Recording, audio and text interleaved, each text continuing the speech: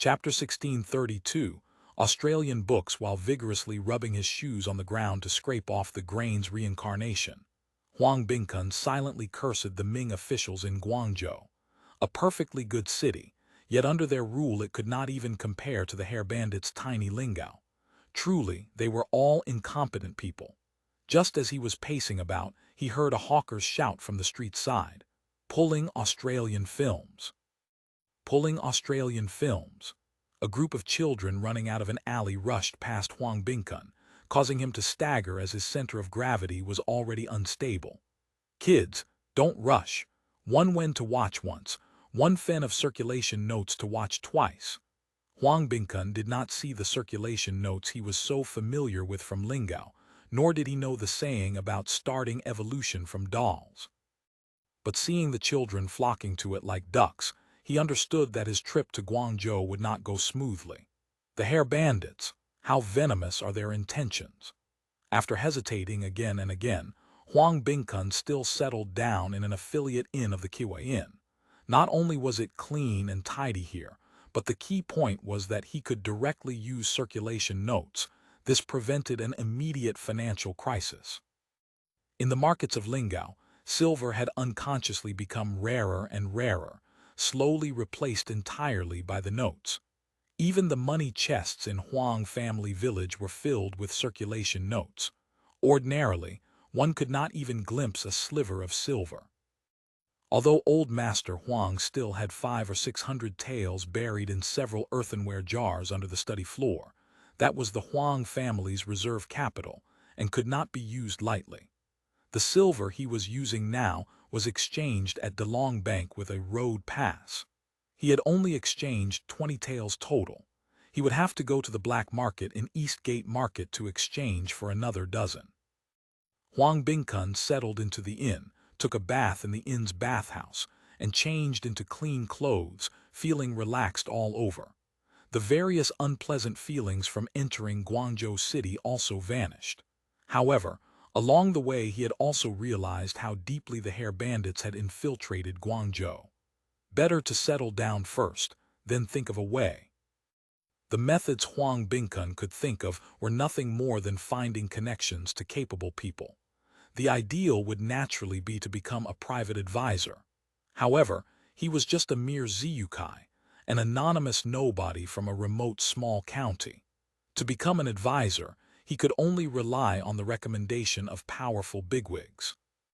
Unfortunately, although his family counted as a prominent family in Lingao, placed in the whole of Guangdong it was too insignificant. Even within Guangzhou City, it was unknown how many people knew there was even a county called Lingao in this province. He had no relatives or friends here to turn to. The distant relative planning to move to Lingao was from elsewhere and could not help much. In his document bag was a letter from Liu Dailin, entrusted to one of Stern Master Liu's same-year graduates who was a jinchi. But he had just inquired and found out this old master had passed away only a few months ago. Thinking of this, he felt his aspirations were bleak indeed. He freshly remembered how much ridicule and mockery he had suffered when he came to Guangzhou with his father as a youth, because he spoke stuttering Cantonese mixed with many local accents. Thinking it over, the only way was to travel and study, try to contact the local scholar circles as much as possible, and find a way to integrate. Although scholars ranged from poor to rich, relying on his status as a ziyukai, making acquaintances should not be too difficult. It was just a matter of which people to befriend and which not to. That would require some thought. Huang Bingkun prepared to go to a bookstore to buy a copy of Record of Officials and Gentry to see who was listed and who required his extra attention. After settling down, Huang Bingkun followed others' directions the next day and arrived at a large bookstore in Guangzhou. As soon as he entered, he saw the shop assistant at the door greeting customers with buck teeth showing. "This gentleman, please come inside. We have various new Australian-style books." Huang Bingkun hated hearing the word Australian the most. His face immediately darkened as he said repeatedly, "No need, no need." The assistant hit a snag for no reason. Hearing his strange Cantonese accent, he silently cursed. Turns out to be a country bumpkin. However, for the sake of sales commission, he still spared no effort in promoting. Master, look, the storybooks in the bookstore now. Apart from the 4 great talents books, the most interesting ones are the magazines brought from Australia. Master, take a look. I just want the record of officials and gentry. Huang Bingkun's tone became a bit impatient. We have it, we have it. That book is very common. Wouldn't the master look at other things first? Huang Bingkun waved his hand impatiently, and the assistant could only resentfully go to fetch it. While the assistant dilly-dallied getting the goods, Huang Bingkun strolled around the bookstore. The tables were selling popular books. Leaving aside traditional goods like collections of 8-legged essays, storybooks, and essential household compendiums, more than half the books on the table were so-called new books. Judging from the horizontal typesetting and simplified characters, these new books were genuine HairBandit publications. He had seen plenty in Lingao. Besides the record of atrocities by the Zheng rebels he had already seen, there were many he had not seen before. Quite a few Australian books were not even available in the Australian libraries and bookstores in Lingao. Things like How Red Sleeves Are Tempered, 36 Strategies for Solidifying Favor at Home, Bedchamber Edition, Soup Brewing for Health, Learning to Cook Australian Dishes, Wits Against the Chief Examiner, The Imperial Exam Mental Journey of 18 Provincial Top Scholars, The Art of Serving Superiors, The Way of Being an Advisor. These were one thing. Such lifestyle books had existed in Ming bookstores since ancient times. They just were not this comprehensive and plain-spoken. Picking up one at random, almost all were accompanied by lifelike illustrations, completely different from the embroidered portraits in ordinary books. Judging by the wear and tear on the covers, these books had a good market. Many people read them, and probably quite a few bought them. However, he had no interest in these. His gaze turned to the Australian Studies books. The first cover depicted a large sailing ship, looking similar to the red-haired barbarians' gunships. The title was Naval Knowledge. A book cover with such a large picture was already rare. The bottom right corner also had subtitles. Why did the Spanish Navy lose to English pirates? Battle of Noryang. Huang Bingkun neither knew who Spain was nor where this so-called Noryang was. They seemed to be military history books. Looking at the shelf, there were similar books, quite large in format and not thin either, things like With and Without Horses, The World of Inertia, War History Research, and so on. These books were not cheap. 1 or 2 taels of silver per copy. National affairs are becoming difficult daily. Even the HairBandits know that scholars are most concerned about military matters now. Huang Bingkun sighed secretly. Then he glimpsed another book, Win by Watching, How to Exterminate the Eastern Tartars. HMPH, what a big tone. The HairBandits really know no shame, boasting shamelessly that one can win just by watching. Picking up this book, it did not look very thick. The cover was plain without an image. The author was Xiongstyle. Opening the title page, Huang Bingkun was startled at first glance. On the title page was a portrait, bald and hairless, with an eagle beak and wolf neck, wearing the HairBandits' military uniform, round glasses on his face, a fine Japanese sword at his shoulder. This person looked like a monk, yet like a general, and also like a scholar. Even more marvelous was that the image was vivid, as if the person were right before him. Huang Bingkun was staring at the picture in a trance when the assistant appeared at his side, wrapped book in hand. "Master, the book you wanted is ready." "Oh, who is this person on the book?" Huang Bingkun pointed at the image and asked. Replying to the master, "This lowly one hears everyone say this person is the author. He is said to be an Australian senator, surname Shi, given name Zhiki, courtesy name Xiongstyle. He is now leading troops on Hong Kong Island to the south." The assistant spoke nonchalantly. Back then, this chief Shi led men on small boats crisscrossing the Pearl River, simply entering uninhabited territory. Huang Bingkun nodded thoughtfully. The assistant hurriedly added, "Master, although this book costs 4 taels of silver, if you use Australian circulation notes, you can get a 20% discount." "I don't want it." Huang Bingkun suddenly became very angry, hurriedly paid for the record of officials and gentry with silver, and turned to leave. The assistant watched his retreating back with slitted eyes. Country bumpkin. Huang Bingkun ignored the assistant's disdainful gaze and returned directly to the inn, clutching the record of officials and gentry in his arms.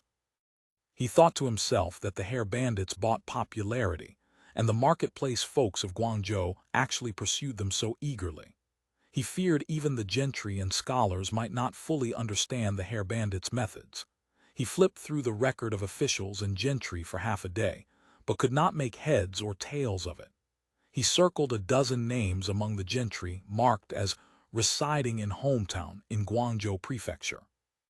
But looking at their resumes, the worst was a Juran who had served as a county magistrate.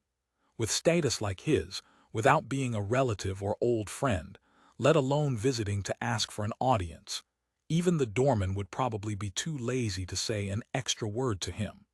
It seemed he still needed to make more friends with scholars.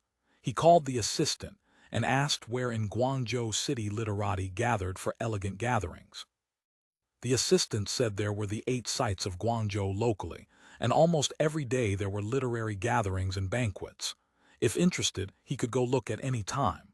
So the next day, Huang Bingkun changed into an 80% new straight gown and went sightseeing. However, he was soon greatly disappointed. It turned out that while there were many literati holding elegant gatherings in these places, they were guarded by family servants.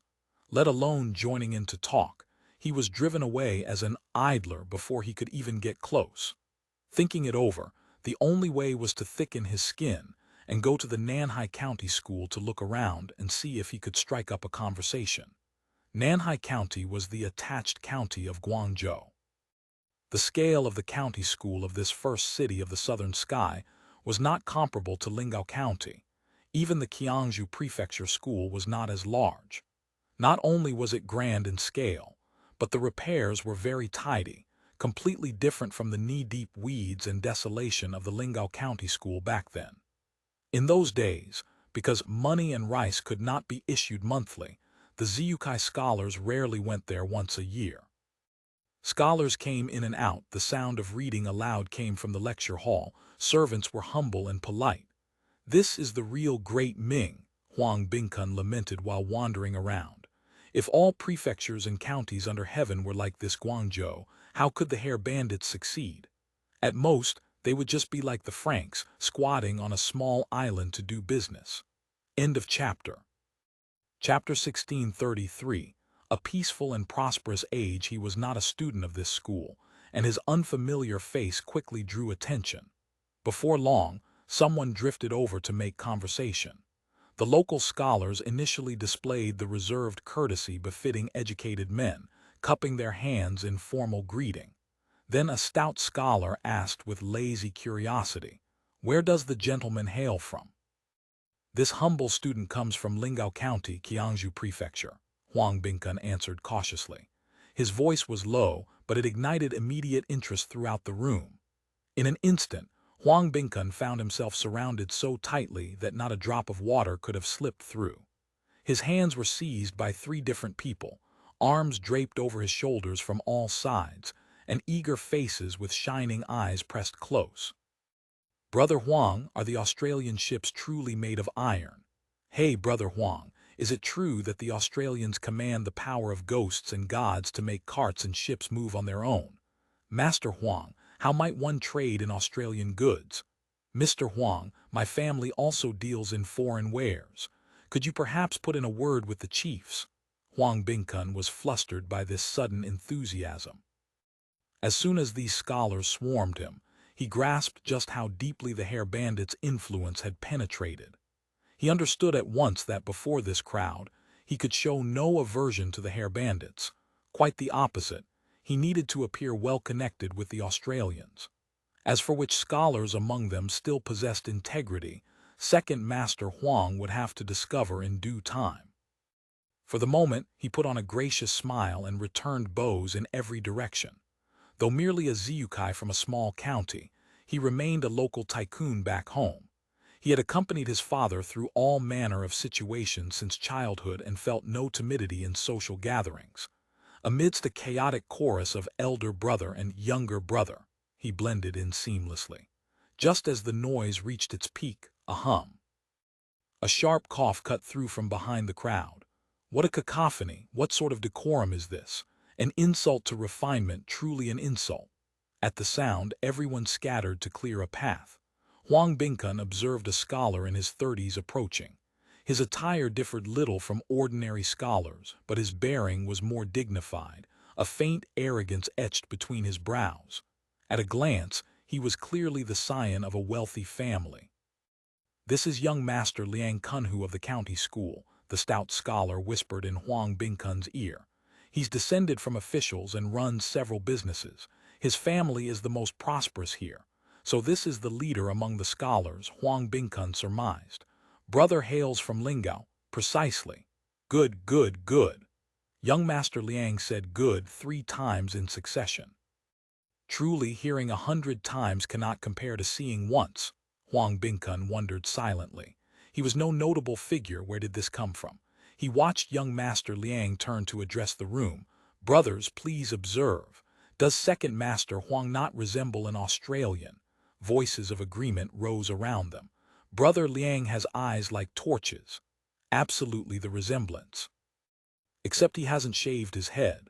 Huang Bingkun panicked. "I am not a hair Australian. I am an authentic Lingao native."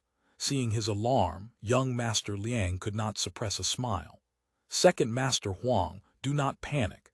It is merely that your appearance and bearing are truly identical to the true HairBandits."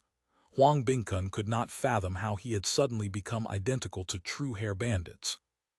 "Though you cannot be considered tall, you are sturdy and hale," young Master Liang observed slowly. "Though your demeanor and speech reveal at once your gentry origins, your skin is dark and your hands rough. Observing your expression, neither humble nor arrogant, there floats a heroic spirit between your brows with a hint of self-assured arrogance." Brother Liang describes it wonderfully. "Indeed, that is precisely the impression." "Brother Huang must be deeply versed in HairBandit studies." Huang Bingkun was caught between laughter and tears, unable to respond. In what way did he resemble the HairBandits? Could it be that after 5 years under their rule, even his spirit and energy had transformed? Judging by young Master Liang's demeanor, he was quite appreciative of the HairBandits. Naturally, Huang Bingkun could not spoil their enthusiasm. He had to murmur assent and offer modest disclaimers, professing his shallow knowledge and familiarity with only a thing or two about the Australians.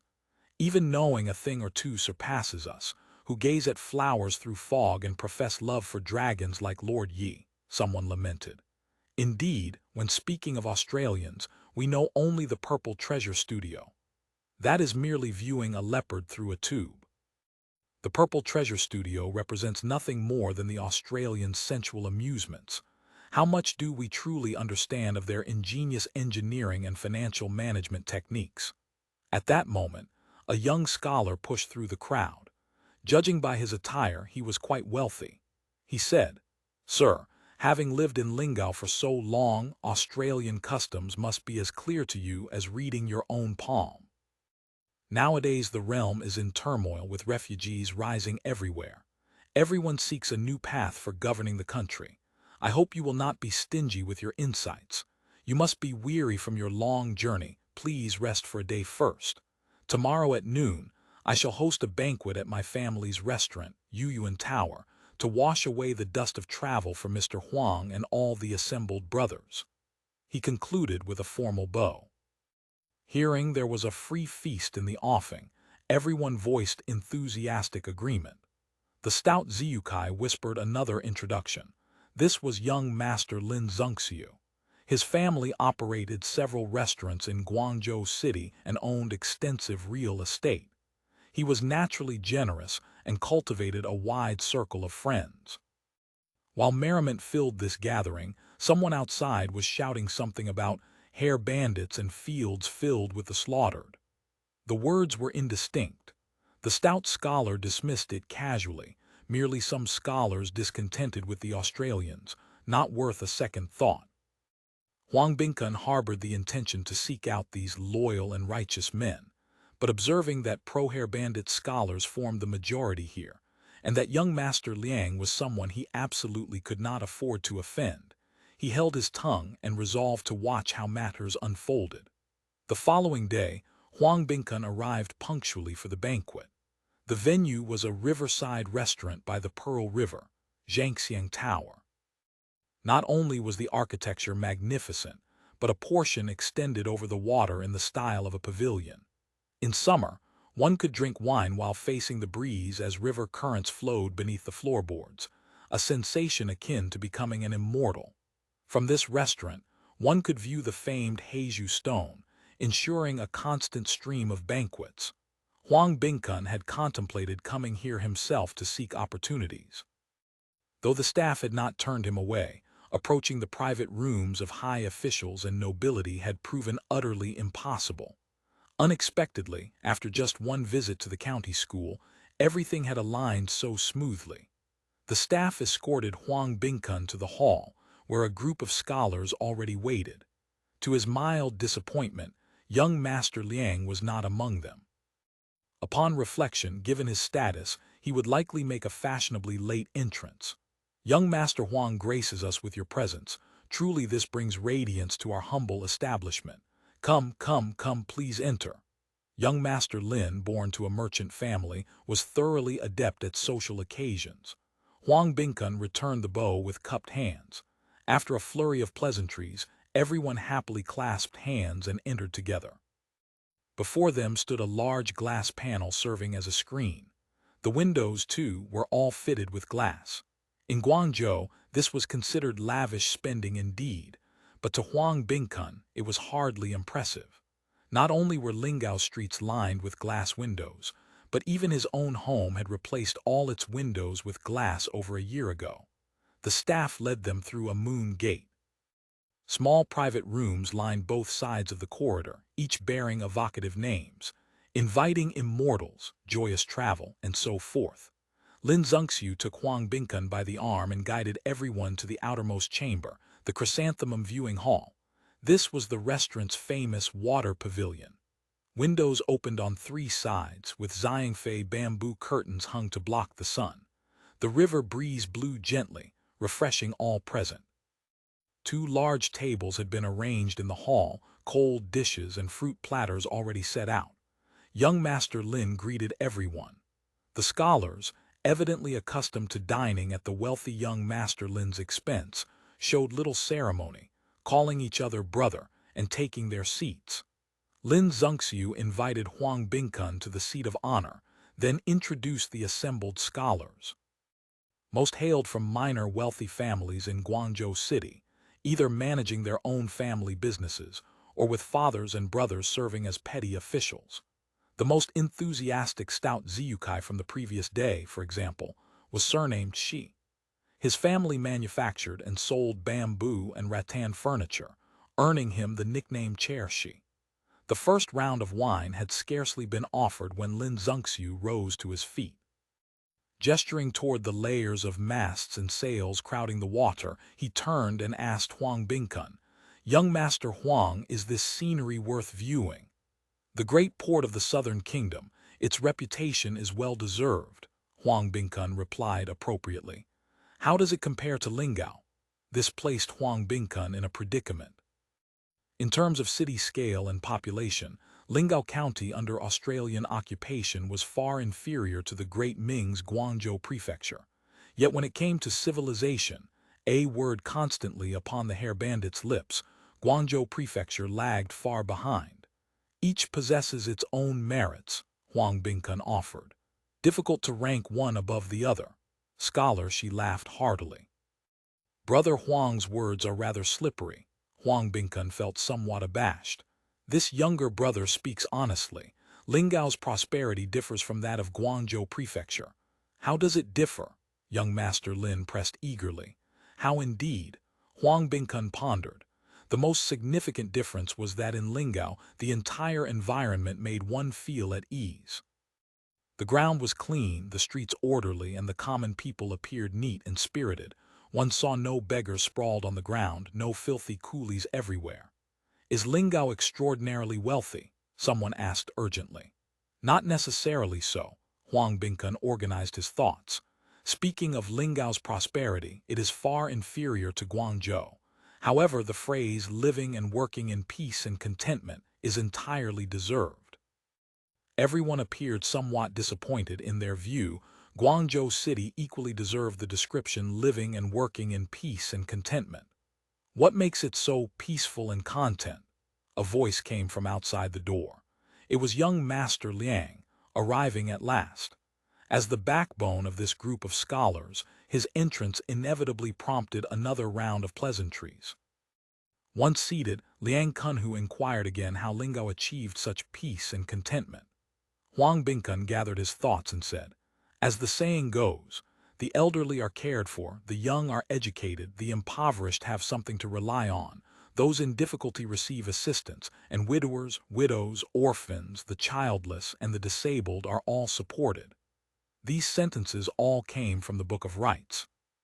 Who among those present had not read them until the pages wore thin? Though these were the words of ancient sages, no one took them seriously in practice. "Is that not the rule of the sages?" someone said skeptically. "Presumably there is also no one picking up lost items on the road and no need to lock doors at night." "That is not quite the case, but the difference is negligible," Huang Bingkun replied. This drew even more murmuring sounds of doubt. Young Master Liang showed no concern and simply asked, "Is this truly so?" End of chapter. Chapter 1634, Welcome Banquet. Seeing the skepticism around the table, Huang Bingkun described the various measures implemented in Lingao since the Australians' arrival: road construction, bandit suppression, water conservancy projects, the clarification of land tax measurements. He rambled through many initiatives. His listeners hung on every word. After a long while, Liang Kunhu finally exhaled. "Put that way, the Australians sound like capable ministers presiding over a well-governed realm." Huang Bingkun fell silent. He had inadvertently spoken at length in favor of the HairBandits, something he himself had not anticipated. How am I supposed to make contact with loyal and righteous men this way? Yet he remained unwilling to tell lies and indiscriminately disparage the HairBandits' genuine accomplishments. "The Australians truly bring a new atmosphere," someone exclaimed, clapping in praise. "Brother Huang must also be in the Australian service. Otherwise, how could you know so much? Learning literary and martial arts only to sell them to the imperial family. Brother Huang is full of learning. Just the man to teach the Australians to understand the principles contained within. I've heard there are very few scholars among the Australians. Since ancient times, one can conquer the world on horseback, but cannot govern it on horseback. It's only natural for Brother Huang to be valued." Though they addressed Brother Huang, in their hearts they all meant myself. Most of these scholars possessed modest family properties, lacked avenues into officialdom, wrote mediocre essays, and faced bleak prospects for passing the imperial examinations. Though they resided in the South, their channels for news far exceeded those of ordinary folk. They observed the court's ineffectual suppression of disturbances in Shanxi and Shandong, bandits running rampant throughout the interior, Eastern Tartars hammering at the borders beyond the passes, internal troubles and external threats pressing from all sides. Their ambitions for fame and glory had dimmed considerably. The Australians occupying Qiangzhou were still expanding their power. They possessed both financial and military might, presenting a vague temptation to this group of men who could see no future for themselves. Those with some meager family assets simply hoped to establish connections with the Australians as Master Gao had done, trading Australian goods to grow rich. Those who were ambitious yet penniless secretly dreamed of joining the dragon early and earning themselves immense wealth and honor. The only problem was that they had absolutely no opportunity to speak with the Australians. Though a sprawling Australian commercial port stood right outside Guangzhou's city gates, the people bustling within were all local commoners. Moreover, as young Master Liang had observed, In the dignified great world, there were essentially no true HairBandits, only their subordinates. Among those present, if anyone could converse with suspected true HairBandits, it was only young Master Liang. The Liang family maintained close associations with manager Guo, and the largest local charity hall was jointly operated by them. In recent years, however, the Liang family had refrained from deeper interactions with manager Guo, seemingly keeping a deliberate distance. And given young Master Liang's temperament, asking him to build bridges for everyone would prove rather difficult. Now that a scholar Huang intimately familiar with the HairBandit situation had arrived, everyone naturally treated him like a treasure. One after another, they desperately beat around the bush with their questions. Huang Bingkun laughed bitterly to himself. What disciples of sages are these? Every last one is a profit-chasing fellow. The great Ming hasn't even fallen, and already they dream of becoming ministers who follow the dragon. Though they may be capable ministers of a well-governed realm, they all possess the manner of harsh officials. Huang Bingkun attempted to steer the conversation toward vilifying the HairBandits. Their laws are enforced strictly. The common people are faulted for every minor infraction. Even the gentry and scholars enjoy no exemption. As he spoke, he recounted the HairBandits' various misdeeds, being seized for hard labor for urinating anywhere, receiving lashes for spitting. And of course, the most heinous offense was their refusal to grant scholars preferential treatment. Not only had they merged the poll tax into the land tax, but they had erased tax exemptions entirely in a single stroke. This did dampen the atmosphere of Lingao as paradise on earth by a few degrees. If nothing else, this refusal to treat scholars preferentially cooled the enthusiasm of the assembled scholars considerably. As the saying goes, governing a great nation is like cooking a small fish. With the HairBandits acting thus, I fear it will not last long. The lesson of Qin is not far behind, one scholar sighed. Huang Bingkun was about to voice agreement when Lin Zengxiu frowned and said, "If the laws are so harsh, how would the people of Lingao survive? How could they possibly be living and working in peace and contentment?" Qin's collapse stemmed not from harsh laws, but from the abuse of the people's labor. Another scholar interjected. Qin's laws were severe from the time of Shang Yang's reforms.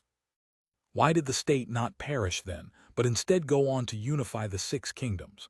This proves harsh laws themselves are not the root of chaos.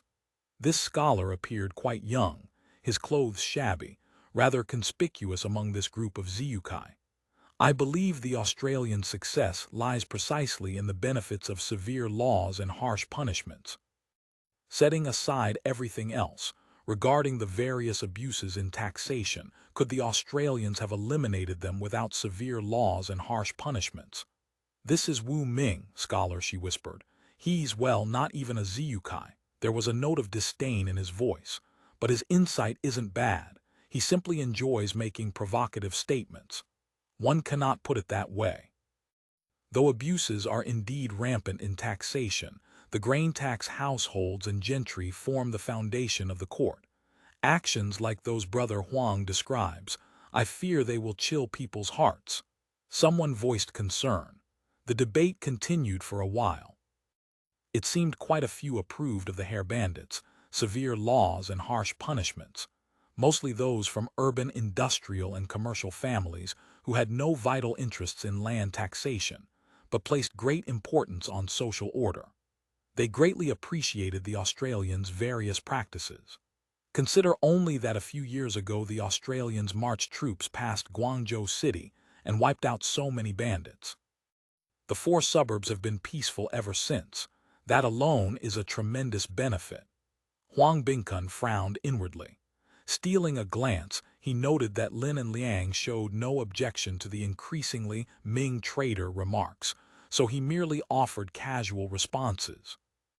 Beyond silently chanting merchants are cold-blooded, he discussed Lingao's local customs, iron ships and small trains, even the appearance of Fangqiati School and the students' strange clothing. This provoked the others at the table to click their tongues in wonder. After the second round of wine was served, Lin Zengxiu finally sighed wistfully. Alas, young Master Huang. National affairs have grown difficult these days, with refugees rising everywhere. Sometimes I actually want to sell this restaurant and, like the Australians, open a vast, enormous factory. Hire these refugees. Upward I could repay heaven's grace. Downward I could benefit the common people. Huang Bingkun pretended to nod solemnly, putting on a look of profound agreement. But in his heart, he understood that these scholars had already fallen under the HairBandits' influence. He wondered whether any clear-sighted individuals remained in this county school who could perceive the HairBandits' treacherous designs. Just as everyone sat pondering, the cook's voice rang out. Third course, dragon and tiger fight. With the announcement came a wretched female voice from outside.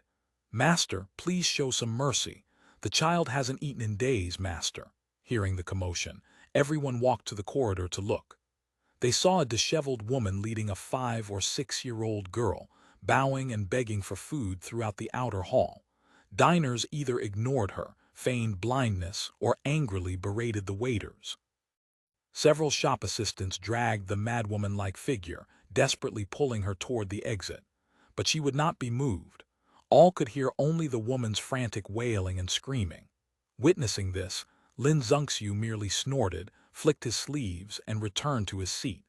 Seeing the host resume his place, Huang Bingkun followed. The scholars sighed for a moment before returning to their seats one by one. Only the portly young master she took his own bowl, heaped several large pieces of meat onto the rice, and went out of the private room carrying it. Everyone sat in silence. Huang Bingkun wanted to say something but stammered and could not find the words. After a while, scholar, she returned slowly. Ah, truly pitiful, truly pitiful. Husband died, cast out by her brother-in-law, hasn't eaten in days. Have some mercy. I let the mother and daughter eat their fill and sent people to escort them to Manager Gu's charity hall. He rambled on, but no one at the table responded. Scholar Lin said, You save them for a moment but cannot save them for a lifetime. This bit of misery counts as miserable. There are hundreds of times more wretched souls in Nanhai County alone. You might as well go see how many road corpses the charity hall collected today for the crematorium. Even if you save these two, there are thousands upon thousands of destitute across the 18 provinces under heaven. Can you save them all? People are eating human flesh in the Central Plains.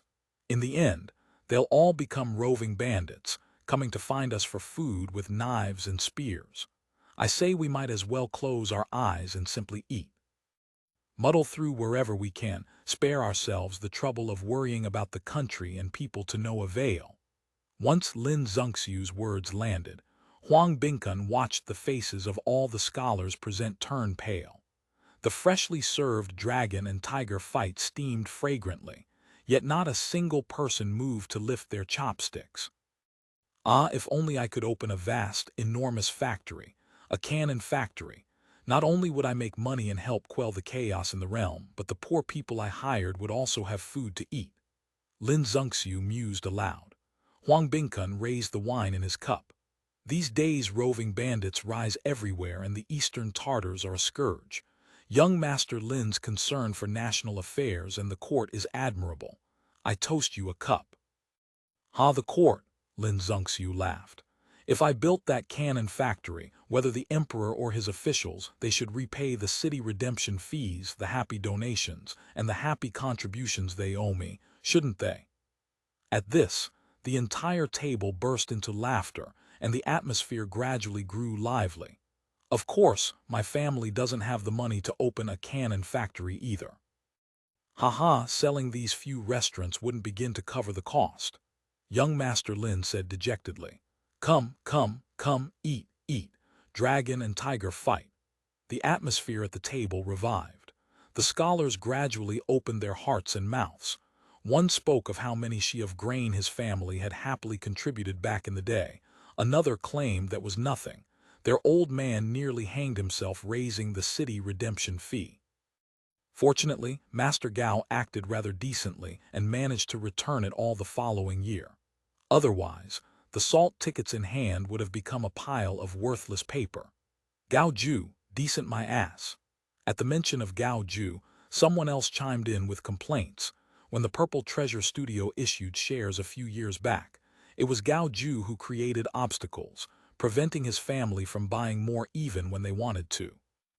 When they sought to visit manager Guo, it was again Gao Ju who slandered them and had people block them at the door. Various wine table tales flew about, making Huang Bingkun feel somewhat overwhelmed by the chaos. But the scholars present remained intensely curious about Australian affairs and insisted he speak, so he was obliged to select some novel subjects, like HairBandits constructing buildings and farming, to discuss. Conversely, young Master Liang, though he said little, seemed to Huang Bingkun to have been observing him throughout the evening. End of chapter. Chapter 1635, Banditology. Following the banquet, Huang Bingkun was considered a member of this circle of scholars. Only toward the evening's end did he learn that most belonged to the Yuyuan Society, which ostensibly devoted itself to exploring essays, reciting poetry, and composing fu, but in truth was simply a group mixing together to eat, drink, amuse themselves, write verses, and discuss national affairs. The society maintained a loose organization. Its membership was not limited to students of the Nanhai County School. There were also Juren like Liang Kunhu and scholars without degrees like Wu Ming. Among them, Lin Zongxiu served as the financier, while Liang Kunhu vaguely assumed the role of leader. A few days later, Lin Zongxiu invited Huang Bingkun to his villa for recreation. The Lin family's villa lay at the foot of Baiyun Mountain. It bore the elegant name Bamboo Garden, though in truth it was merely a separate residence in the mountain woods. The furnishings were ordinary, but the surrounding scenery was beautiful and the atmosphere tranquil. Not far from Guangzhou City, one could travel there and back within the same day. Lin Zongxiu used this place as a gathering venue for Yuyuan Society members, particularly the inner circle. When Huang Bingkun arrived, he discovered young Master Liang had already preceded him. Observing the slight smile at the corner of his mouth, Huang Bingkun understood at once that inviting him here must have been Liang Kunhu's idea. This was somewhat puzzling. Though Huang Bingkun knew most Yuyuan Society members harbored goodwill toward the HairBandits and intended to profit from their rise, young Master Liang's attitude remained ambiguous. Huang Bingkun sensed instinctively that his thoughts ran deeper than the others. Besides young Master Liang, several other scholars were present. Some he had seen at the restaurant, others had not attended the banquet. Scholar Shi and Wu Ming, who enjoyed making provocative statements, were both in attendance. Lin Zongxiu introduced them one by one. After servants served tea and they chatted for a while, Scholar Lin broached the main topic. It turned out these few were all scholars obsessed with bandit affairs. Among them, the one with the greatest interest was actually young Master Liang, the very man who rarely discussed Australians outside these walls. Speaking of historical connections with the Australians in all of Guangzhou City, he was probably second only to Gao Ju himself. Years ago, when Guo Yi organized the charity hall and launched businesses, the Liang family had contributed considerably. Later, when the Ming army campaigned against Lingao, the Liang family had also secretly protected Guo Yi's remaining properties and personnel in many ways. Thus, as soon as Guo Yi returned to Guangzhou, he had quietly paid a visit. However, their interaction was limited to this. The Liang family, being officials for generations, exercised extreme caution regarding dealings with Australians and remained unwilling to be tainted too much by their association. After all, consorting with overseas peoples not only sounded improper but also courted disaster. Though maintaining distance, Liang Kunhu had always been intensely interested in everything concerning the Australians. In his view, though Australian influence in Guangzhou City grew day by day, and many scholars discussed Australians and banditology, most merely scratched an itch from outside the boot. No one truly understood the HairBandits. The Yuyuan Society provided him an excellent opportunity to gather like-minded individuals for studying the Australians, Because of his status, it was inconvenient for him to openly discuss banditology or collect hair-bandit materials everywhere. Under the cover of the Yuyuan society, it was far easier. Around him, a group of scholars obsessed with banditology had gathered. They used this place to discuss banditology, collect various Australian books, envisioning that one day they might organize bandit affairs to enrich the country and strengthen the army, supporting the great Ming's restoration. Huang Bingkun was secretly alarmed. He had not expected such a group to exist in Guangzhou City. However, observing their discourse, they were neither like those scholars in the restaurant anxious to follow the dragon, nor like officials who feared bandits as they feared tigers. Instead, they harbored genuine concern for the country and its people. "These are the talents I seek," Huang Bingkun rejoiced inwardly. The topic began with a copy of the Australian book Elementary Knowledge of Physics that Scholar Lin had recently purchased. The reason for acquiring this book was that they had heard many of the Australians' ingenious objects were based upon its principles. In truth, the book drew from popular science physics texts, covering mass, the interaction of forces, conservation of energy, the most fundamental physics concepts. It contained no practical applications. For scholars perpetually steeped in poetry and classics, it proved genuinely abstruse. Because Huang Bingkun had read Huang Ping's textbooks and heard him explain some of the content, he could elucidate the underlying principles. He promptly selected what he knew and explained it in detail. "Banditology is indeed abstruse," Lin Zongxiu shook his head. "It seems that to truly launch bandit affairs, specialized talents are absolutely necessary." Back when Chief Manager Li wanted to purchase a cannon factory from the Australians and hire their craftsmen, the Australians refused to allow it, "Scholar," she said. "I believe this matter is difficult. If they won't hire out craftsmen, can't we send our own people to learn?" Huang Bingkun interjected. "Go learn." Several pairs of eyes widened. "Precisely," Huang Bingkun nodded. "The HairBandits love to play the teacher. They run schools in Lingao, teaching the learning of the hair people. They collect children everywhere to enroll. This younger brother once sent a young page boy to study bandit learning. How did he fare?" Liang Kunhu was greatly concerned. "Did he learn the methods of building cannons and ships? That represents the highest level within banditology. He hasn't reached it yet." "But this book," Huang Bingkun pointed at Elementary Knowledge of Physics with his fan. "He understands everything in it." "Such a thing is possible." Lin Zongxiu was greatly excited. "I wonder if Brother Huang has connections. I would also like to send a few page boys to study banditology." "Worthy Brother Lin, don't press others," Liang Kunhu said. "This matter can be discussed at leisure later." Huang Bingkun hastened to add, "The Australians maintain strict surveillance both internally and externally. They generally don't accept outside students. But if one seeks avenues, it's not impossible. However what? Could the tuition be expensive? That's no concern. It's not a matter of money." Huang Bingkun thought of his own Huang Ping and could not help sighing. "Gentlemen may not realize, Australians are most skilled at confusing hearts.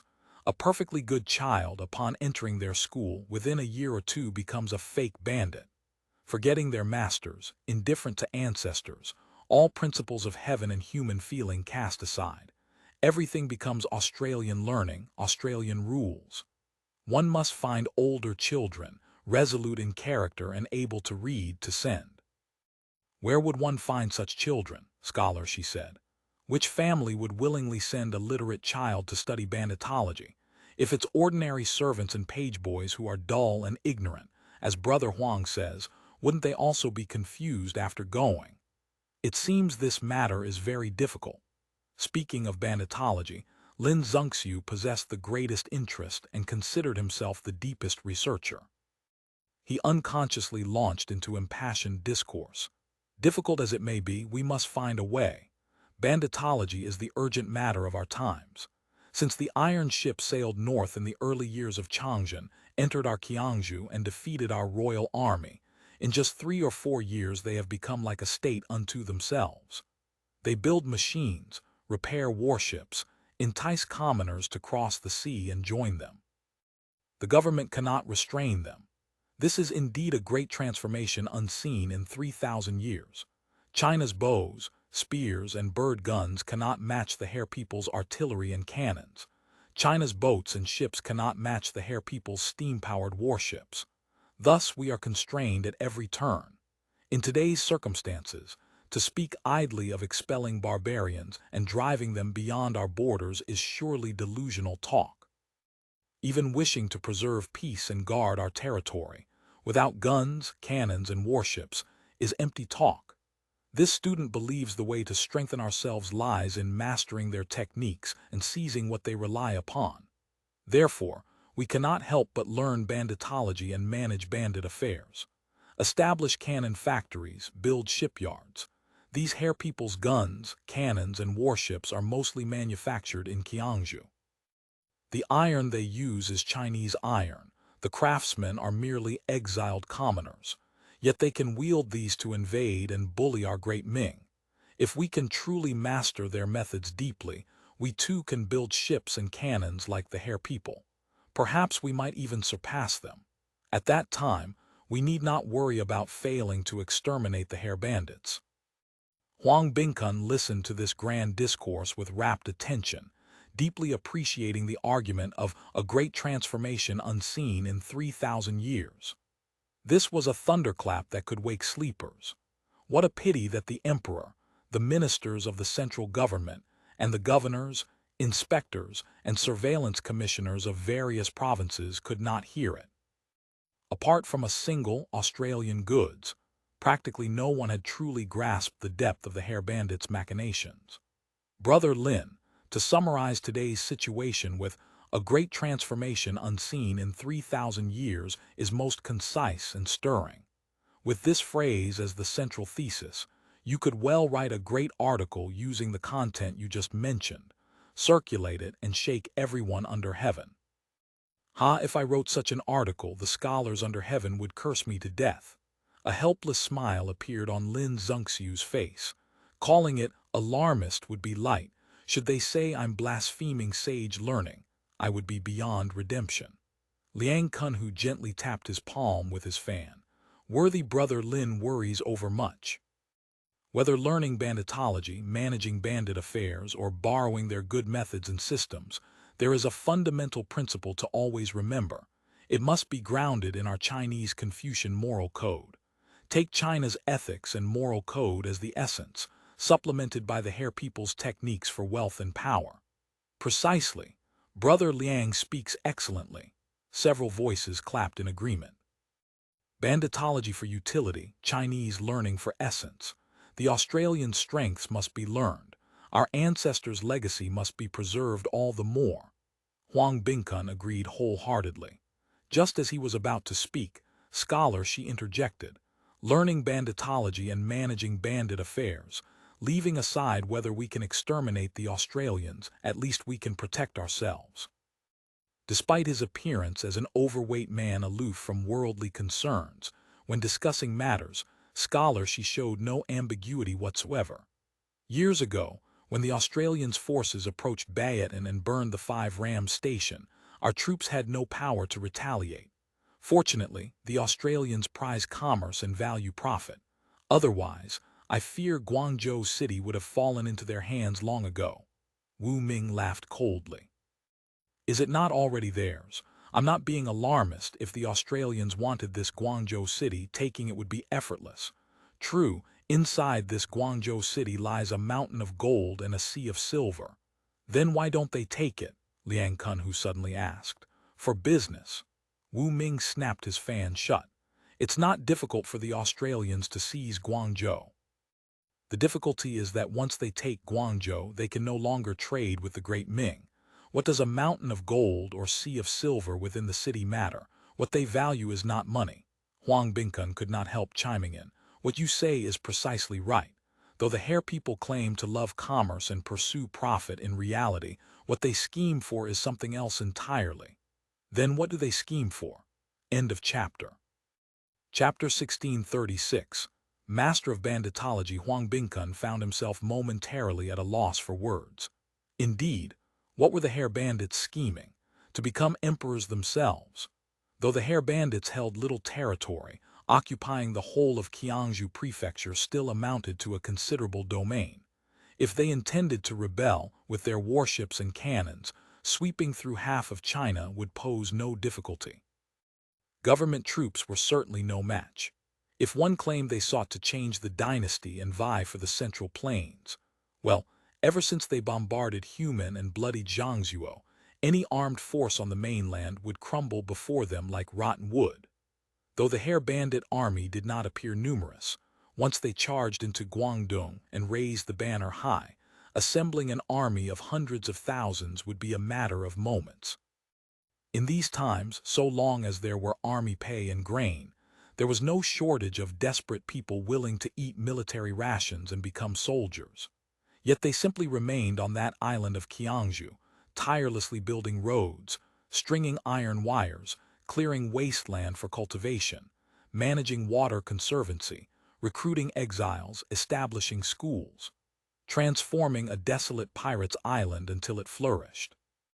Not only that, they seemed to take pleasure in such work and created countless peculiar so-called Australian gadgets, which in Huang Bingkun's view were simply pointless, squandering money and grain for nothing. He pondered for a long time before saying, "I believe they want to build a new Australia." New Australia, several voices exclaimed in surprise. Precisely. The more Huang Bingkun considered it, the more certain he became that his guess was correct. He recounted his observations and thoughts one by one. Everyone listened with great care. Though their understanding of the Australians could be considered extensive, most of it derived from Australian books, periodicals, and rumors. They lacked the first-hand experience of someone like Huang Bingkun, who had lived in Lingao for years and could regularly encounter true HairBandits. Now hearing his words, they were both surprised and delighted.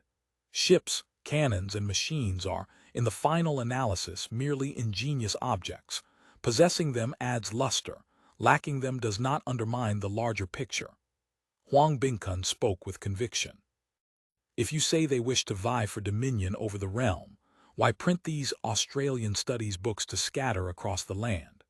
This younger brother dwells in Qiangju, watching the common people gradually adopting Australian laws, growing accustomed to new Australian terms, flocking ever more eagerly to Australian customs. Hair people clothing has actually become the fashion.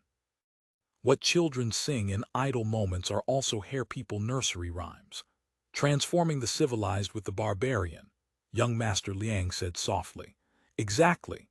Huang Bingkun struck his fan heavily.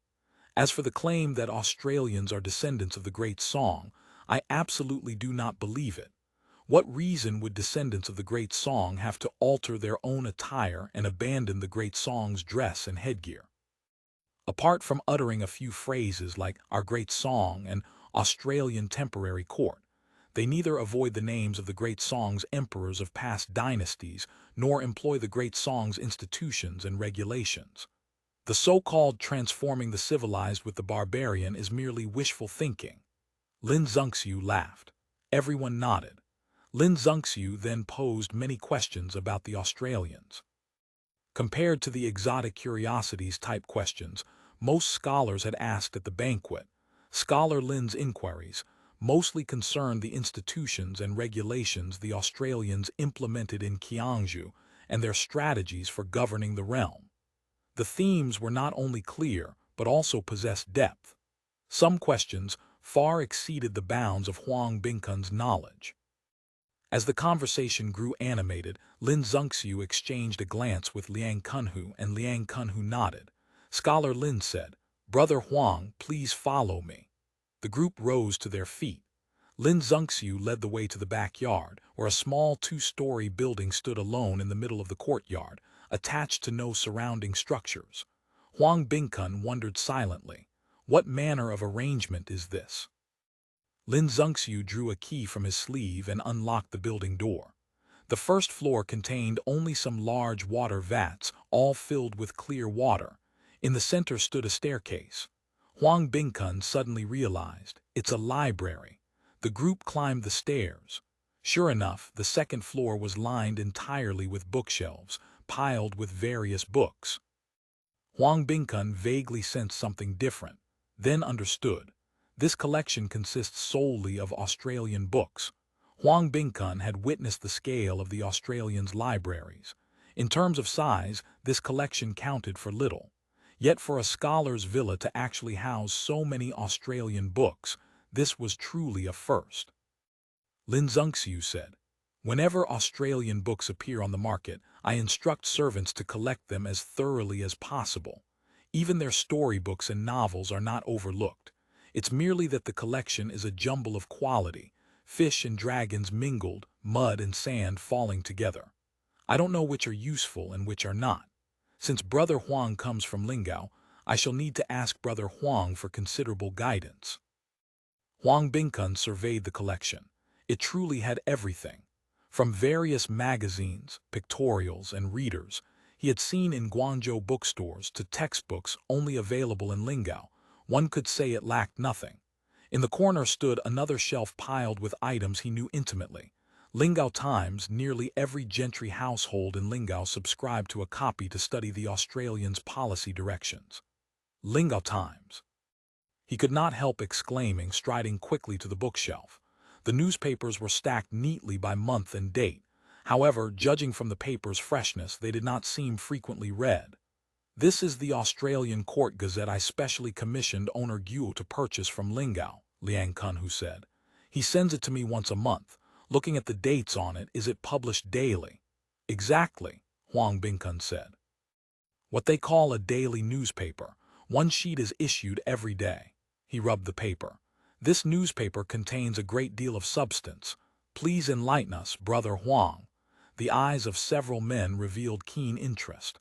They knew this newspaper was equivalent to the Australians' Court Gazette. Reading court gazettes to discern the court's direction was an ancient practice. Yet they had absolutely no concept of how the Australians' court operated or how to interpret it. Moreover, this Australian Court Gazette was filled with sundry matters, from astronomy and geography above to agricultural seasons and farming below, and even everyday street life. Everything was included. Discerning the direction from it proved genuinely difficult. Huang Bingkun felt quite proud. Among the gentry in Lingao, there was already a certain understanding of how to judge what the Australians probably intended from the Lingao Times. He pulled out an old newspaper at random. The headline on the front page read, "Maintaining maritime trade order is the Senate's unshirkable responsibility. Gentlemen, please observe. What does this article signify?"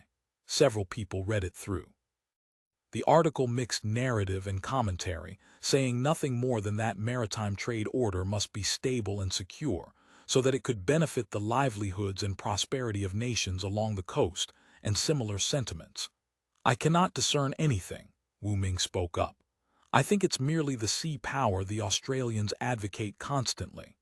Huang Bingkun nodded, flipped to the second page, and pointed to an article there. "Read this one as well." The title read, "Quanzhou Prefecture brews tragedy again. A maritime merchant's entire family commits suicide." The article recounted how a certain maritime merchant's ship was intercepted by Zhang Zhilong for failing to purchase the Zhang family's trade command flag. Ship and cargo were all confiscated. The ruined merchant lost his entire fortune, and his whole family took their own lives. The group fell silent, pondering. Huang Bingkun then flipped to another section where there appeared yet another article, "What limits the reach of Huaxia maritime merchants?" And this one, "European nations' navigation records serialized." These. Several pairs of puzzled eyes turned to Huang Bingkun. Though they grasped something, they felt a layer of separation remained. Huang Bingkun pointed at the date. This paper was issued 3 months before the Australians attacked Zhangzhuo and decisively defeated Zhang Zhilong. "So that's it, so that's the connection." Scholar, she was greatly excited. "Brother Huang has truly awakened the dreamer with a single word." "You flatter me," Huang Bingkun said. "From this newspaper, one can not only discern the direction of the HairBandits, the Australians' court affairs, but also perceive other matters. The subtleties are endless. In the future, we shall need Brother Huang to provide much guidance. Lin Zengxiu was also greatly pleased. Brother Huang is truly the #1 talent in bandit affairs. Meeting you today, we must drink deep. By the mottled bamboo grove in the bamboo pavilion, the group talked freely, heart to heart. The western sky gradually shifted from bright to crimson. Finally, the setting sun broke through the clouds and in the last moment before sinking behind the western mountains, revealed its fiery red face. The afterglow dyed Piyun Mountain entirely red, portending that tomorrow would be a fine day. Lin Zengxiu beckoned to the servant outside the window. When the man entered, he instructed, "Prepare a banquet. Tonight, I intend to drink with my brothers until we drop." A few days after returning from the bamboo pavilion, Huang Bingkun found he had obscurely become a bandit affairs talent and a banditology master. Visitors to the inn arrived in an endless stream each day, and the inn's entrance resembled a marketplace, a situation that made him most uneasy. Fortunately, with Liang Kunhu's assistance, he soon moved out of the inn and took temporary lodgings in a temple within the city. The environment there was quiet and the accommodations elegant. Lin Zengxiu also sent a handsome pageboy to attend to his daily needs. His days passed contentedly. It was only that the list of civil and military officials and advisors who had participated in the campaign against the HairBandits years ago, which he had asked young Master Liang to help locate, yielded no results after he quietly visited several individuals. Upon entering their homes, hearing he hailed from Lingao, they politely invited him in. The gatekeepers did not even request tips, but after entering and conversing face-to-face with the masters, they merely exchanged a few pleasantries before seeing him off. Though servants called the following day to present local products, no further interest was expressed. Huang Bingkun had struck another soft wall this day and walked back in a foul mood. It was already time to light lamps. Though the great port of Guangzhou had no curfew, few pedestrians walked the roads.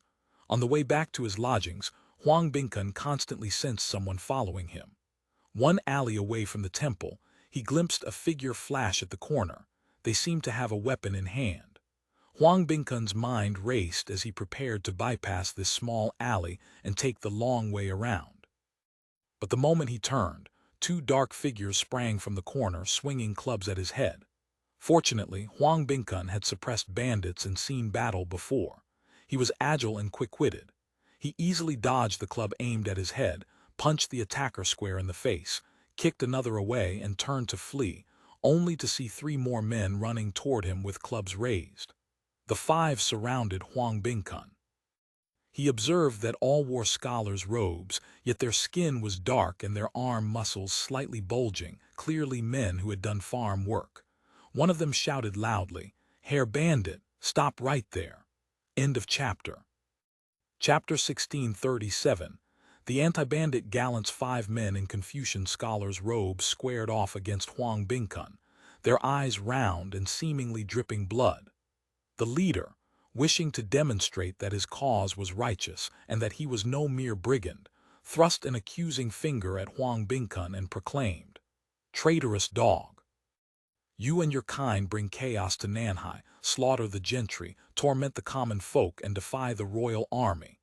Huang Bingkun had no idea who these men materializing from nowhere were, but their hatred for the HairBandits and their eagerness to see them exterminated was beyond doubt.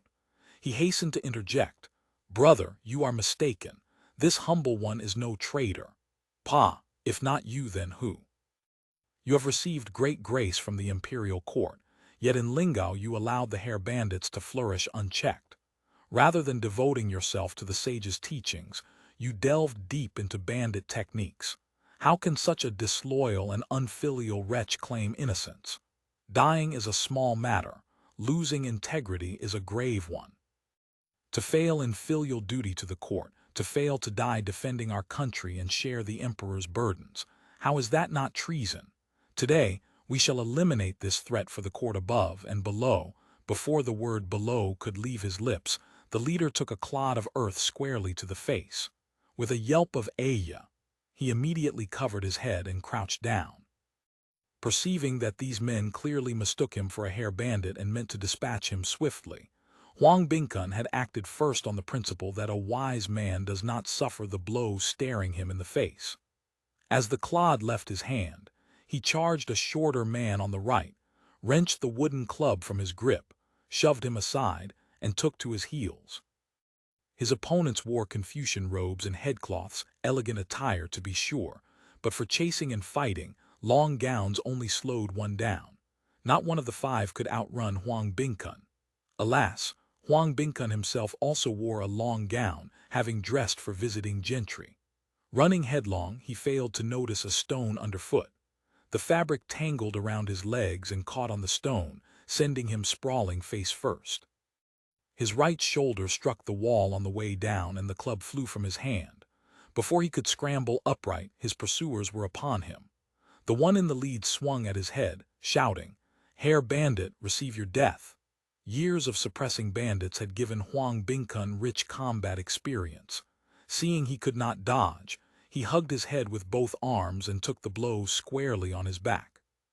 The impact left his ears ringing, but fortunately the strike had missed anything vital. Seizing the fallen club, he rose to meet those who had caught up. These scholars in Confucian robes were not as frail as the average bookworm. They swung their clubs with considerable vigor, but they lacked any real fighting skill. Huang Bingkun defended clumsily, yet managed to hold them off. 5 against 1, however, without a proper weapon, he was gradually losing ground. Just as he calculated how to break free, a shout rang out from the distance. "Over there! Hey, what's going on over there?" The voice sounded like patrolling yamen runners. Realizing the situation had turned against them, the scholars spun around and dove into an alley, vanishing swiftly. Only the one grappling directly with Huang Bingkun had his shirt firmly gripped and could not break free in time. The runners rushed over and seized both men. Pinned by the arms by 2 runners apiece, neither could move. Huang Bingkun rose only to feel something warm flowing down his face. He wiped it with his hand and found it covered in blood, which gave him a great fright. A second wipe revealed his scalp had merely been scraped during the fall, nothing serious. Only then did he feel relieved. The scholar in the long gown, arms restrained, cursed incessantly. "HairBandit, corrupting the teachings of the Ming and poisoning people's hearts. HairBandit, what crime did my parents commit that you hanged them? HairBandit, licentious and shameless, what crime did my sister commit? Dragged away to be a slave. HairBandit, greed and treachery, even seizing my family's ox." Hearing him rail against the HairBandits so loudly, a runner hastily cut in. "What nonsense are you spouting? If you're drunk, go sober up first." Both men wore scholarly attire, and the night patrol could not immediately discern their backgrounds. Fearing they might be degree holders, Ziyukai or Juren, causing a drunken disturbance, they dared not use rough force, merely restraining them from further commotion. Yet the captives showed no concern whatsoever, struggling and kicking. "HairBandit, you violate heaven's laws and collude with the government.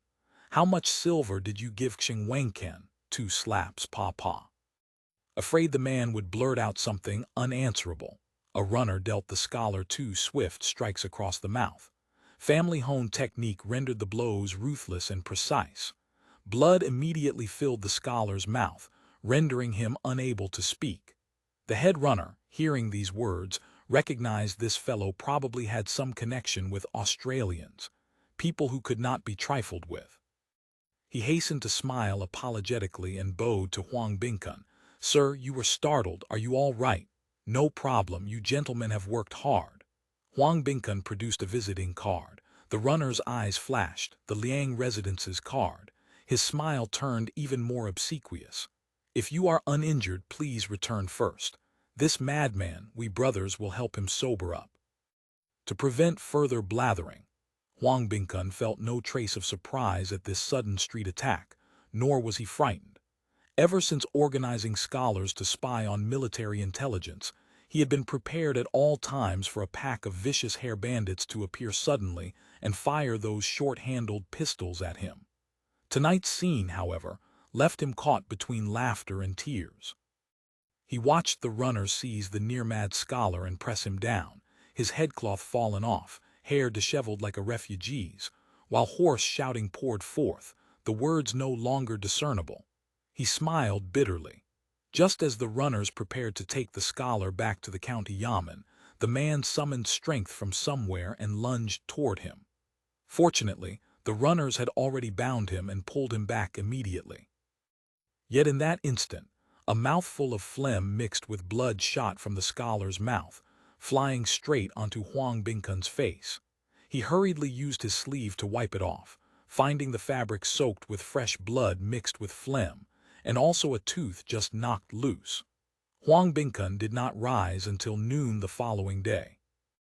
Though he had suffered no major injuries, the page boy had fetched a doctor who applied cuttlefish bone powder, and the bleeding on his forehead had stopped. Bruises covered his body. Thinking he might as well recuperate for a few days before making further plans, visitors arrived in an endless stream. The page boy had reported the attack to Scholar Lin first thing that morning. Yuyuan society members came to visit one after another. Those who did not come personally sent page boys bearing food and medicine. Never before had Huang Bingkun been such a center of attention. He was obliged to rise and receive guests. By day's end, his back ached and his mouth was parched. Finally sending off the last batch, he could sit down to rest. The page boy brewed a decoction for promoting blood circulation and clearing stasis. He drank a few mouthfuls, feeling soreness throughout his body. He had been running about these past days, visiting quite a few people and befriending scholars in the county school. Counting the days, he had lingered in Guangzhou City for over a month. He had not found leisure to read some of the HairBandits' miscellaneous publications. Relaxing now, his mind grew clearer. Reflecting on his various schemes in Lingao, he could not say he had not exhausted his energy and ingenuity, yet the HairBandits had neutralized them without apparent effort. Hopping Clown was probably just such a creature. Having finally arrived in Guangzhou, these days had failed to give him the sense that the sky in the liberated area is a bright sky. Instead, they had brought deep disappointment and doubt. The filth and chaos here, the poverty of the common people, everything seemed to contrast itself for him to witness. While the HairBandits did as they pleased inside and outside the city, the government stood idle. Indeed, many profit-hungry villains curried favor with them in every way. Even the students in the county school lacked integrity. Laughable to admit, his success in everything in Guangzhou was precisely because everyone believed him deeply versed in banditology. Huang Bingkun pinched the tooth in his palm. After being spat upon yesterday, he had carefully preserved it. Those in Guangzhou who shared his convictions were probably only these few obscure scholars.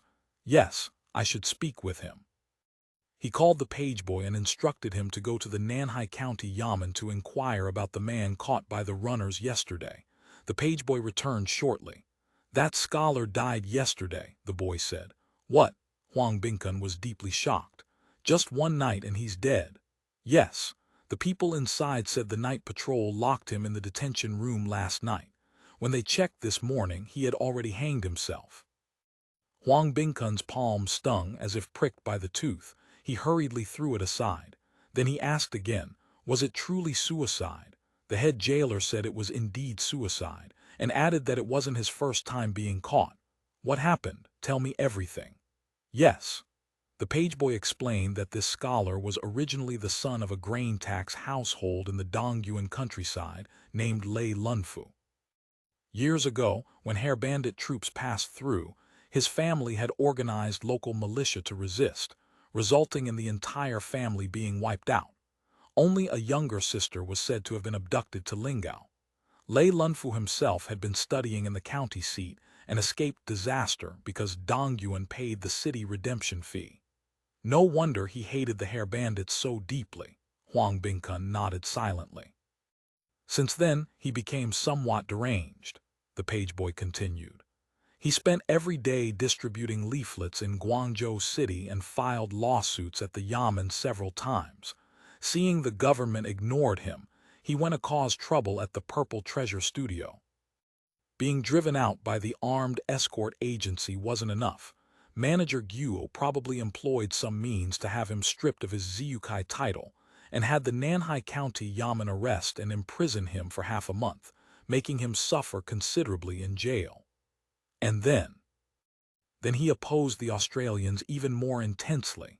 The pageboy recounted that Lei Lunfu had gathered a group of people who suffered similar fates and gone once more to cause trouble at the Purple Treasure Studio. He had just been arrested by Nanhai County days ago, beaten with dozens of strokes, and only recently released. So that was the story. Huang Bingkun felt a surge of respect. This is actually a righteous man. I wonder who the others were. If I can contact them, my anti-bandit great enterprise will finally have some helpers. Go to the Yamen and inquire who his associates were, their surnames and names roughly, and where they reside. The pageboy laughed. Master Huang, why go to such trouble? Just slip the head jailer a few taels of silver, and young master can deal with them however you please. End of chapter. Chapter 1638, The Anti-Bandit Gallants continued. Huang Bingkun was momentarily stunned, realizing the boy had misunderstood. He laughed bitterly. Just go and inquire. After the pageboy departed, he lay down to rest again, but the moment he closed his eyes, all he could see were Lei Lunfu's resentful gaze and his hoarse, exhausted shouting.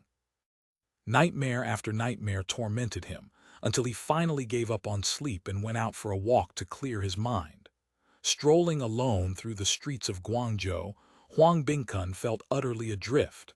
The scholar who attacked him was dead, and he did not believe it was suicide. Most likely, the Yamen runners had done something in secret. Back in Lingao, he had heard rumors that the HairBandits maintained a blacklist containing the names of those who opposed them. People on that blacklist died sooner or later. He himself was probably already on the HairBandits blacklist in Lingao. Thinking of this, he lamented silently. Scholar Lei had dared to act and follow through. He was a hero, however tragic. Unlike himself, who had fled Lingao in defeat, truly like a stray dog. Wandering through streets he had only recently come to know.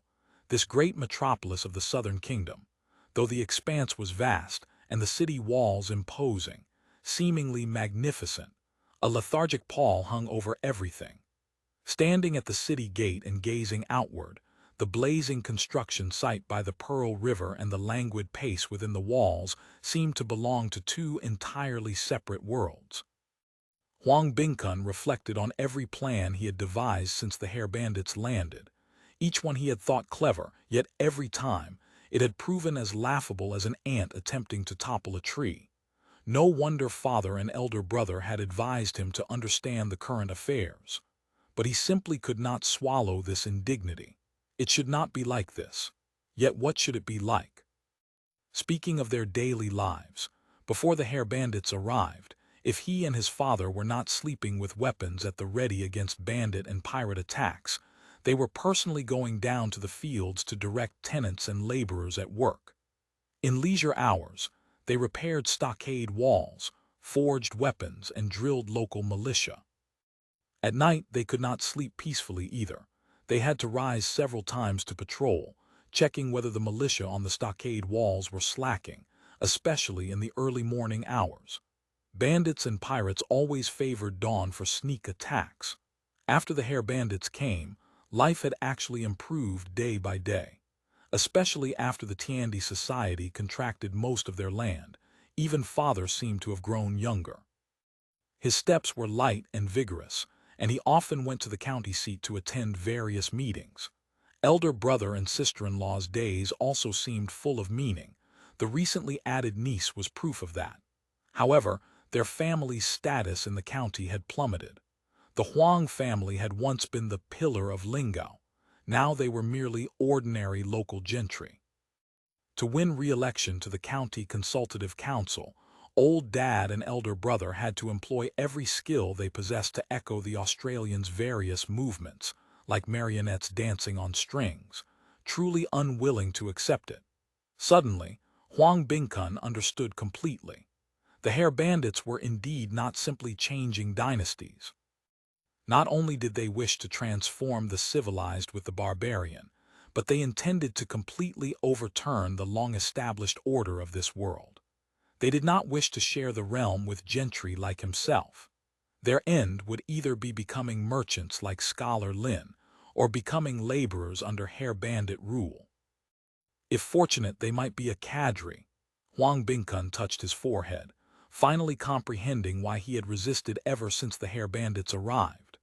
In a world ruled by Australians, he would possess no superior social status, no dignity of exemption from kneeling before officials, no privilege of tax exemption, and no one would ever call him Second Master Huang again. Thinking of this, he felt a surge of blood and vitality, experiencing spinning heaven and earth, tightness in his chest and nausea. Staggering a few steps, he hastily braced himself against the wall.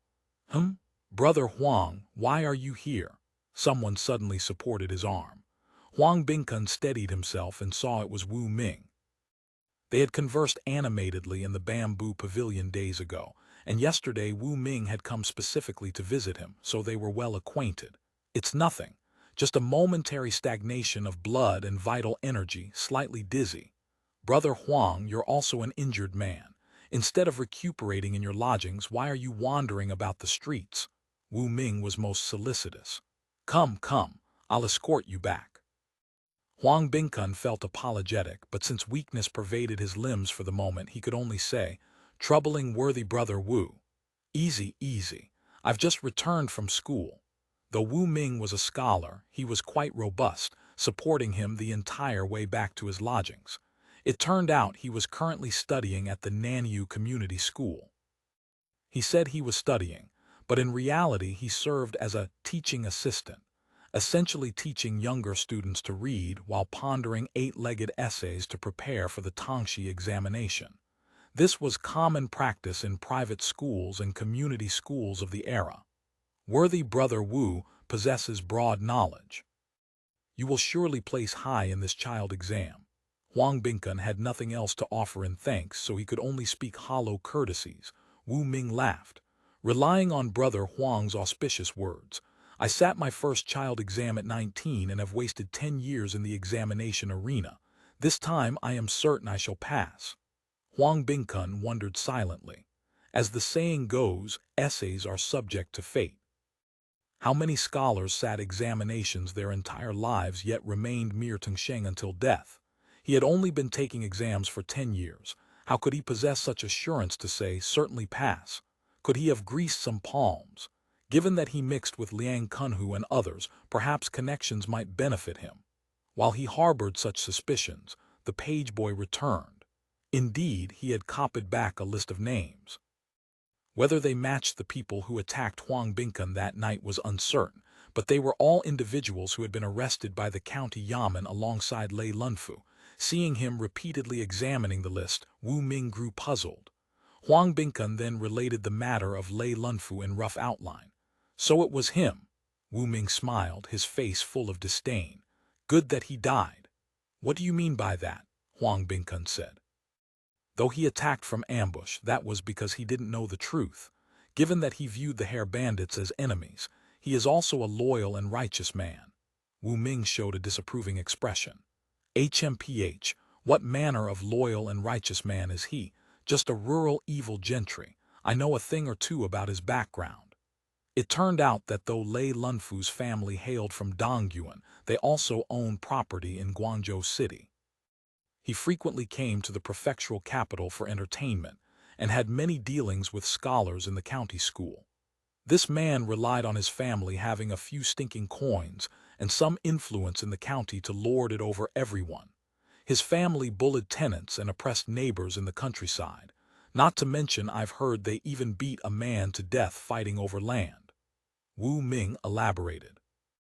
2 years ago, when Commander Wang planned to attack Lingao, Lei Lunfu had jumped up and down quite energetically, spouting nonsense like, "HairBandits have no soldiers available," inciting scholars to go to the Purple Treasure Studio to uphold the sage's teachings. Actually, he was preparing to storm in and snatch women. He had even readied sedan chairs and small boats, planning to seize them immediately and transport them back to Dongyuan. Wu Ming laughed. Later, seeing everyone ignored him, government defenses were strict, and word leaked that the Purple Treasure Studio was already being watched by court bigwigs.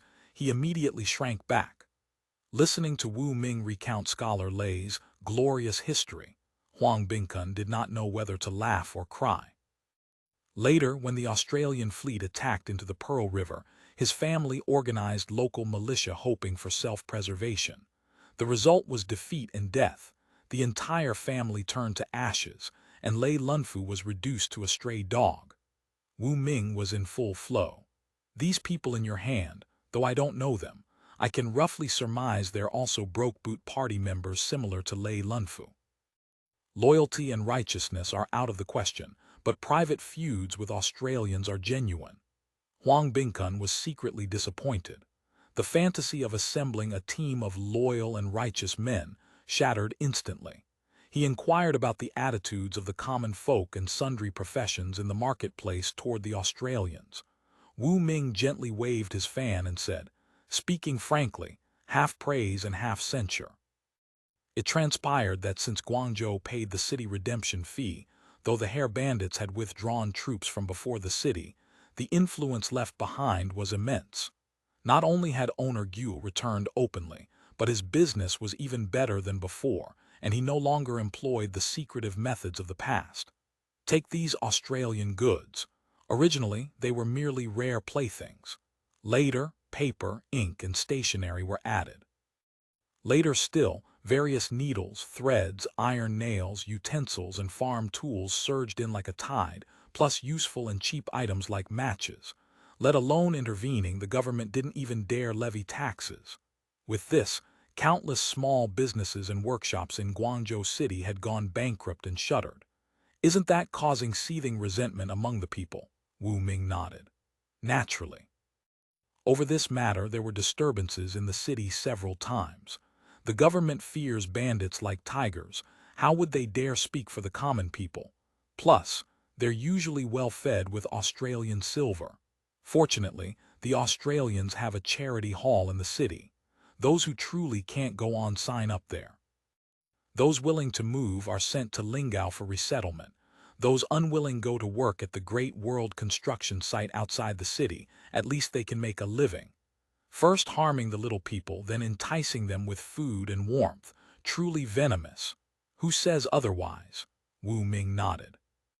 Conversely, wealthy merchants and gentry with substantial families and businesses. Some earned fortunes selling Australian goods. Others don't mind small sums and are happy to have various novel Australian gadgets for amusement. They have nothing but praise for the Australians. Wu Ming explained that the major households in the city were all scheming to build relationships with the Australians to claim a share of the spoils. The two chatted about odds and ends for a long while. Seeing the sky darkening, Wu Ming bid his farewell. I still have to go to the community school tomorrow. Brother Huang, please rest well.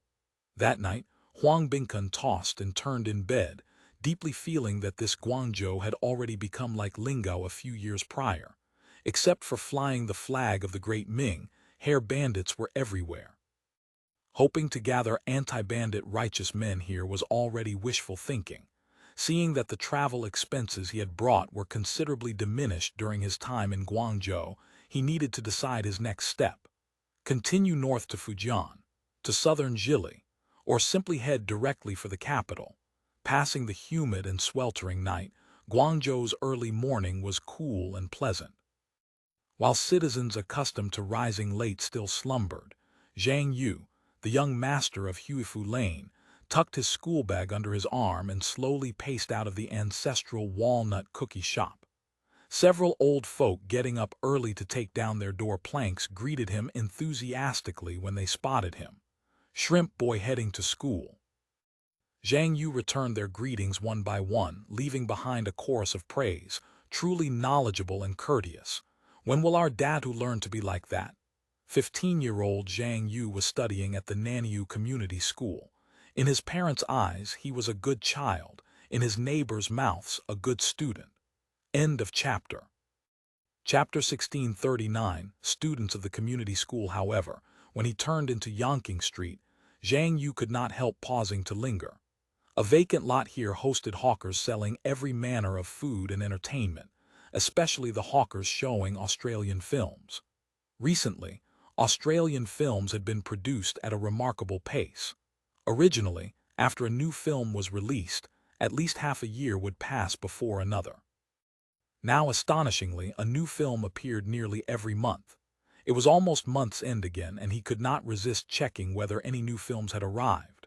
Looking closer, they were still showing the burning of Xiongstyle Station, The Test, Lingao Scenery such and such month issue, Eunuch Sanbao Voyages to the Western Ocean, and the like. No new films, so he lost interest. Beside him, hawkers selling rice noodles, oil cakes, and such shouted enthusiastically, making Zhang Yu's stomach rumble. However, he touched the few copper coins in his sleeve, swallowed hard, lowered his head, and hurried toward the community school. Because he had lingered quite some time on the way, he arrived at school late. The teacher of his grade had indeed not yet arrived. Only senior student Wu Ming was leading everyone in reciting texts. This senior student Wu was easiest to talk to, and since both shared an interest in banditology on ordinary days, they had much common ground. As for the teacher, he was currently obsessed with the newly released Mark VI lottery. This lottery had only appeared suddenly in the past few months but had instantly swept through Guangzhou. When it came to gambling methods, Guangzhou Prefecture had 500 if not 1,000. Among them were all manner of schemes, but none were as simple and accessible as this Mark VI lottery. One bet cost little, and the lottery drew twice every 10 days. It soon attracted multitudes of citizens to participate. The teacher was merely one of thousands of addicts. Once during class the group of students had been reciting.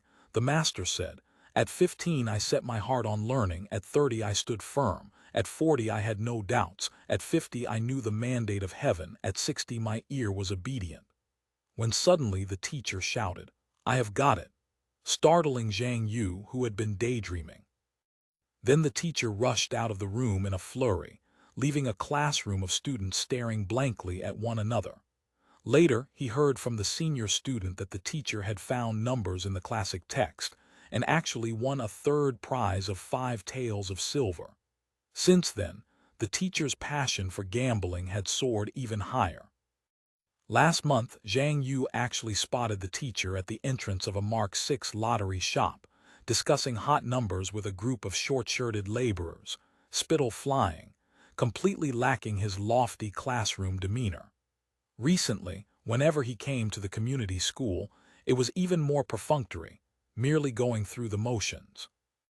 After reciting a few passages absent-mindedly, the senior student announced, "The teacher wants everyone to carefully study the 13th essay in selected essays of the Times." Good students obediently took out books to study.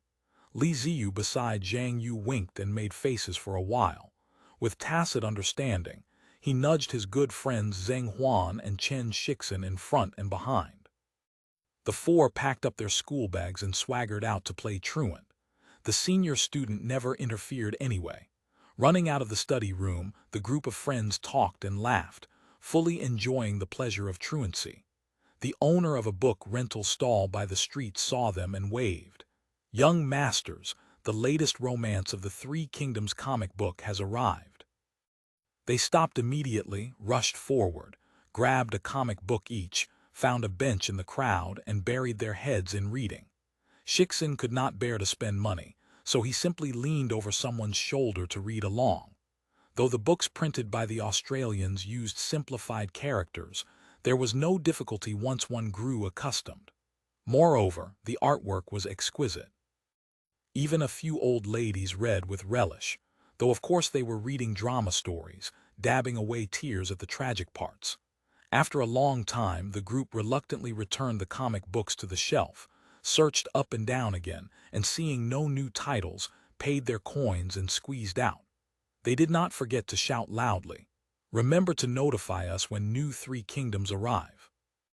Lord Guan is still the most formidable, the friends, still immersed in the story, chattered in discussion. Next episode they should attack Zucheng.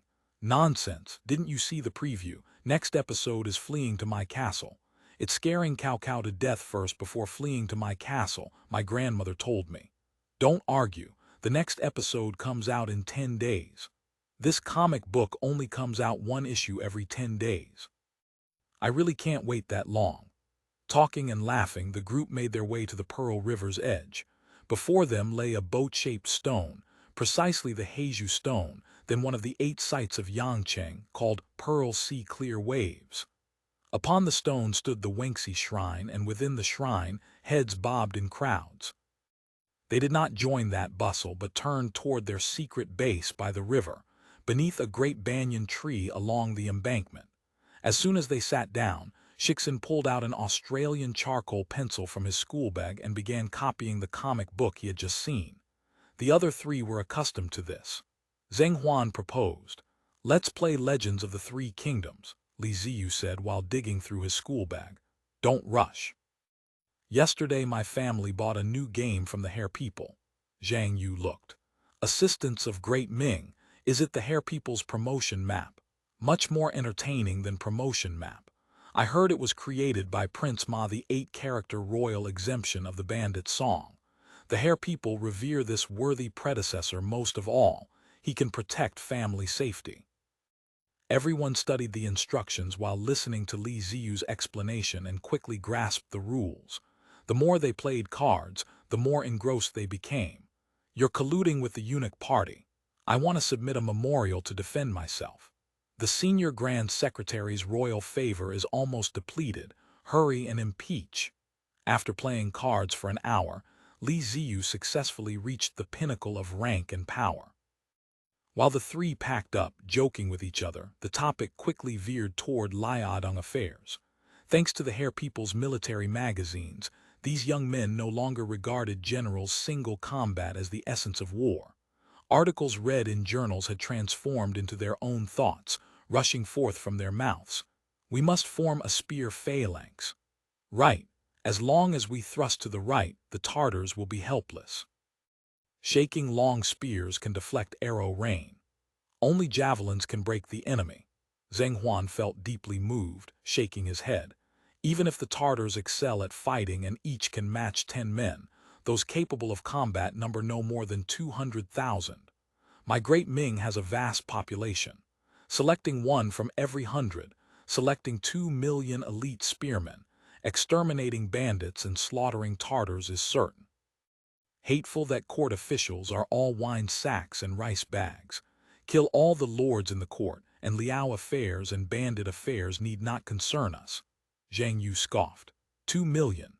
Where will we find so much money to recruit soldiers? The concept that fighting wars cost money also came only after reading Australians' military magazines. Liaodong has thousands of miles of fertile fields. The Liao people were slaughtered empty. We can grant elite soldiers warrior land grant certificates, recover Liao and receive land. Would the generals and soldiers dare not give their lives? Before Zhang Yu could respond, a steam whistle came from the river surface. A Hair People steamship pushed through waves and spray, traveling upstream. Several sailors in short hair and short clothes busied themselves on the deck. Though long accustomed to the sight, a wave of powerlessness still surged through everyone's hearts. Sixian also put down his charcoal pencil, muttering, "Hair People's firearms are fierce. What can we do? What can we do?" Li Ziyu sneered. "Though HairBandit firearms are fierce, my great Ming also has great killing weapons yet to be deployed." Zhang Yu knew Li Ziyu's eldest uncle was a battalion commander in the Guangzhou Front Guard, so he frequently boasted of seeing the great Ming's Wu Beizhai. He immediately asked, "Is it the fire dragon out of water you mentioned last time?" "No, no." Li Ziyu wagged his finger and assumed a scholarly air. "This object is called Flying Sky Sand Tube. Take 2 rockets tied together upside down. Upon hitting the enemy ship's awning, it sprays poison sand, specifically targeting HairBandits' eyes. That's nothing extraordinary either.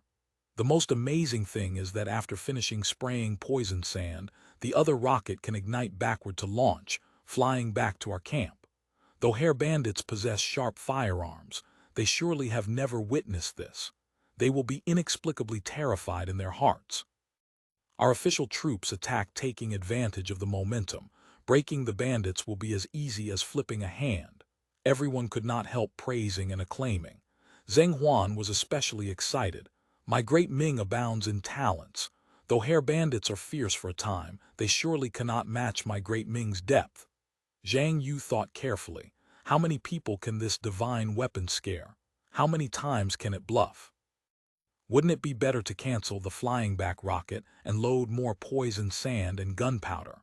But Li Ziyu's family had produced military officers for generations and could access books they themselves could not see. He was considered the leader of their small circle, so it was better not to question publicly. Here Zheng Huan grew indignant. My great Ming possesses such divine weapons yet cannot use them, precisely because these corrupt officials collude with HairBandits. I heard the other day Purple Treasure Studio summoned Guangzhou gentry to hold some sea and heaven feast crowd of warblers gathering. Lewd sounds and obscene language drifted outside the building. To destroy a country, first corrupt its scholar's spirit. How venomous are the HairBandits' intentions. HairBandits have no ruler or father, are licentious by nature, and are most practiced at colluding with shameless villains. They cursed vigorously. Sixian, who had been silent, said hesitantly, "Actually, I feel the hair people are also not bad. They don't disturb people, they keep promises in their dealings. Even merchants prefer doing business with them." Li Ziyu ridiculed. "You speak such kind words for HairBandits. Why don't you go shave your head?" Zhang Yu suddenly realized. Could it be, Sixian, you went to see the hair people? At this, everyone perked up, pressing Sixian together to reveal the truth. Sixian had to admit he really had grown curious a few days ago and run to the Great World construction site by the river to explore. That Great World is truly magnificent. Sixian swallowed. Though not yet finished, there are iron frames inlaid with glass everywhere. No dragons or phoenixes painted, yet bearing a different kind of grandeur. And those steel machines, truly inspiring both awe and fear. He had watched with fascination and could not help taking out drawing paper and charcoal pencil to begin sketching. Just as he was drawing vigorously, a voice sounded beside him. "The perspective here is wrong." Startled, Sixian looked back to see a smiling hair person, tall and straight, obviously a true HairBandit. Sixian had seen true HairBandits from afar, but this was his first time being so close. He felt somewhat afraid, yet also unwilling to submit. He had taken up charcoal drawing after seeing unprecedented illustrations in the hair people's books. Though without a teacher, relying on his own talent, he always achieved 70 or 80% likeness. Viewers invariably praised it as wonderful, and now he was being criticized as wrong. That true HairBandit simply sat down beside him, conversed with him for a full half-hour about perspective principles and painting techniques, and even produced a hair person picture album. Those lifelike oil paintings and sketches opened Sixian's eyes wide. Finally, the man even invited him to Lingao, saying there was a place specializing in learning painting there. After learning to paint, jobs would be plentiful. "You don't really want to go to Lingao, do you?" Li Ziyu said sternly. "That would be following thieves. Besides, you have no academic degree. Painting well just makes you a painter artisan. How much money can you earn?" "I don't know." Sixian's eyes were full of confusion. "Actually, I really don't want to study. Don't want to take the Ziyukai exam. I probably wouldn't pass even if I did. I just want to paint, thinking of being able to paint such paintings. It's worth it even if I die." Thinking of their own futures, no one could mock anymore, and they fell into silence. End of chapter. Chapter 1640 Small Capital Business. That afternoon, Zhang Yu walked home, his steps growing lazier with each pace. Just as he reached the tea house at the street corner, he heard someone calling, "Young master, here, over here." Looking quickly, it turned out to be the storyteller from the tea house. Sitting down at the table, the storyteller ingratiatingly pushed over a steamer of char siu bao. "Young master, eat buns, eat buns." Zhang Yu habitually skipped breakfast to save money, so he ate heartily. After finishing his fill and washing it down with tea, the storyteller handed over a copy of Story Assembly with a face wreathed in smiles.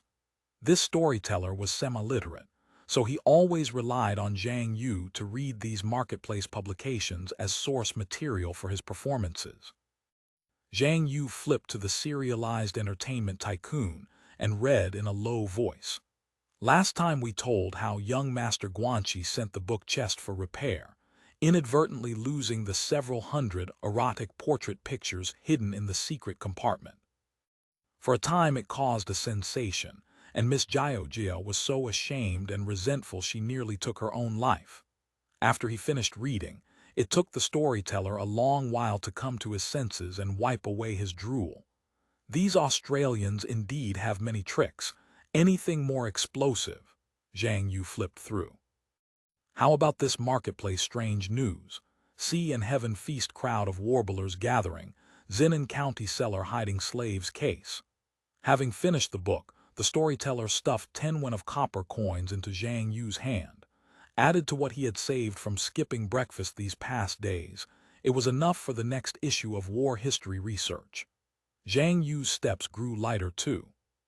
Seeing her son return, his mother, who had been sulking in the shop, could not help breaking into a smile. She followed behind, asking endlessly about his studies, and even brought a pot of hot tea and a plate of freshly baked walnut cookies. Zhang Yu wanted to go downstairs and help his father crack walnuts and knead dough, but his mother would not allow it. A young man should just concentrate on his studies. Then she chattered on about how business had been difficult, how the runners had swindled another few hundred yuan, so today was essentially working for nothing. Look at the young master of the tailor shop down east. He passed the Ziyukai exam, and runners and beggars don't dare come around anymore. Our family's hope rests entirely on you. Must pass the Ziyukai exam. Mother departed. Zhang Yu opened selected essays of the Times with a face full of solemnity. The 13th topic was a truncated connection topic, and an inexplicably heartless connection at that. The gentleman's wife Yang Hu desires.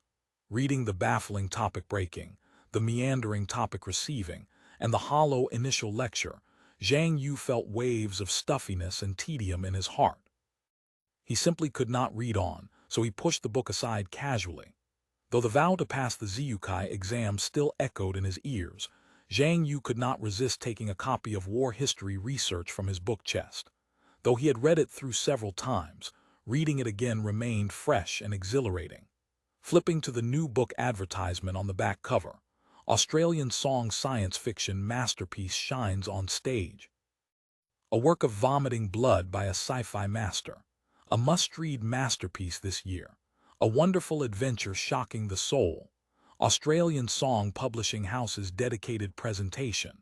Stroking the book title From the Earth to the Moon, gazing at the advertisement picture of a shuttle before a giant sphere pocked with craters, Zhang Yu was filled with curiosity.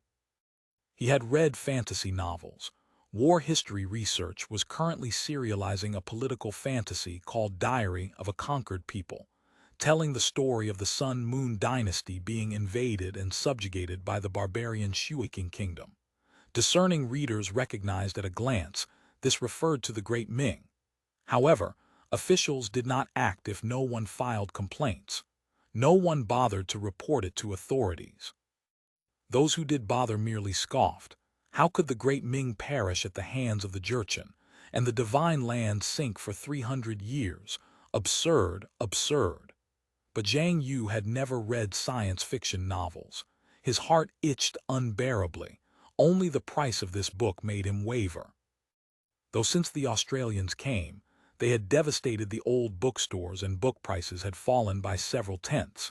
He could only rely on a little pocket money from his parents. These Australians kept introducing new things, showing new Australian films one moment, picture books the next. Just relying on saved breakfast money and the few copper coins earned from reading storybooks to the storyteller was simply insufficient. Thinking of Sixian's words, his heart was also filled with confusion. Actually, how many in the community school could pass the Ziyukai exam? Most parents sent their sons to school simply wanting them to learn some characters and be able to read account books. Even if he did not continue studying, the thought of inheriting this small shop and managing it for a lifetime left him feeling lost.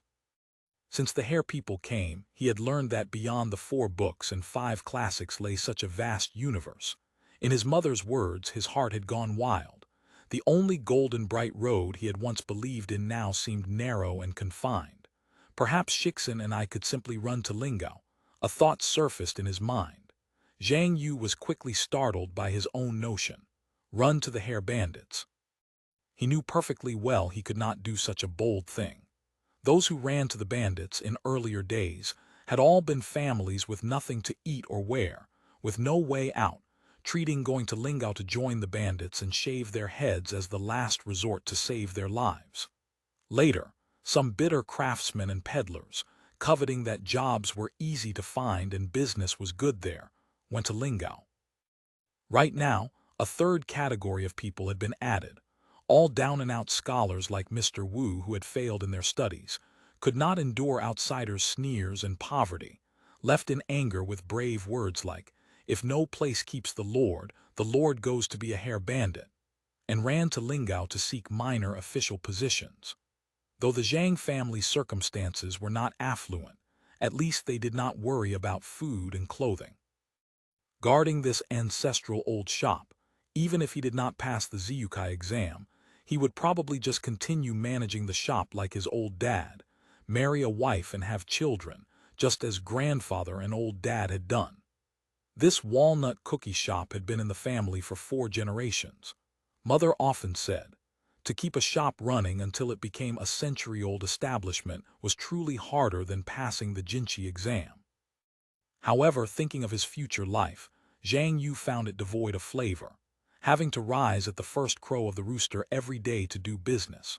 When business paused at noon, still having to go out to purchase ingredients, deliver goods, and collect bills from various tea houses and wealthy households. The trivial and vexing matters therein were endless. After the evening market closed, having to prepare ingredients for the next day. Could not sleep until the second watch struck, working from New Year's Day to New Year's Eve, day after day, year after year. As Zhang Yu grew older, he gradually came to know the difficulty of livelihood, especially after going to bed at night, hearing his parents' conversation next door before sleep, always about business being hard, prices of everything soaring outside, exorbitant taxes and miscellaneous levies multiplying. When discussing family expenses, again came sighing and groaning. In mother's words, in recent years even the lining has gradually come loose. The thought that his life, though not affluent but at least carefree, might become impossible to sustain, it was like snakes and insects gnawing at his heart. In recent years, among schoolmates at the community school and neighbors in the block, quite a few shops had gone bankrupt. Hanging themselves, jumping into rivers, selling sons and daughters, reduced to beggars and prostitutes. He had witnessed all of it. Several schoolmates at the community school had disappeared after their families declined. Some barely still came to school in tattered clothes, shrinking in corners, not daring to speak. Because they had no money to gift teachers or socialize with classmates, even teachers, senior students and fellow students despised them. This was considered fortunate. Some were said to have been sold to gigolo houses to receive guests. Someone had seen him wearing women's clothes, head full of pearls and emeralds. Every time Zhang Yu thought of this, he broke out in cold sweat. He also knew a thing or two about the passion of the cut sleeve. Such a trend existed in school as well, mostly older students with some family money being friendly with younger, pretty junior students. Even teachers did not object. Schoolmates occasionally cracked jokes. It was not considered a major matter. But this was completely different from wearing women's clothes, dressing as a woman to accompany drinking and receive guests. While he was letting his imagination run wild, he heard Mother shouting angrily downstairs again, followed by crackling sounds and the apprentices' screams begging for mercy. When business had been good, the shop employed 2 or 3 hired hands. Now they kept only apprentices who ate but received no wages. Even so, Mother still nagged that the apprentice ate too much and stole food, never showing him a pleasant face. Zhang Yu felt upset and confused. He simply stopped reading, went downstairs, and saw Mother's anger had not yet subsided. The little apprentice had already scurried away holding his head. He comforted, "Mother, don't be anxious. It'll hurt your own health. Just punish him by withholding his meal." Only then did Mother's expression soften somewhat. Stroking her son's head, she said, "It doesn't matter. Does hitting him a few times tire my hand?" She looked indignant. Truly lawless nowadays. His old mother actually told me to give money for head shaving and bathing. I haven't charged for all the rice he's eaten here these years. Asking me for money for head shaving and bathing," Zhang Yu hastily advised. "Mother, isn't it our choice whether to give or not? If she wants to talk, let her talk." Mother sighed. "Silly child, would Mother get angry over such a trifle? Look at the fine deed he did." She grew indignant again. "I told him to peel walnut skins and he didn't pick them clean. Making them into walnut cookies will leave a bitter taste. Old customers will know the moment they taste them. How can we continue doing business?" Making walnut cookies required walnuts. Guangdong did not produce walnuts. They had to be imported from north-south goods firms. Originally, their family used fresh goods from the current year. Now that business was much worse than before and walnut prices had risen again, they had begun using cheaper stale goods. Stale walnuts tasted inferior to fresh ones, so the shop mixed the two, maintaining the fragrance while ensuring sufficient quantity. Only the inner skin of these stale walnuts had to be picked clean, otherwise the taste would easily turn bitter. After peeling off the outer skin, residues in the indented places had to be picked out bit by bit with a sewing needle. This was routinely the apprentice's nighttime work. However, the Zhang family shop had only this one apprentice. Working on miscellaneous chores all day, then having to peel walnut skins under lamplight at night, naturally he could not do it thoroughly. "This is a major matter concerning our shop's reputation. Mother, you are right to discipline him." Zhang Yu nodded repeatedly. "If indulged for a moment, the consequences would be unthinkable." You truly have matured," Mother could not help sighing. "I just don't know if your father has the ability to pass the shop on to you." "Why?" These words struck Zhang Yu like a bolt from the blue. For an instant, the experiences of several schoolmates flooded into his mind. You are also grown up now. You should know a thing or two about family affairs." Mother sighed and told him to sit down. "You surely know of the Australians' great world outside the city." "Yes, child knows." Zhang Yu nodded. "It looks like it will be finished soon. Now the great world is inviting merchants. They say many shops will be opened. Eating, drinking, entertainment, everything." Mother was worried. "I've heard that the Australians themselves will also open shops inside, among them a tea food shop." End of chapter. Chapter 1641. The HairBandits' business sense. This news struck Zhang Yu like a thunderbolt. No other family could ever compete with a business operated by the HairBandits themselves. They employed no underhanded tricks or official influence. They could crush opponents to death simply through price and quality. Take the incident years ago when owner Guo started selling various Australian course papers. Inside and outside the city, papermakers and paper sellers, except for those dealing in fine stationery products who escaped disaster because Australians did not manufacture such items, almost none were spared. Most went bankrupt. Those who barely survived could only make a living by distributing Australian paper. That was one matter, because shops selling paper did not produce paper themselves. When Australian paper flooded in, what collapsed were the paper-making workshops and wholesale paper firms. Retail small shops could still make a living, with profits sometimes even better than before. The problem was that walnut cookies were both produced and sold by their own hands. If the Australians' tea food shop also sold walnut cookies, and their prices were cheaper, small shops like theirs would have to shutter permanently in an instant. "Mother, don't worry," Zhang Yu forced down the panic in his heart. "We are a century-old shop. Everyone recognizes this brand. What does it matter if their price is lower?" You don't understand," Mother frowned. "The retail portion, they indeed can't snatch much of that business. I'm afraid of losing the tea house trade." For the Zhang family shop's walnut cookies, tea houses were a major outlet. Their walnut cookies had earned some renown in this area. Nearby tea houses mostly used their goods. Though they could not make large profits, the fixed income was crucial to the small shop's survival. Tea houses represented wholesale business. Distance did not matter. So long as price was cheap and goods beautiful, Australians could seize that entire segment. If so, their own shop could no longer be sustained. When this became clear, Zhang Yu also grew anxious. This was truly pulling the firewood from under the cauldron. The HairBandits were truly hateful. He could not help clenching his fists, yet felt utterly lost. What could be done? The HairBandits surely had no regard for his family's small shop. They probably did not even know such a shop existed in Guangzhou City. Why must they open a tea food shop? Could it be they intended to sell Australian tea food? Thinking of this, inspiration struck. Right, Australian tea food and Great Ming tea food must certainly differ. Dad said long ago, food customs differ within 100 li. Australia lies 10,000 li overseas.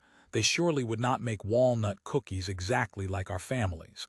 With this thought, he felt slightly relieved and comforted his mother. Mother, don't be anxious. I have a senior student who is very familiar with Australian affairs. I'll go find him to verify, see whether this Australian tea food shop actually exists and what it sells. He changed into outing clothes and ran out like a wisp of smoke. Opposite his home stood a tofu shop. The boss's daughter was a year older than him, growing fair and delicate, often helping sell tofu at the shop front. The two frequently exchanged glances. Being young, they could not avoid making eyes at each other. Whenever the family needed to buy tofu, Zhang Yu rushed to go. When the girl handed him tofu, her hand would linger in his for a moment. Seeing him emerge from the shop, the girl was gazing over affectionately, but watched him race past as if his rear were ablaze, not even glancing her way. She could not help spitting in secret annoyance. He ran straight to the community school. Sure enough, Wu Ming was still there at this hour, sitting beneath the corridor conversing animatedly with several senior students. Seeing this student who had slipped away before noon running back and constantly winking, Wu Ming trusted he had some urgent matter to communicate. He said back in a moment, and strolled over at a leisurely pace. Before Zhang Yu could open his mouth, Wu Ming's fan had already knocked on his head with a paw. You little rascal, skipping school all day. Wait until the teacher returns, see if he doesn't beat your backside raw, Wu Ming said with a smile. Though they held the actual relationship of teacher and student, ordinarily they were considered classmates without formality in their interactions. Zhang Yu was in no mood to joke with him. He grabbed his wrist and pulled him aside, saying urgently, I have something to discuss. Oh. Usually getting poor grades on exams doesn't see you this anxious. Wu Ming straightened his sleeves. Speak. What's the matter? Senior student, I know you are generally versed in banditology. Do the HairBandits have tea food shops? Do they sell walnut cookies? Wu Ming did not immediately grasp the background and said vaguely, probably they do. Do they or don't they after all? Zhang Yu's eyes were turning red with anxiety. Wu Ming did not understand why this junior student had suddenly become interested in HairBandit tea food. Seeing him so distressed, he offered comfort. Speak slowly. Why do you ask? Zhang Yu then recounted the news he had heard from his mother in full detail. As long as the HairBandits handle the business themselves, no one else can continue operating, he said nervously. What should we do? My family relies solely on this one shop for our livelihood. This stumped Wu Ming. The Yuyuan Society specialized in researching banditology, but had never researched HairBandit tea food. However, one thing was certain. If HairBandits also opened a tea food shop, the prices would definitely undercut this junior student's family. Moreover, Australian tea food shops would undoubtedly be like the Purple Treasure Studio, paying only normal taxes. The endless miscellaneous donations and customary fees would not cost them a single yen. This alone gave them an advantage over the junior student's shop.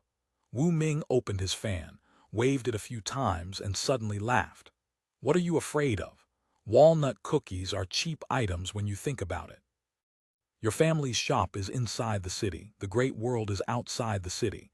Who would travel so far to buy a piece of walnut cookie? Even if they sell it cheaper, foot travel expenses are still expenses. Besides, your family is a century-old shop. Fine wine fears no deep alley. Australian shops don't have that reputation. Senior student, what you say is correct, but what I fear is them snatching the tea house business. That is bulk trade. As long as their price is slightly lower, tea houses will all go there to stock goods. Without the bulk business, my family's shop cannot hold up. So that's it. Wu Ming slapped his thigh with his fan, speaking with excitement. This way of economy is indeed fascinating. The Australians truly do not deceive me. A look of disappointment appeared on Zhang Yu's face. He did not understand way of economy or whatever, but he could see senior student Wu had no clever stratagem for this either.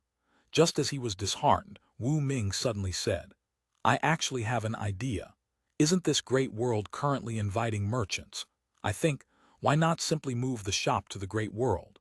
Since it's Australian territory, those customary fees and miscellaneous donations can all be avoided. Wouldn't that be wonderful? Zhang Yu did not know whether to laugh or cry.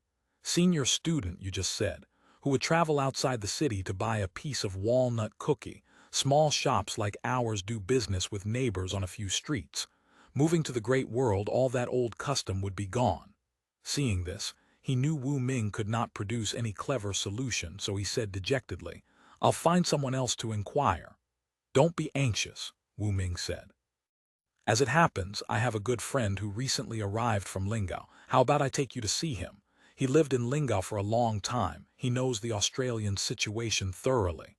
That would be excellent, Zhang Yu bowed deeply. Please take me there quickly, senior student. Wu Ming had a warm heart. Immediately requesting leave from the school, he led Zhang Yu to Huang Bingkun's lodgings.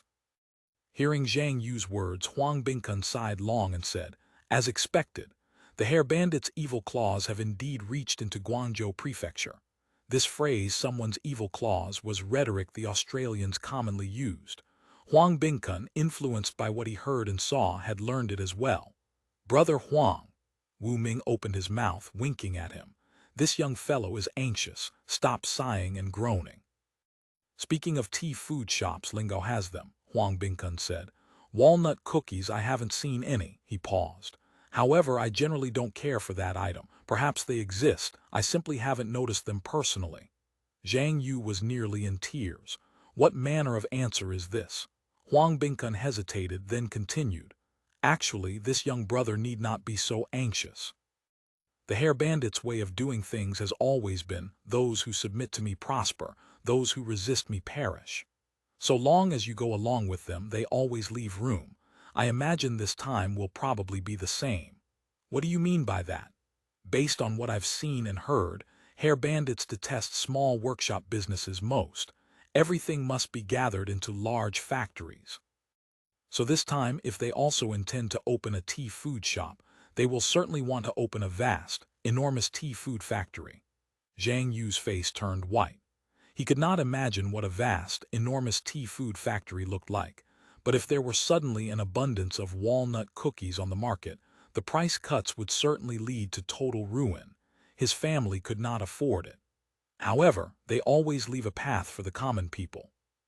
When the time comes, they will probably organize some cooperative, invite you to join joint operation, then distribute a few small shares to you, asking you to work in the factory. If nothing else, supporting a family without worrying about food and clothing shouldn't be a problem. This is being swallowed up, Zhang Yu shouted. My family is a century-old shop, a golden signboard. How could we go participate in some joint operation? Huang Bingkun looked at Zhang Yu and shook his head sorrowfully. Young brother, you don't understand the ruthlessness of HairBandit methods. Though I haven't tasted your family's walnut cookies, as long as the HairBandits wish to make them, they definitely won't make them worse than yours, probably far better. The price would at most be exactly the same. What recourse do you have? Putting it that way, we just wait for death with bowed heads. Zhang Yu's face was ashen.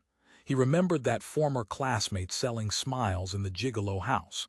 Seeing his dejected expression, Wu Ming knew this matter weighed heavily upon him.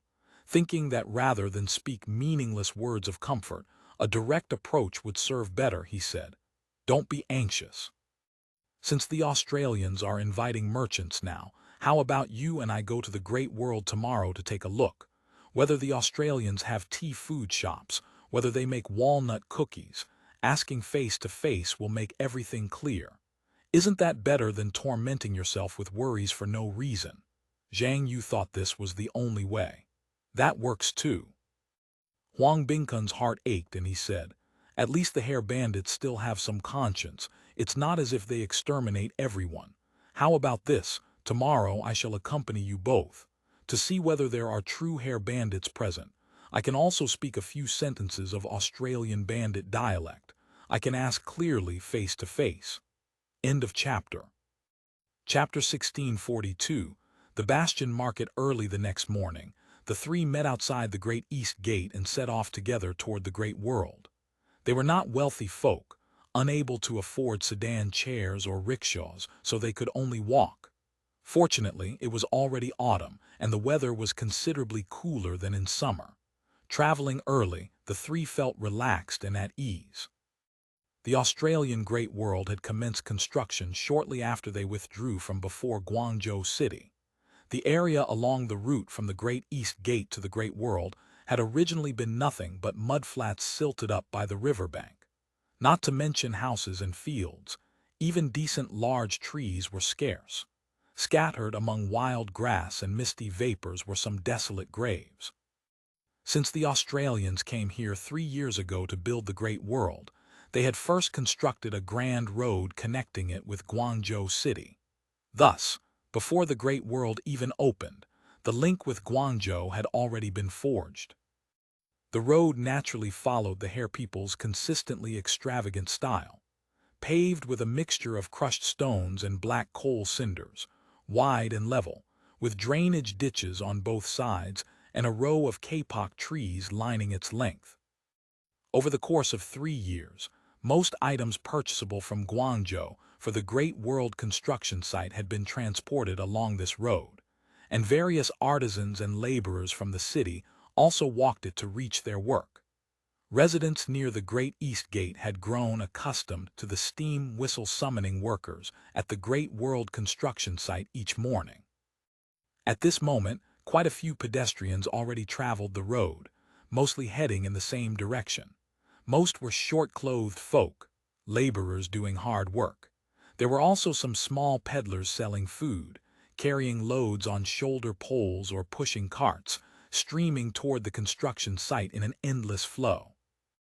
However, mingled in the stream of people were also some sedan chairs, and some who appeared to be merchants, riding donkeys and bringing little apprentices along, slowly making their way toward the Great World. Huang Bingkun was suddenly startled to observe quite a few people among the peddlers and laborers with hair cropped short. Could there also be many fake HairBandits here?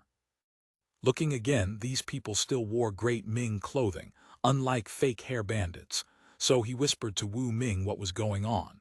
These are all local commoners. Having worked for hair people for a long time, they also learned from the Australians to cut their hair short, Wu Ming said. They claim it's cleaner and easier to manage. The government doesn't intervene. The government prefers one less trouble to one more. Who is willing to offend Australians over this? Truly lawless, Huang Bingkun said indignantly. After walking less than half a li, they observed workers inlaying long iron strips onto the road surface one by one. Wu Ming explained this was the Hair people's ox-drawn railway. Many people had seen Hair people using oxen to pull freight cars loaded with building materials. He had heard that later one could ride to the Great World by the Pearl River for just a few yen. Besides ox-drawn freight cars, there were also small iron cars speeding along the completed road sections, flying forward as long as 2 people pressed up and down. This isn't an ox cart railway. It's the track for the HairBandits' fire wheel cars. Huang Bingkun observed the construction with worry. Before long, HairBandits' small trains will be able to reach directly to the Great East Gate. This I must experience. Wu Ming was full of interest. I've heard their small trains don't use oxen or horses or manpower, moving by burning fire and boiling water. I never understood how it works. Now I can witness it with my own eyes. Huang Bingkun smiled bitterly to himself. This train was naturally an extremely useful device. Once the railway was completed, HairBandit troops reaching the Great East Gate would be a matter of mere moments, not to mention that transporting large cannons would be effortless. Rather than saying a thoroughfare to the Great World had been built, it was more accurate to say an iron chain was being fastened around Guangzhou City's neck. But what use was it even if he said so? The government dared not intervene, let alone these scholars of the Yuyuan Society. The group continued forward. Walking a short distance further, they saw a spire tower rising from the ground. Beneath the spire stood an arched stone gate. According to Wu Ming, this was the main entrance of the Great World. Members of the Yuyuan Society were interested in everything Australian, so naturally they would not overlook this specimen right before their eyes. Every 10 days or half a month, someone from the society would always come here in company to observe. Wu Ming could be counted among those who came most frequently. The shape of this tower seems to follow the red-haired people's style, Wu Ming said. Only there is one thing I don't understand. Why is the top floor open on 4 sides? Someone said it's for hanging a large bell, but this tower has been built for over a year, yet no hanging bell is visible. It's enclosed with reed mats on 4 sides. I don't know the explanation. Huang Bingkun, however, understood that this clock, Zhang, was not that bell, Zhang. He shook his head. Worthy brother Wu, this clock is not the great bell hung in temple bell and drum towers, but the Australian's clock. He pondered how to explain. There are probably some wealthy families in Guangzhou City who also have them. Could it be that floor-standing Australian large clock in young Master Liang's home? Wu Ming was somewhat skeptical. I've seen that clock. Very novel, only it's merely the size of a wardrobe. Australian clocks can be large or small. Small ones can be tucked in one's bosom. Large ones are installed on clock towers. Huang Bingkun shook his head. There are several such clock towers in Lingao. They chime once every hour. There is no clock on this tower, probably not yet manufactured. These great clocks are extraordinarily difficult to make. Even in Lingao, those clock towers stood empty for several years. I see now. The three walked forward along the tracks for a while longer, and the great world lay before their eyes. The appearance of this great world was most peculiar. To call it a commercial firm, yet the scale was grand, resembling a small city. Standing on a mound by the road at that moment, they could roughly discern that the great world by the river was a huge pentagon. Huang Bingkun recalled seeing it in Huang Ping's mathematics book. This was called a regular pentagon. The length of each side was approximately 1 li. Huang Bingkun drew in a sharp breath of cold air. This scale would suffice for a county seat in Hainan. The HairBandits called this opening a commercial firm. Clearly they were building a city. Huang Bingkun had experienced battles and was familiar with military affairs. He also understood the Australian city defense architecture well. He recognized at a glance that this great world was exactly the same as the various military forts and camps the HairBandits had built on Hainan Island. All were so-called bastions, star forts.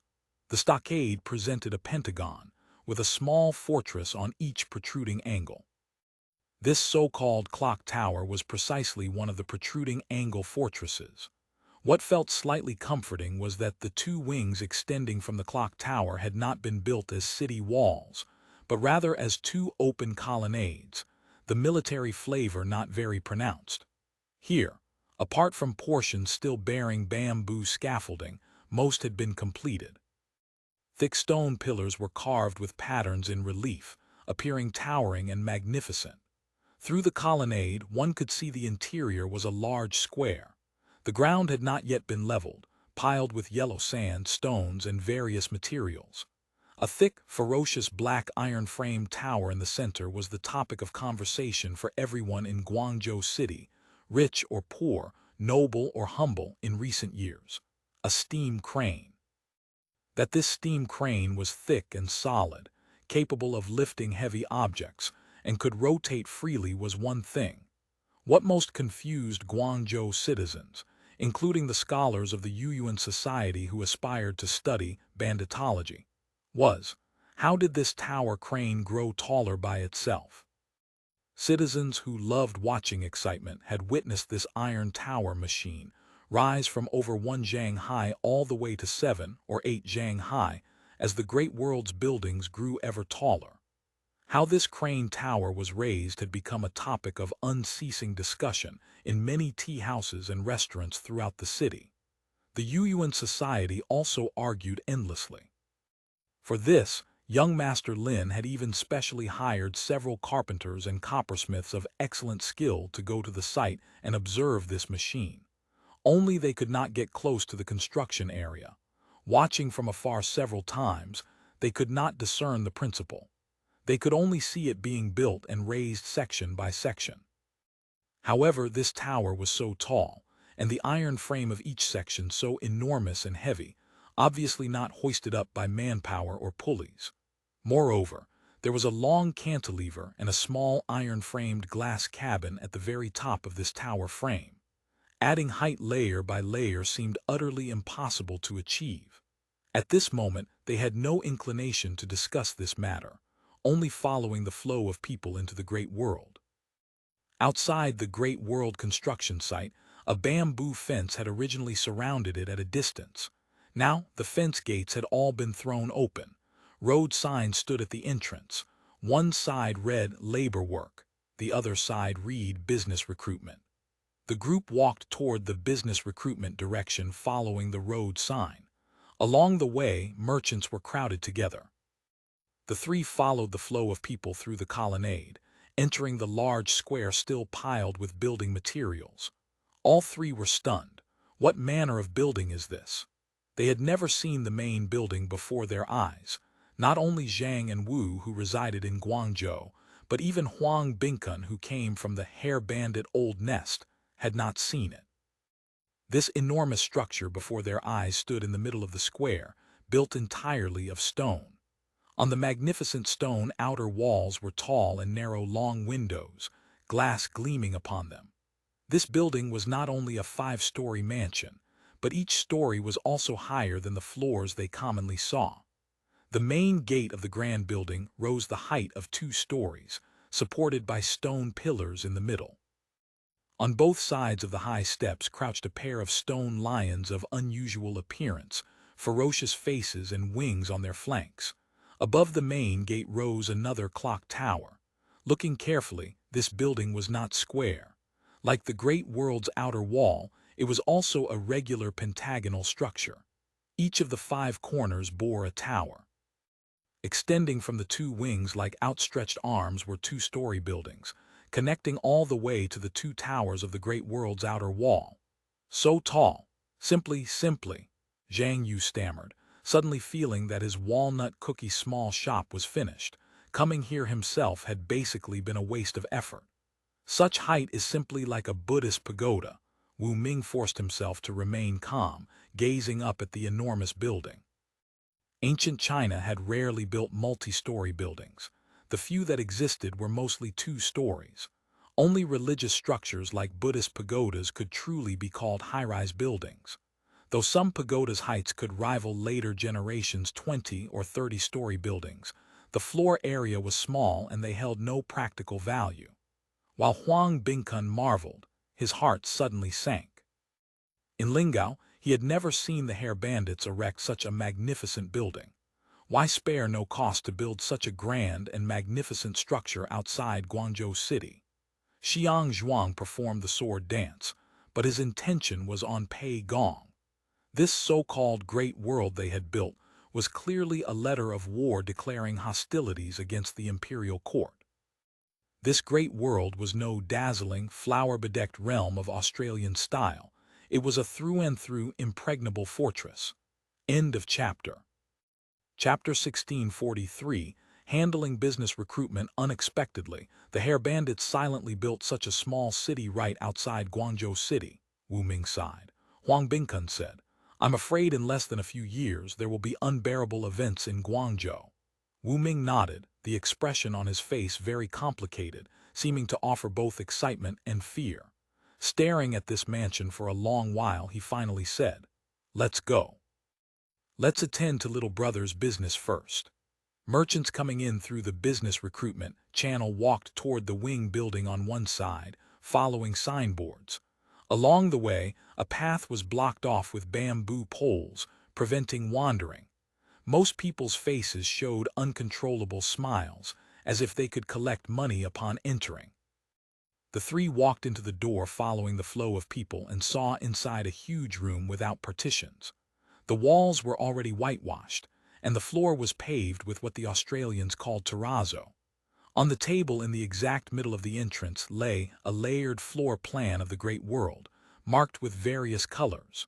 Within color blocks, heavenly stems, earthly branches, and numbers were written with ink brushes.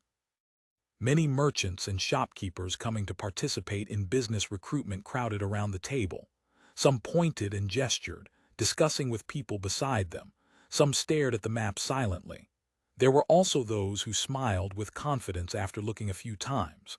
The wall side was equally lively. Large notices were pasted there, marking business recruitment instructions line by line in large song typeface. Huang Bingkun originally had no intention to look much, but Wu Ming was very interested, so they squeezed over. First was the explanation of meanings for colors and numbers on the map. This first phase of Great World business recruitment was mainly for wing buildings on both sides, divided into different areas according to different natures of shop operation. Every numbered color block on the map was a shop. According to the shop's area and location, rent naturally varied. Seeing the rent unit marked in square meters, Huang Bingkun couldn't help secretly cursing HairBandits for being increasingly rampant. Below were restrictive clauses for entering merchants, opening and closing times, employment within the shop, hygiene requirements, and so on. Knowing the Australians' requirements for hygiene and cleanliness were nearly abnormal, Huang Bingkun didn't look much. Further down were preferential conditions. It turned out shops entering the Great World could enjoy exemption from rent for the first year, and half rent for the second and third years. This was quite a substantial preference. No wonder, building shops outside this city, it was still unknown how many customers would be willing to patronize. However, seeing the surging heads in this hall, quite a few people were optimistic about this new market. These Australians really had the art of bewitching people's hearts. Zhang Yu followed them watching for half a day. Seeing catering area and instructions but not seeing the two characters tea food, his heart settled slightly. But looking at diagram instructions, there was a category of food store. Tea food could count as food too. Thinking again, this was business recruitment, not Australians opening shops themselves. What shops they opened wouldn't be written on it. Have to ask someone to know. However, after senior student and young Master Huang came in, they just looked around east and west, in no hurry to inquire. He was anxious inside, looking around, and saw the negotiation area not far away. Behind a long row of tables sat fake HairBandits, explaining to people coming to inquire, each with flying spittle and full of vigor. Zhang Yu saw they also spoke Cantonese, probably not needing this Hainan young Master Huang to translate. Being a young man after all reckless and worried inside, he squeezed over alone first. The line in front of the table was very long. How could he wait? Relying on being small and agile, Zhang Yu soon popped his head out in front of one table. Just as he opened his mouth to say, "This mister," he heard someone shout loudly, "You, go line up." Following the roar, a big man with short hair and short clothes with a short stick hanging at his waist walked over and pointed at Zhang Yu's nose. "No cutting in line. Don't be so fierce. I just have a few sentences to ask, nothing to do with business recruitment. Ask anything, must line up." The big man was uncompromising. If it were in other places, he would never buy it. At least he would gain some advantage verbally, indicating having had sexual relations with the other party's female elders. However, this was Australian territory. He hurriedly slipped out and lined up at the tail of the queue. Wu Ming smiled. "You are actually honest today. A wise man doesn't eat loss right in front of him. We're not on familiar ground here. If we were in Guangzhou City, little Lord would definitely make him look good." Zhang Yu still talked tough. Huang Bingkun shook his head. Fortunately, this is Guangzhou, still tolerating your talking back. If in Lingao daring to say a no word to policemen, right now you would already be tied on the torture rack with buttocks whipped to bloom. Hearing this, Zhang Yu shivered in fright, subconsciously almost touching his buttocks. Suddenly seeing Chen Sixian flash past in the crowd, he hurriedly greeted. Sixian. He saw him holding a hard folder squeezing back and forth in the crowd, yet that big man didn't scold him. Hearing the greeting, Chen Sixian immediately squeezed over. What, you also came to the great world? Your family also prepares to do business here. Sort of. Zhang Yu was vague. Why did you come? Chen Sixian's dad was a painter artisan, working for others to make a living. His family didn't open a shop, naturally wouldn't come for business recruitment. Heard great world open today. I specially came in to take a look, incidentally draw paintings. Last time the Australian I met taught me new painting methods and gave me painting materials. I want to try. What painting? Let me see. Hearing this, Zhang Yu's interest burst forth. He even forgot about lining up. Look. Actually, Chen Sixian had hidden a little from everyone in the past.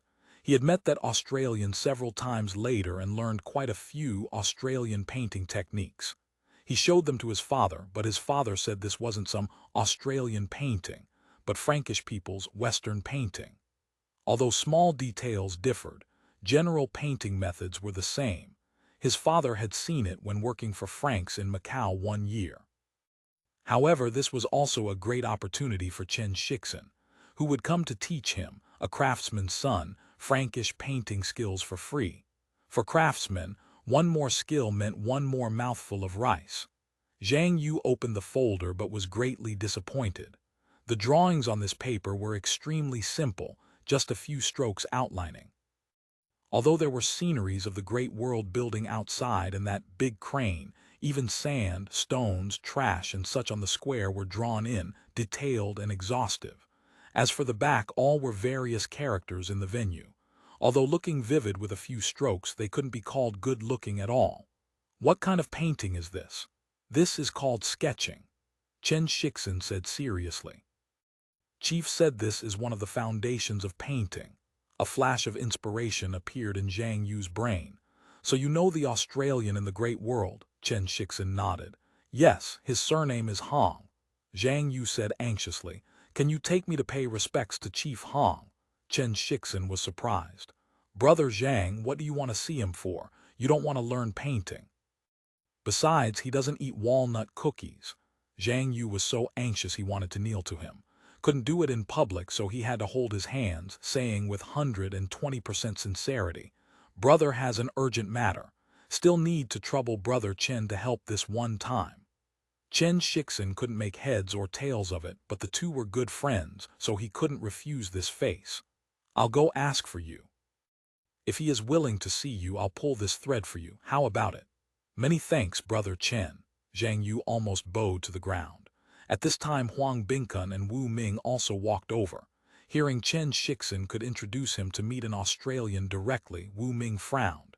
Whether see or not is still unknown. I think you better continue lining up here. Anyway, he will take a while to come.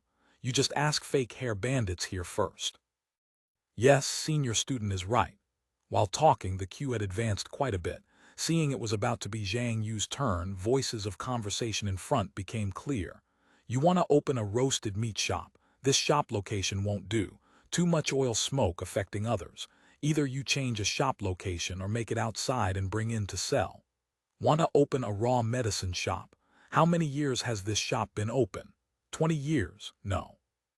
To open a medicine shop in the great world requires at least 3 generations of inheritance. You say your family is a century-old shop. That needs account books from past years as proof. Posts copied from County Yamen household room. That thing can be got for 3 taels of silver. Useless. Told you how many times, regardless of clean or mixed, we don't do flesh business here. Willing to pay more silver won't do either. Your shop is good. Chief just likes your shop's taste.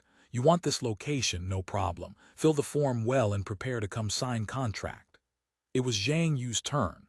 Before he could open his mouth, the fake HairBandit sitting behind the table spoke. Opening what shop? This fake hair bandit spoke authentic Guangzhou vernacular, obviously a local native. Walnut cookies, Zhang Yu was caught off guard, answering with mouth open. Just selling walnut cookies. The fake hair bandit sitting behind the table frowned. Can this little business support a trade, not selling some other tea foods? Zhang Yu hurriedly asked. Does Great World have tea food shops? Naturally have. Can't possibly let you do exclusive business. The fake hair bandit said. Besides, you only make walnut cookies. We here may not necessarily want two single. How about you fill a form to register first? Zhang Yu didn't care about this bit. He hurriedly asked, May I ask, can the Australians themselves also want to open tea food shops? This is not clear. The fake hair bandit suddenly became alert. Why do you ask this? Nothing. Do you want to register or not after all? If not, then next one. Fake hair bandit was full of bureaucratic tone. Allow me to consider one. Before Zhang Yu's voice fell, fake hair bandit already raised his throat. Next. Zhang Yu squeezed out from the crowd in disappointment, obviously not getting the answer he wanted. Just as he was turning around in the room in a daze with no alternative, suddenly he saw Chen Sixian running in from outside, face full of excitement. Worthy brother Zhang, chief is willing to see you. End of chapter. Chapter 1644, Provisions go first. Chen Sixian led Zhang Yu out the main gate, walking to the side where there was an inconspicuous small door, guarded by two fake hair bandits. He was seen saying a few words to the guards. The fake hair bandits nodded, searched Zhang Yu all over, then let them in. Opening the door and entering, they saw another world inside. It turned out behind this wing building was another large open field and another building. However, the guards didn't allow them to look much, leading them directly to a room. At the door of the room, there were guards again, openly hanging revolving chain pearl guns at their waists. Zhang Yu had seen this kind of revolving chain pearl gun in Australian magazines, knowing this was a sharp weapon of the military state that could fire continuously. Now seeing it at such close distance, although only the grip could be seen inserted in the holster, it counted as a small wish fulfilled. However, Australians being so strictly guarded, what exactly did they intend? Zhang Yu secretly became suspicious. The guard opened the door. In the middle of the room was a large desk piled high with papers and documents. Against the walls were all square cabinets and bookshelves, equally piled with various files and volumes. Behind the table, sitting upright in a rattan chair, was exactly a chief. Chen Sixian was fine, but although it was Zhang Yu's first time seeing one, from clothing and temperament he knew the one before his eyes was a genuine, true hair bandit. This true hair bandit had a sturdy physique, worthy of being called broad-shouldered and round-waisted. The hair on his head was short like a monk's, truly a hair bandit. He wore short clothes, all cotton in texture, soft and collapsing, wrinkled, the color of faded indigo, really not majestic enough in appearance. But the imposing manner radiating from him was definitely what only powerful and influential people would emit. This burly man raised his eyes and looked over. This is Chief Hong, Chen Sixian introduced. This is, before he could finish, Zhang Yu's legs went soft and he flopped down on his knees, kowtowing. Small commoner, Zhang Yu greets old lord. No, Chief, Hu Xuefan nodded. Get up and speak. Yes, many thanks for Chief's grace. Zhang Yu crawled up trembling, standing with hands down. Little Chen, this is the classmate friend you mentioned. What matter is it after all? Just let him say it. My time is very precious. Hu Xuefan opened his mouth. Hu Xuefan had been in Guangzhou for some time. Originally, the Great World Business Recruitment had nothing to do with him. The Great World Project Group had Zhang Yikun in charge. Moreover, after the Guangzhou New City plan was confirmed, the senators originally in Hong Kong basically all flocked to the Great World, rubbing fists and wiping palms, preparing to do a big job. Apart from the future general manager of the Great World, even Hu Xuefan, the business representative in Hong Kong, came to stick a foot in, preparing to set up a large wholesale market in the Great World. As for Senator Hu Xuefan serving as director of the Joint Logistics Headquarters, these few years on Hong Kong Island could be called substantial. First, providing logistical support for Operation Engine, tens of thousands of materials transshipped from Hong Kong Island. Although later a few senators doing logistics came, arranging shipping schedules and allocating cargo still consumed half of Senator Hong's brain cells. The results were not always satisfactory. Things like Kaohsiung receiving cotton clothes destined for Jeju Island, while Jeju Island received huge marching powder, happened from time to time. After the transshipment work came to a stage, he began implementing the Hong Kong Island Joint Logistics Center plan, presiding over building warehouses, digging caves, repairing dams, and constructing wharfs on Hong Kong Island. He also established a joint logistics food factory on the island, directly utilizing ingredients acquired in the Pearl River Delta to process durable military food. Besides these proper businesses, Director Hong also returned to Lingao and traveled between Senate jurisdiction areas from time to handle his private project, the number 82 Special Supply Store. Of course, this project theoretically belonged to the Senate, led by the General Office, but from beginning to end, it was him alone running around. Hardly had he established the number 82 project and stocking entered the right track, when the Military Affairs General Court issued the command for Guangdong strategy preparation. Now he was going crazy. In the past, the Fubo Army's operation targets were very small, often a small island, a city, a small patch of territory. Although the Pearl River intrusion campaign had a large scale, it basically relied on fleet ships moving along rivers, satisfying the Army's needs just using supply ships accompanying the fleet and a small amount of local procurement. The largest-scale land military operation, Summer Awakening, was only on Hainan Island. Hainan Island was vast and sparsely populated. Whether enemies or potential enemies, their scale was very small, combat power even less worth mentioning. Therefore, for the troop strength the Fubo Army invested each time, and supply scale, moreover they had the convenient condition of coastal shipping, organizing supplies wasn't strenuous. Now the Fubo Army wanted to occupy the entire Guangdong. From the Guangdong strategy plan marked Top Secret sent over, Fubo Army's military operations covered the whole province. The mobilized army and navy would exceed 20,000 people, almost the entire family fortune of the Fubo Army. The plan also included a Guangdong National Army plan of creating one company upon occupying one county. According to Ming Dynasty administrative divisions, whole Guangdong had 77 counties and 8 scattered departments, meaning just newly built National Army would be 85 companies. Equipment for these newly built companies from head to toe all had to be transported from Lingao. Field troops, Peace Preservation Army, National Army, plus eastbound cadres, about to take over the whole province's political power. Clothing, food, housing, and transportation for all these people had to be raised and issued by the Joint Logistics Headquarters. Different from Operation Engine, although Operation Engine's supply scale was grand and supply varieties complex, supply locations were just those few. Troops didn't need large-scale maneuvering. Joint logistics mainly did cargo allocation and transshipment work. Supply endpoints were very close to depots. But for Guangdong strategy operation, supply lines had to follow troops' advance and also open depot lines. The coordination complexity therein far exceeded the past.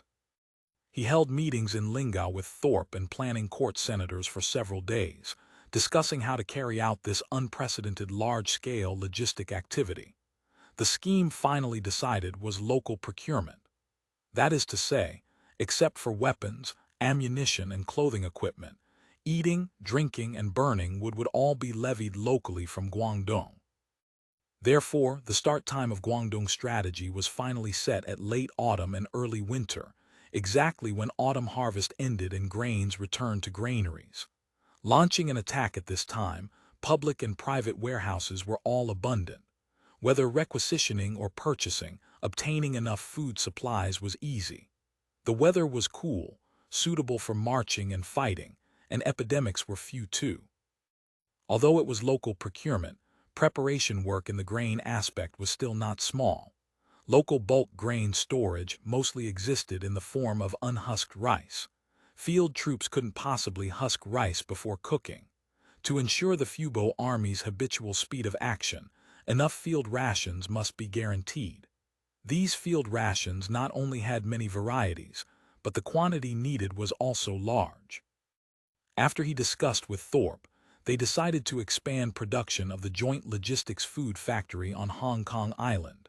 However, fresh water resources on Hong Kong Island were limited, having a great restrictive effect on the food factory's production. For this, they agreed to set up a food production factory in the Great World.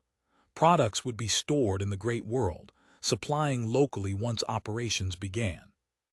Connected with this scheme, he started advocating for enemy area preposition depots, the carriage shop plan.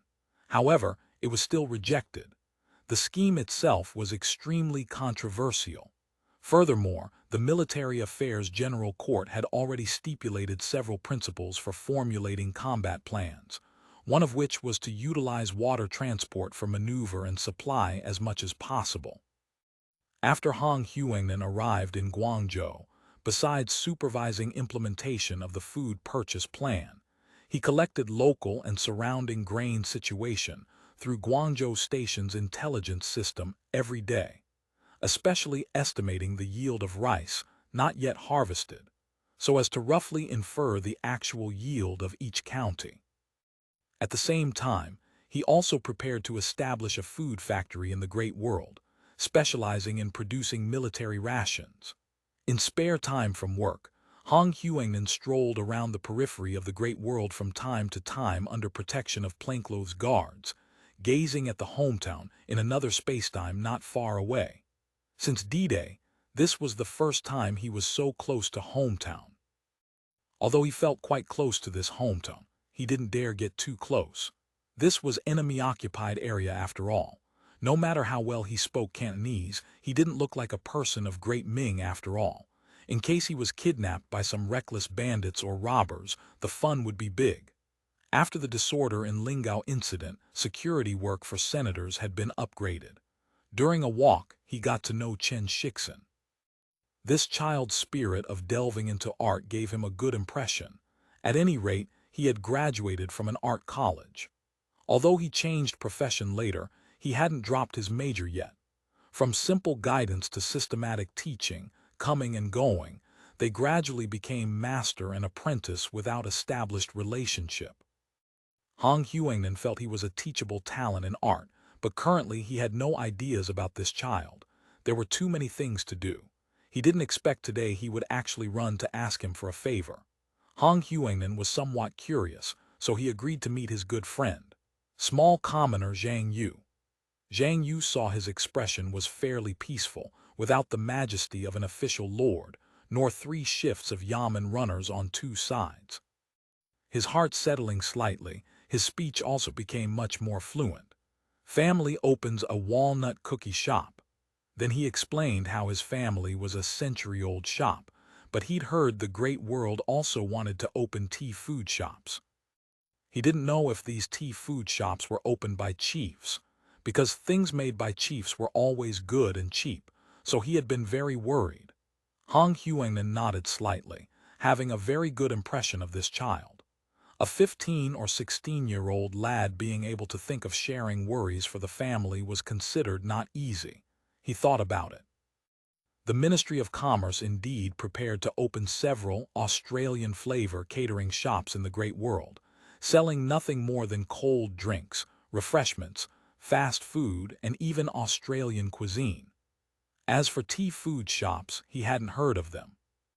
However, Mo Zion also told him she was preparing to open a pastry room in the Great World, planning to produce and sell Western-style baked goods and Japanese-style rice flour confectionaries.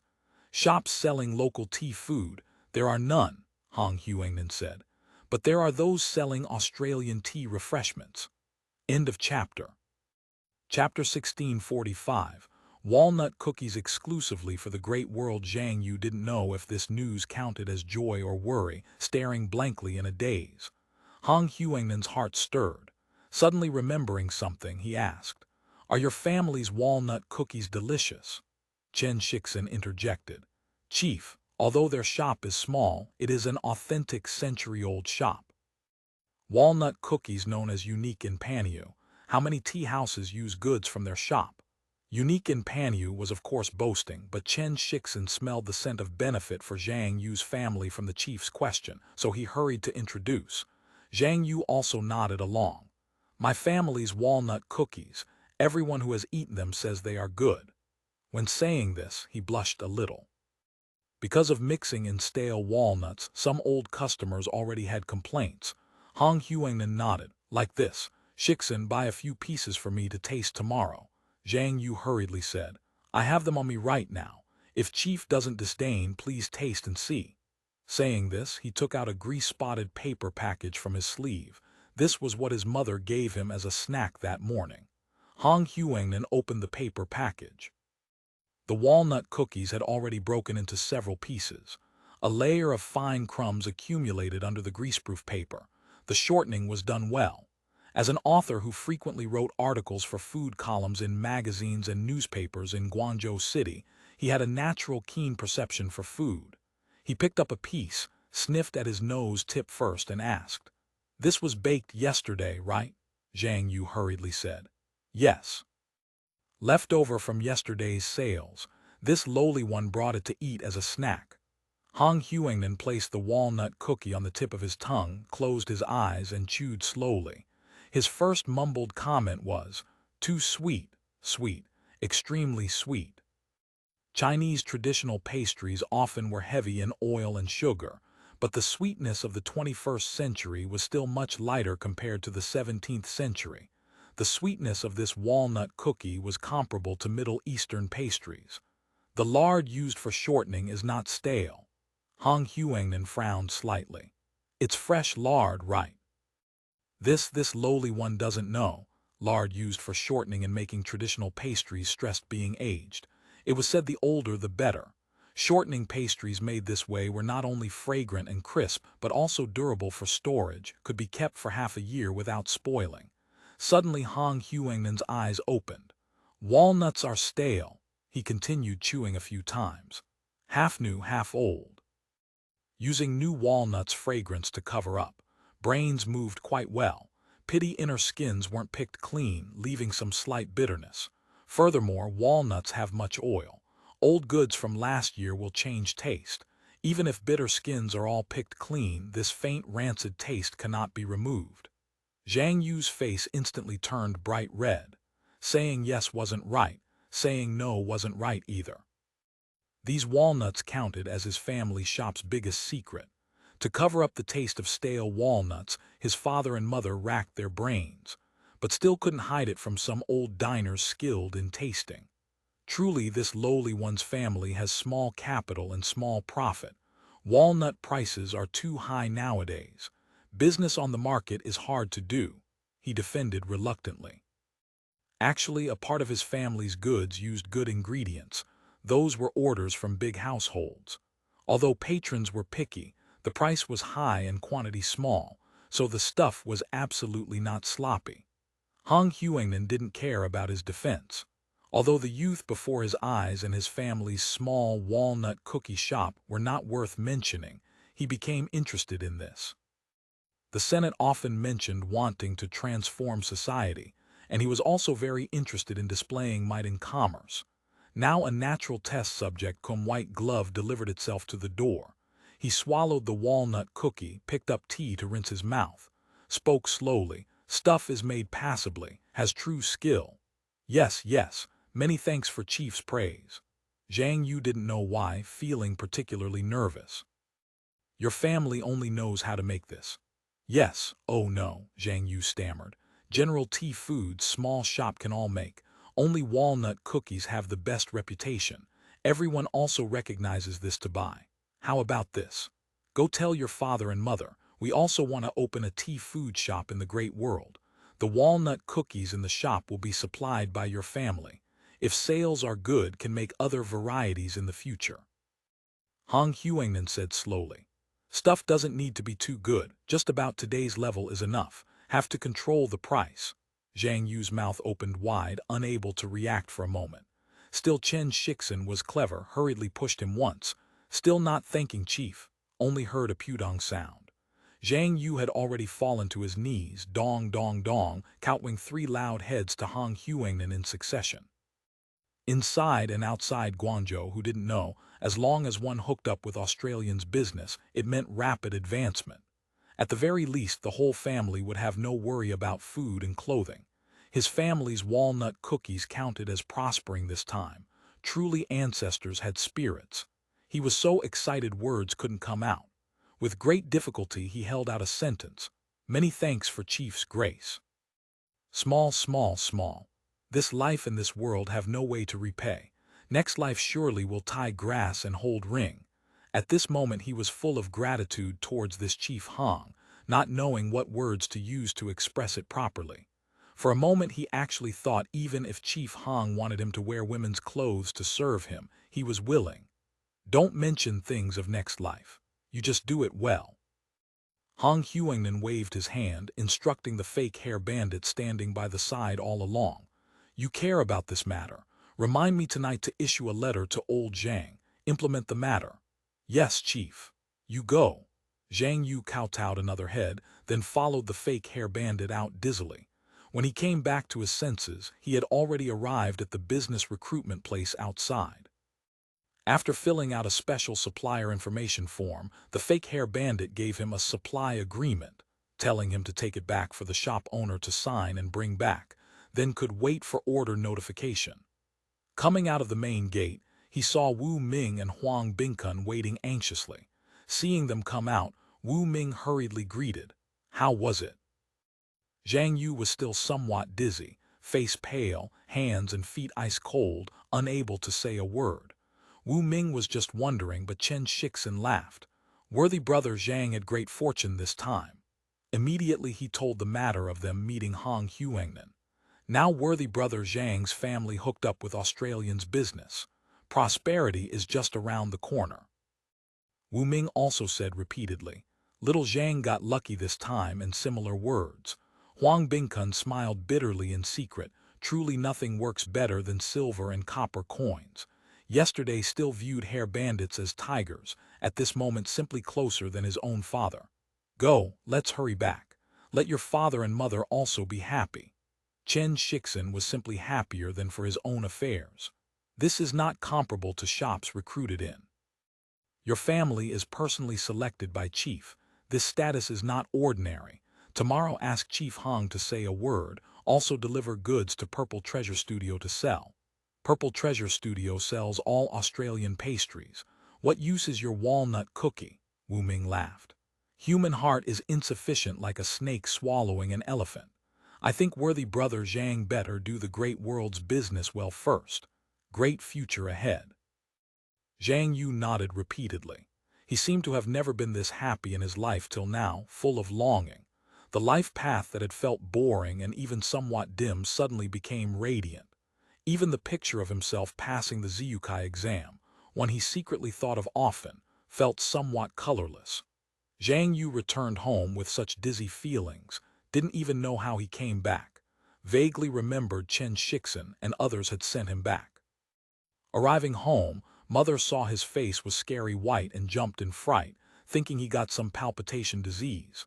But then she was congratulated by Chen Sixian and Wu Ming, praising him as capable, having noble person assisting. Auntie, you are blessed. This time your family really is going to have a turn of fortune, Wu Ming said smilingly. Unexpectedly worthy brother Zhang actually has such ability. After puzzling for half a day, knowing today they had actually hooked up a line with Australians, the Zhang couple beamed with joy. Australians were famous for turning stone into gold. Doing business with them, let alone whether getting rich, anyway absolutely couldn't suffer loss. Moreover, once the signboard of Great World Walnut Cookie Exclusive Supply was hung out, the light they could bask in was not just a tiny bit. The Zhang couple had originally been racking their brains for the small shop's operation, just barely maintaining the situation. Now hearing there was such a turning point, how could they not be happy? Especially seeing that receipt Zhang Yu brought back, knowing this matter was absolutely true. Immediately even hands were trembling. Except for saying good repeatedly, couldn't say other words anymore. Immediately they took out many tea foods to entertain everyone. Huang Bingkun originally thought it was just walnut cookies, didn't expect varieties were quite a few, all ordered piecemeal by big households. Wu Ming joked, "Old Daddy Zhang, I think this Chief Hong probably thinks highly of your son."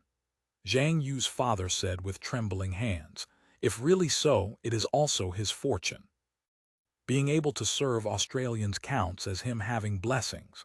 Huang Bingkun secretly cursed, this was simply shameless. Chen Sixian hurriedly said no such thing.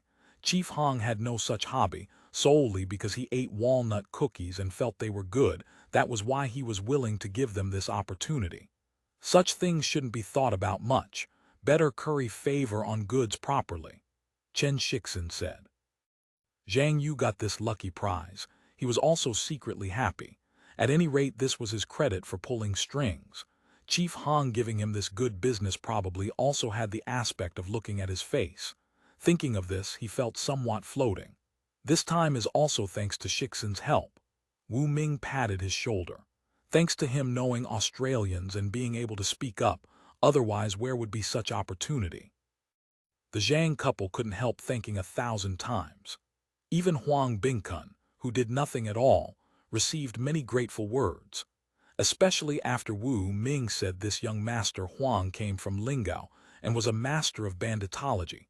The Zhang couple showed even more reverent eyes, involuntarily ingratiating themselves to him desperately, asking him to speak more good words in front of Australian chiefs.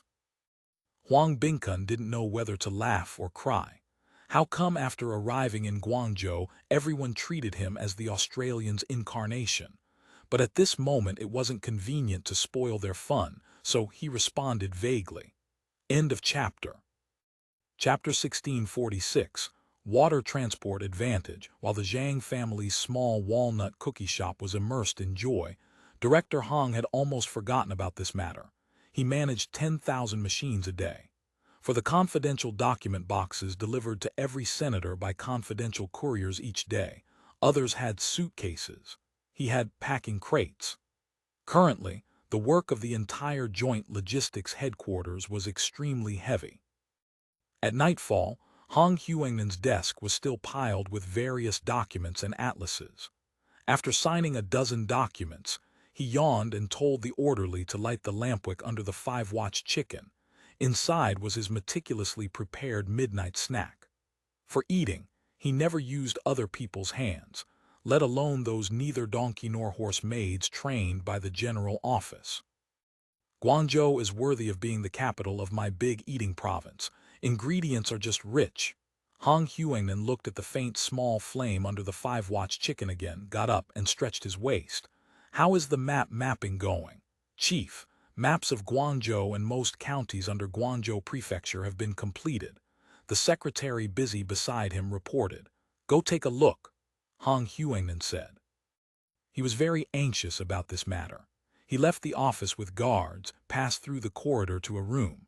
This room had no partitions, a spacious large room of full floor height.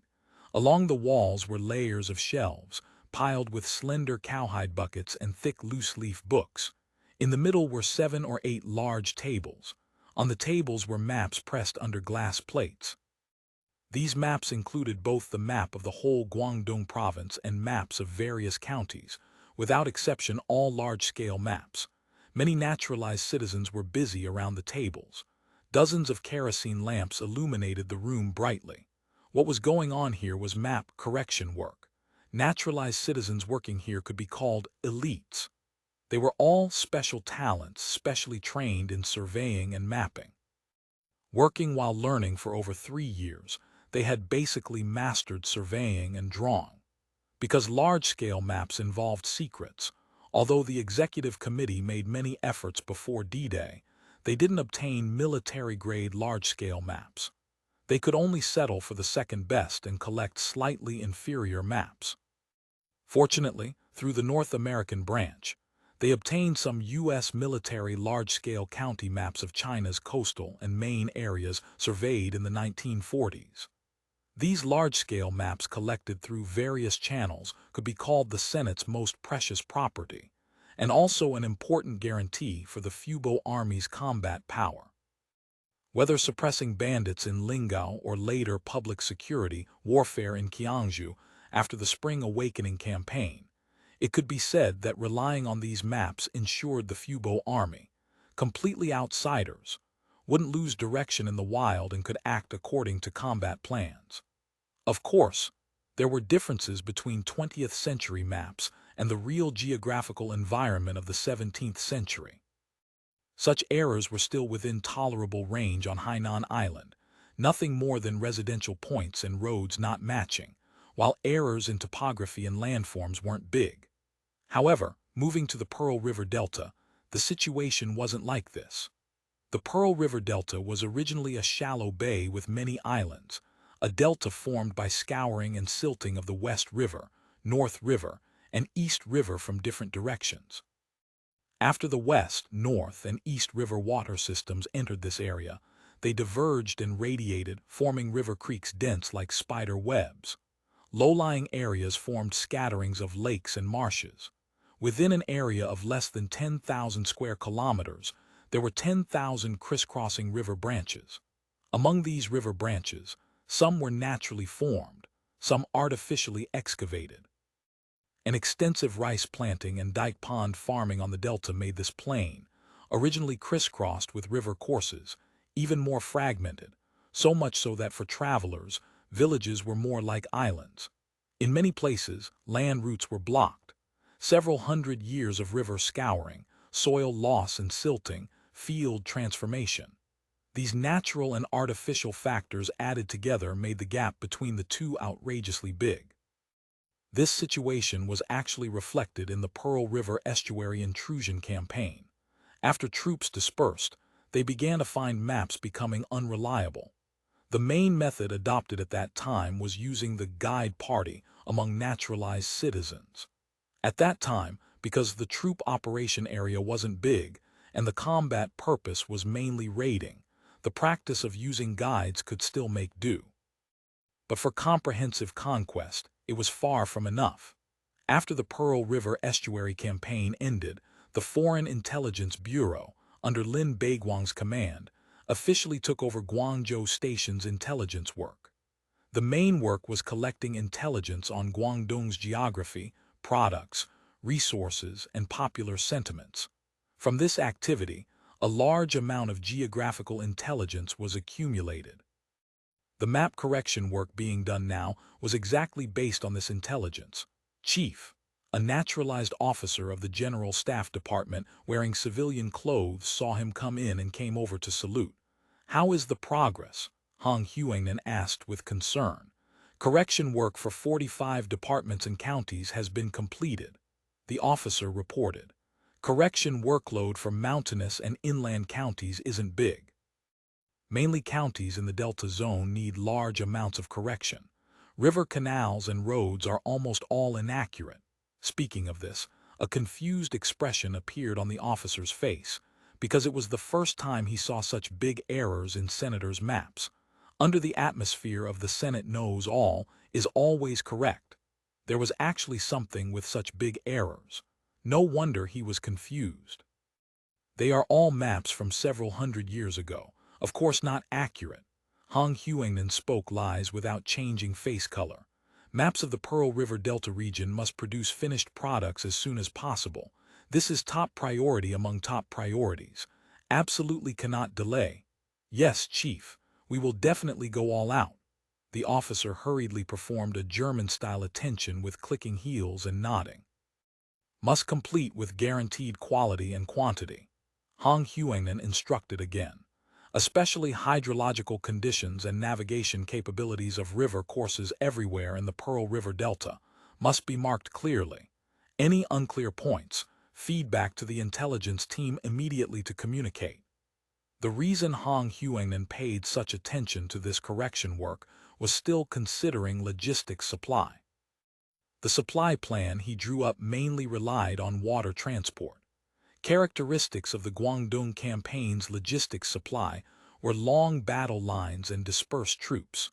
The fragmented and watery landform of the Pearl River Delta made the combat mode of building roads while advancing, used in the past, difficult to be effective in the short term. Except along main postal roads, most townships in the Pearl River Delta had no regular land road connections, mostly utilizing field ridges and river ponds to trek. Circulation of general personnel and materials mainly relied on boats. The reason Staff Officer Han quietly gave up his plan of deploying Dongfeng carriage shops in Guangdong was largely also seeing this report of tragic road conditions. Even if food and firewood mainly relied on local procurement, supply quantity of clothing equipment and ammunition wasn't small, especially since Fubo Army also had to carry heavy support weapons like artillery and typewriters, further aggravating the difficulty of marching and supply. Lack of good roads was a realistic difficulty. Although the Foreign Intelligence Bureau estimated most areas of Guangdong should be settled by a decree, Ming troops in Guangdong still kept several thousand combat soldiers available. Nanao Vice General and Yao Defense Assistant Regional Commander didn't participate in the Chiangmai campaign. Combat power basically kept intact. If the person in charge of administration had a resolute attitude of resistance, it was also possible to mobilize ethnic minority local soldiers and drill troops of various local guard stations to fight. Intensity of combat couldn't be estimated too low. This wasn't even the place General Staff worried most about. The warning of the biggest military threat existing in Guangdong's strategy didn't just come from the Great Library. More than one Cantonese senator reminded General Staff. Guangdong's local Hakka conflict was sharp. Once combat got involved in local Hakka conflict, it would very likely fall into large-scale riots. Historically, mobilization power of these clans was very strong, easily mobilizing tens of thousands of people to participate in armed fighting. Opponents far harder to deal with than Ming troops. Once encountering such large-scale armed disturbances, local procurement couldn't be executed, must transfer supplies from security areas. Under the social geographical environment of this spacetime, the only way able to transport materials quickly, cheaply, and in large quantities was water transport. From this point, Guangdong could be called blessed by nature. Provincial capital Guangzhou Prefecture was exactly located at the confluence of three main rivers in Guangdong Province: North River, East River, and West River. Water transport conditions were extremely superior. Utilizing the shipping capacity of these three rivers, Fubo Army could easily deliver troop supplies to key nodes. Along West River straight to Wuzhou, can blockade Ming troops advancing east from Guangxi direction. Along North River to Nanxing Prefecture, can control the southward route of Dayuling Road. Along East River deep into Chaoshan area, straight to Langyuan, can control Yuikiling Road leading to Fujian direction. And transporting troops and cadres to various places along rivers through water transport could expand controlled areas from lines to surfaces. Even if unable to achieve covering the whole province, it could quickly control areas along banks of the three rivers. Through tributaries of the three rivers, detachments using shallow draft small boats could further penetrate into more remote areas, controlling more territory. When Staff Officer Han consulted Guangdong Inland River shipping hydrological data compiled by the Great Library, he found with considerable gratification that river courses passable in the three river water systems were extremely numerous. If not caring too much about ship size, shallow draft small steamers of a dozen tons could even navigate to quite remote places within the province. This is simply a ready-made railway network. Hu Xuefan sighed. No wonder General Staff wants to hit Guangdong first. Seems it's not just the relationship of being closest to Hainan. He leaned over to study carefully on a map of the whole Guangdong province in the office, smearing with colored pencils on the glass plate to draw various symbols like depots and supply lines, pondering how to open this supply system. Report. Following the reporting sound, the secretary brought the latest delivered document. This is the draft of several latest inland river vessels from Hong Kong shipyards sent by Chief Shi. Please review. Put it on the table. Hu Xuefan drew and painted with red and blue pencils on Fashion Town at this moment. This place was truly blessed by nature. Not only was it a necessary route for West River and North River boats going to Guangzhou, but it also had 12 river creeks connecting with various places in the Pearl River Delta. It could be called the commodity distribution center of the Pearl River Delta. No wonder it developed into one of the 4 great towns under heaven. End of chapter. Chapter 1647. The vessel's Fashion Town could serve admirably as a major logistics depot, a hub where supplies converged and flowed outward in equal measure. Hu Xuefan weighed the possibilities as he studied his maps. The town's geographical advantages made it ideal for large-scale military procurement. Rice, miscellaneous grains, livestock, fruit, cloth. All manner of materiel could be gathered here and distributed with remarkable efficiency. His thoughts raced ahead. Some procured goods could be processed directly in Fashion, while the remainder would ship to Hong Kong for handling. Unhusked rice, once purchased, would be milled into brown rice at the depot's grain facility and held in storage, then polished white for distribution when the troops needed it. According to Chen Saijian's nutritional theories, the Fubo army had abandoned brown rice entirely. The reasoning was straightforward. Brown rice demanded more cooking time, wasting precious fuel, and its resistance to digestion meant soldiers had to chew it extensively for proper absorption. On the battlefield, there was simply no time for such things. Beyond grain, vegetables could likewise be sourced and processed locally, dried or pickled to supply the ranks. If transportation time remained under 72 hours, fresh produce could be shipped straight to the frontline units. As for meat, eggs, and even confectionery, Hu Xuefan had conceived plans to manufacture them on-site from local ingredients. Meat in particular presented intriguing possibilities. With a rapid, reliable waterborne supply chain, they might dispense altogether with cured and preserved provisions. He could draw on his expertise in fine cuisine to prepare dishes with extended shelf life for soldiers at the front. Having completed his schematic, Hu Xuefan returned to his desk. The Wujiang Jai, the fifth watch chicken stew simmering nearby, had begun to release an enticing aroma. He picked up the tea his secretary had brought, took a sip, and opened the freshly delivered folder. Inside lay hull-line drawings for several new classes of river vessels, specially designed and constructed by the Transmigrator's shipbuilding industry for the Guangdong campaign. Guangdong itself had no shortage of river craft. Along the waterway between Guangzhou and the Pearl River estuary alone, 3,000 to 4,000 boats of various inland and coastal hybrid types lay at anchor year-round. Set aside the fishing boats, flower boats, and other small vessels, and most of what remained was serviceable for cargo and passenger transport. Their carrying capacities were modest, but their shallow drafts allowed them to navigate most channels and tributaries of the East, West, and North Rivers.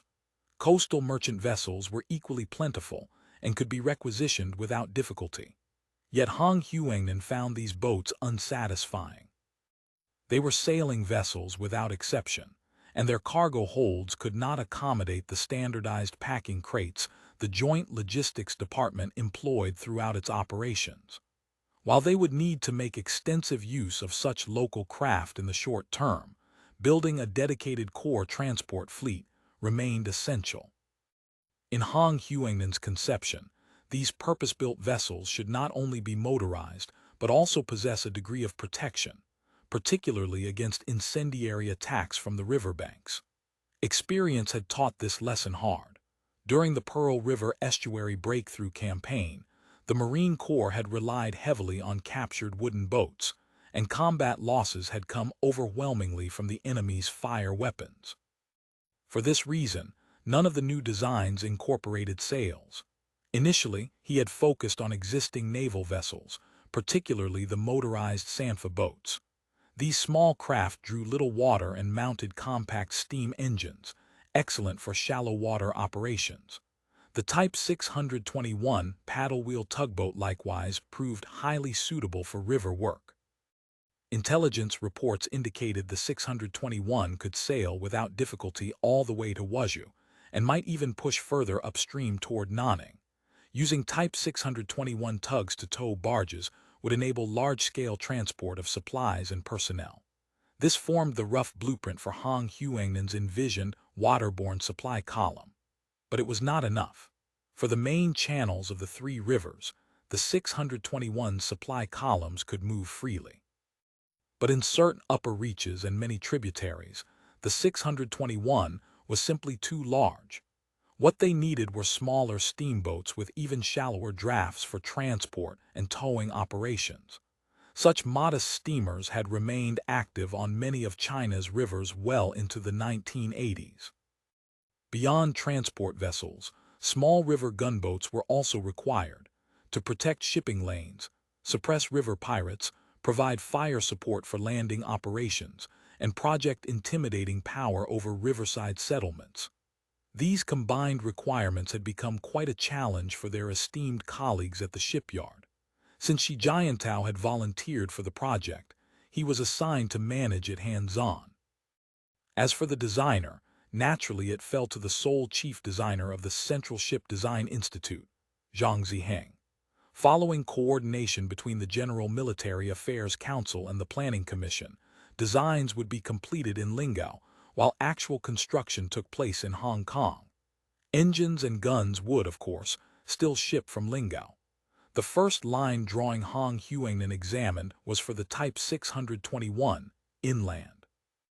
The designation indicated it was specifically intended for river navigation.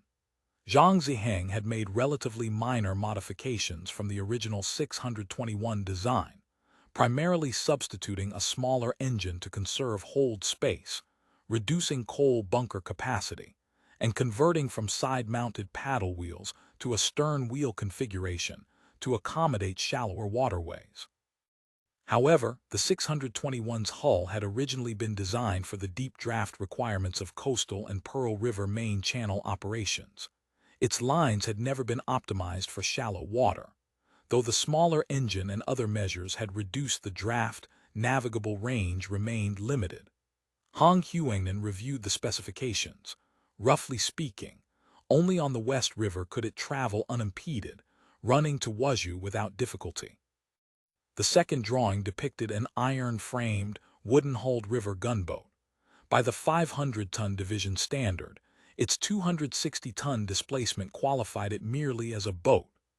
This was a river gunboat, meticulously designed by Zhang Ziheng, modeled on the Western Powers gunboats that had patrolled the Yangtze in the 1920s and 30s. Those vessels, built for riot suppression and intimidation, typically mounted large-caliber main guns alongside considerable numbers of light rapid-fire weapons. Their speeds exceeded those of wooden river craft.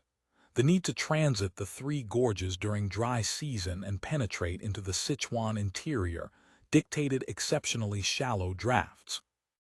These technical requirements aligned perfectly with the General Staff's planned river operations in Guangdong. Thus Zhang Ziheng had designed the Type 798 river gunboat precisely to these specifications.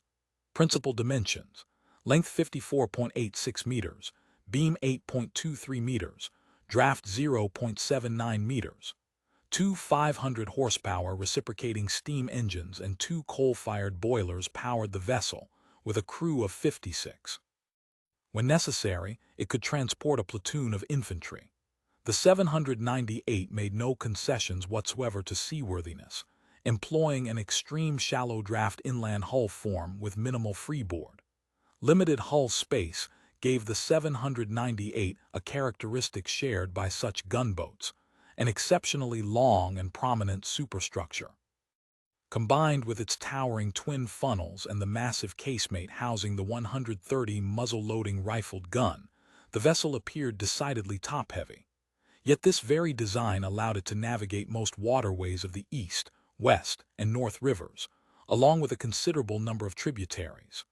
With its towering silhouette and great guns, its appearance on any stretch of river would exert overwhelming intimidation on local powers.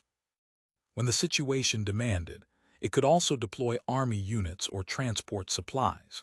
Though the hull used iron framing with wooden planking, all major compartments exposed above the waterline were fitted with hot-rolled thin steel plates as armor. Except for the heaviest red barbarian cannons, it was essentially invulnerable at close range to Ming military firearms. Hu Xuefan was quite pleased with the river gunboat, though given his familiarity with the Planning Commission's parsimonious nature, he harbored doubts about how many dedicated Type 798s they would ultimately approve. Personally, however, he strongly favored this new weapon type. Compared to the 1,000-pound siege guns that many transmigrators boasted about, a river gunboat anchored in White Goose Pool would prove far more persuasive. As if by deliberate contrast, the next drawing depicted a small river patrol boat that the Planning Commission would surely adore. It was modeled on the 25-ton inland gunboats the Japanese Army had employed extensively in China, vessels with practically unlimited navigability. During the War of Resistance, they had appeared everywhere, from Jiangnan's small rivers to Guangdong's creeks. On the Yangtze, their presence went without saying, and the PLA had even used them in offshore operations supporting the liberation of coastal islands. Surviving hulls had continued serving as utility craft along the Yangtze well into the 1990s. The problem was that these small boats used internal combustion engines, an area where Lingao's industrial capacity remained relatively weak. The design proposal called for a compact 18-horsepower steam engine, scaled up from a 12-horsepower design that Li Dai had brought from American steam enthusiast hobbyists. Speed and range were accordingly diminished. Full specifications: length 18.1 meters, beam 3.5 meters, full load displacement 30 tons, armed with one 17 Type 32 battalion gun in its naval version, which could also be wheel-mounted as an infantry gun. This patrol boat is hideously ugly, Hu Xuefan couldn't help but observe. Ugly as it was, it would prove a highly useful little craft. The waterborne supply column would indeed need such flexible and inexpensive armed boats for escort duties. Finally came the so-called Type 1024 inland steamboat. Evidently, Chief Designer Zhang had not expended much creative energy on it. He had simply copied existing design data, substituted an 18-horsepower small steam engine, and added a coal bunker. Otherwise, it was identical to the small steamers that had plied China's inland waterways throughout the 20th century. The Type 1024 employed a flat-bottomed, low-freeboard conventional shallow-draft design. Though unremarkable in appearance and average in performance, its navigational adaptability was strong, convenient and flexible in operation. Hu Xuefan decided to adopt this type as the Joint Logistics Motorized Transport Force. That should cover it, best to build a batch of all of them. He circled his own name and placed the folder back in the tray, making a rough mental calculation of how many vessels of each type would be needed. Yet he was somewhat worried. Early autumn had already arrived, and the offensive was scheduled for just over 3 months hence. He had no idea how many of these new vessels would be ready by then. He knew nothing about the Hong Kong shipyard's efficiency, nor had any progress reports been sent to him. End of chapter. Chapter 1648. The tender. What kind of efficiency is this? Staff Officer Hong muttered. They send me a few line drawings without telling me how many vessels are actually available. Am I supposed to work from my imagination? He glanced at his watch, already close to 1 in the morning. Sleep was essential. Tomorrow would bring even more work. He would eat the fish maw and snow clam stew from the Wujiang Jai, then turn in for the night. As for his personal secretary, freshly bathed and fragrant, now wearing a gauze nightgown, she would have to wait. He simply lacked the energy.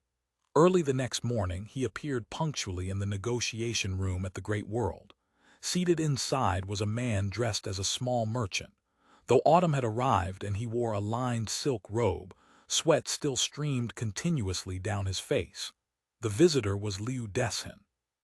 He had dealt with the Australians before, so the perspiration wasn't from fear. It was excitement. Unprecedented excitement. An Australian chief wanted to discuss business with him personally.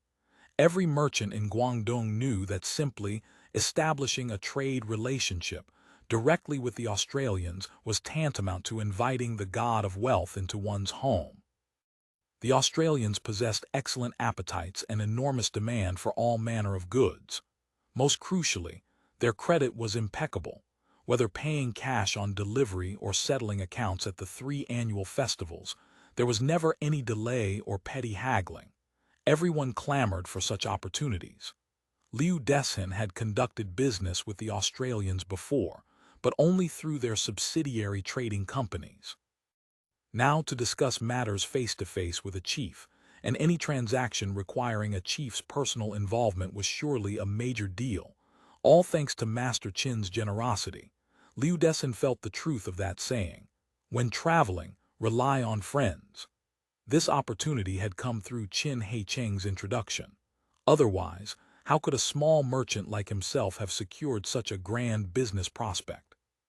Reflecting on this, he felt once again that his decision to give his daughter as a concubine to Master Qin's eldest son had been the right one. How else would a preeminent figure among maritime merchants deign to take special notice of him? His cousin Chen Huimin had vehemently opposed the match, calling it undignified. But Liu Deshen cared little for such considerations. Daughters were money-losing commodities regardless. Besides, what dignity did merchants have to protect? He wondered whether the Australian chiefs took concubines. He still had several unmarried daughters back at the family home. While he was lost in such speculation, Hu Xuefan stepped into the negotiation room. Liu Deshen sprang to his feet and greeted him with utmost respect. "Chief." Hu Xuefan waved his hand casually. Liu Deshen, yes? Sit, sit. No need for formalities. Yes, yes, yes. Liu Deshen seated himself cautiously. Hu Xuefan sized up the small merchant before him. He appeared to be a sturdy northerner, yet when he spoke, it was in authentic Guangzhou Cantonese. According to Qin Heicheng, this Liu Deshen was actually a Dongyuan native. You were introduced by Master Qin. He says you specialize in the north-south trade route and are an expert at dealing in goods from both regions. Yes, yes, you flatter me. I wouldn't call myself an expert, but your humble servant has spent years traveling the southern and northern seas and knows a thing or two about the north-south trade. Though he said a thing or two, his expression betrayed a touch of pride. On the northern sea route, how far north have you traveled? For proper commercial ports, that would be Tianjin Garrison. Further north to Liaodong isn't difficult either. But the court closed the Liaodong trade route when I was young. The farthest north I've been was Shanghai Garrison. Tianjin aside, Shanghai Garrison is not a commercial port. What kind of business could you do there? The business at Shanghai Garrison is trade with the garrison soldiers and their officers, Liu Deshen explained. You can buy Mongol goods there. Ah, so that's why Master Qin said you can obtain Mongol hides. Now I understand. Indeed, Liu Deshen nodded. Mongol goods can also be purchased in Tianjin Garrison, but that trade is controlled by the Shanxi merchants. Outsiders can't get a foothold and they charge whatever they like. Real profit requires buying from the Guanning Garrison officers. Nearly every one of them deals in Mongol goods. Of course, it involves a degree of risk. We want to buy cowhide, Hu Xuefan said, getting straight to the point. Cowhide is not a major Mongol commodity, Liu Deshen said, taken aback. From Han Chief's earlier remarks, he had assumed interest in Mongol goods, but then came this sudden mention of cowhide. For cowhide, there's actually more supply in Yunnan, Guizhou, and Sichuan. I never said I wanted Mongol goods specifically, Hu Xuefan replied. To be precise, I want cowhide, horsehide, donkey hide, mule hide. he listed only the hides of large livestock. However much you can secure, I'll take. These are all rough hides, not precious goods. The shipping costs are worth more than the hides themselves. Liu Deshin was puzzled by such demand. Hides from large livestock, being coarse and stiff, had limited uses. They were less valuable than sheepskin, and even sheepskin commanded no great price. Poor northerners often wore sheepskin for warmth. Horse, mule, and donkey hides are plentiful in the north, but for cowhide you'd have to go to the southwest. That's your concern. Whether you send agents to the southwest or go searching in the north, I want as much of these hides as you can obtain. No problem. Liu Deshin trembled with excitement.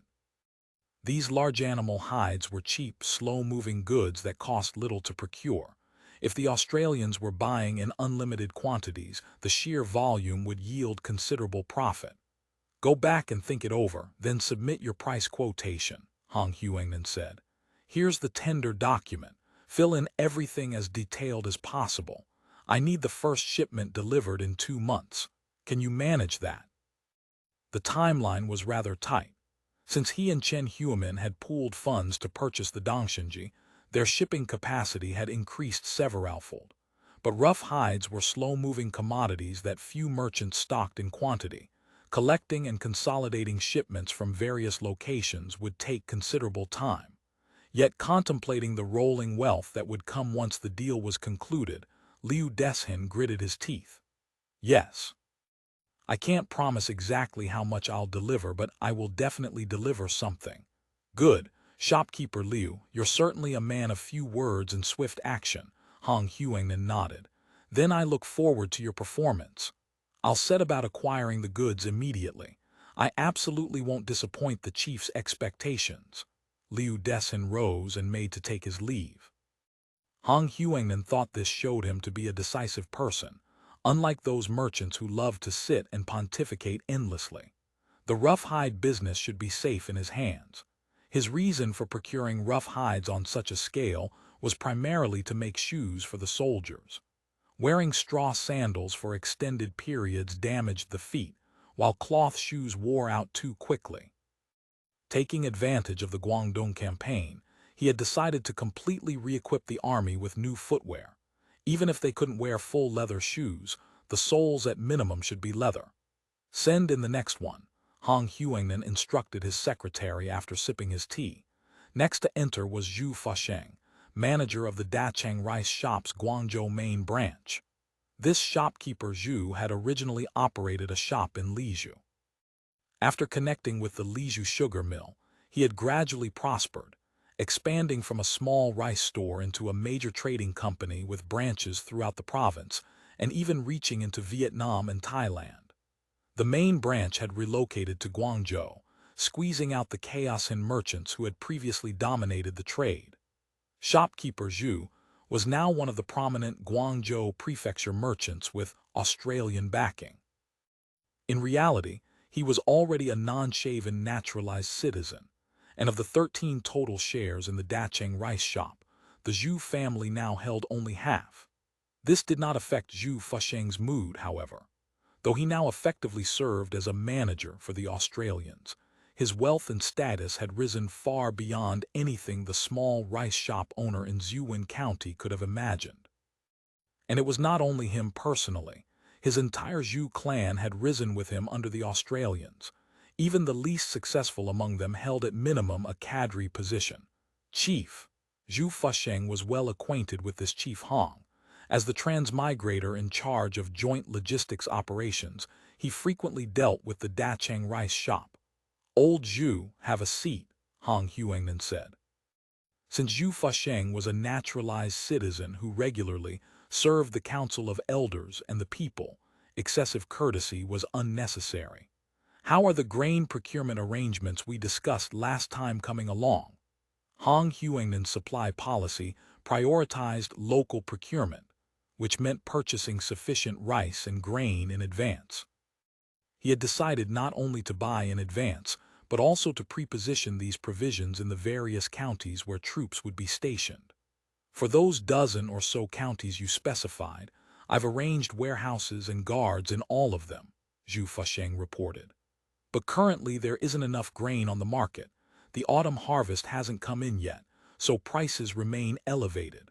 I plan to start buying once the autumn grain hits the market. By the Ming Dynasty, Guangdong had become a province that could not achieve grain self-sufficiency. Though the Pearl River Delta boasted fertile land with excellent hydrological and thermal conditions, the extensive planting of cash crops had displaced food production.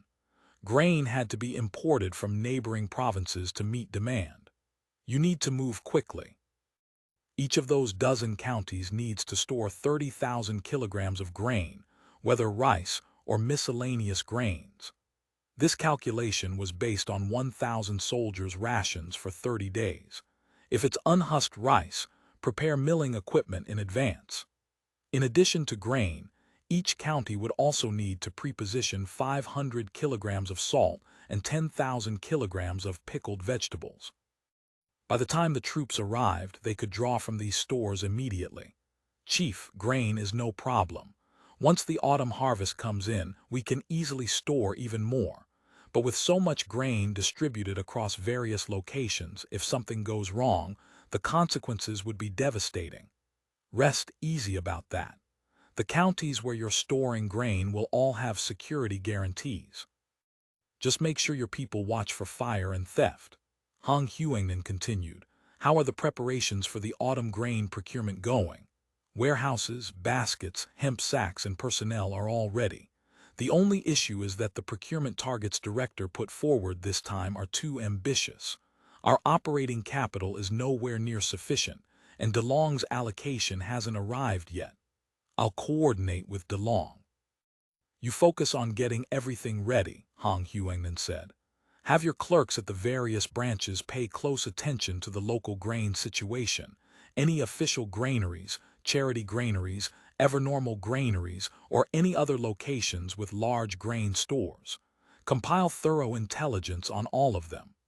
End of chapter. Chapter 1649, Hu Xuefan understood, sir. And we need to step up collection of the reasonable burden, Hu Xuefan reminded him. I've seen from the ledgers that quite a few villages have outstanding balances from last year. Push them.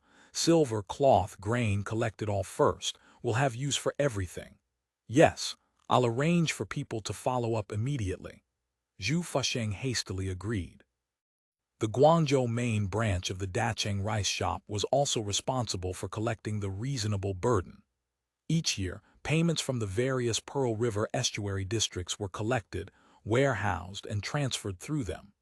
After Hu Xuefan withdrew, Hu Xuefan glanced at the lengthy list of appointments, studied the names, then instructed his secretary. Have Hu Xuefan come in first.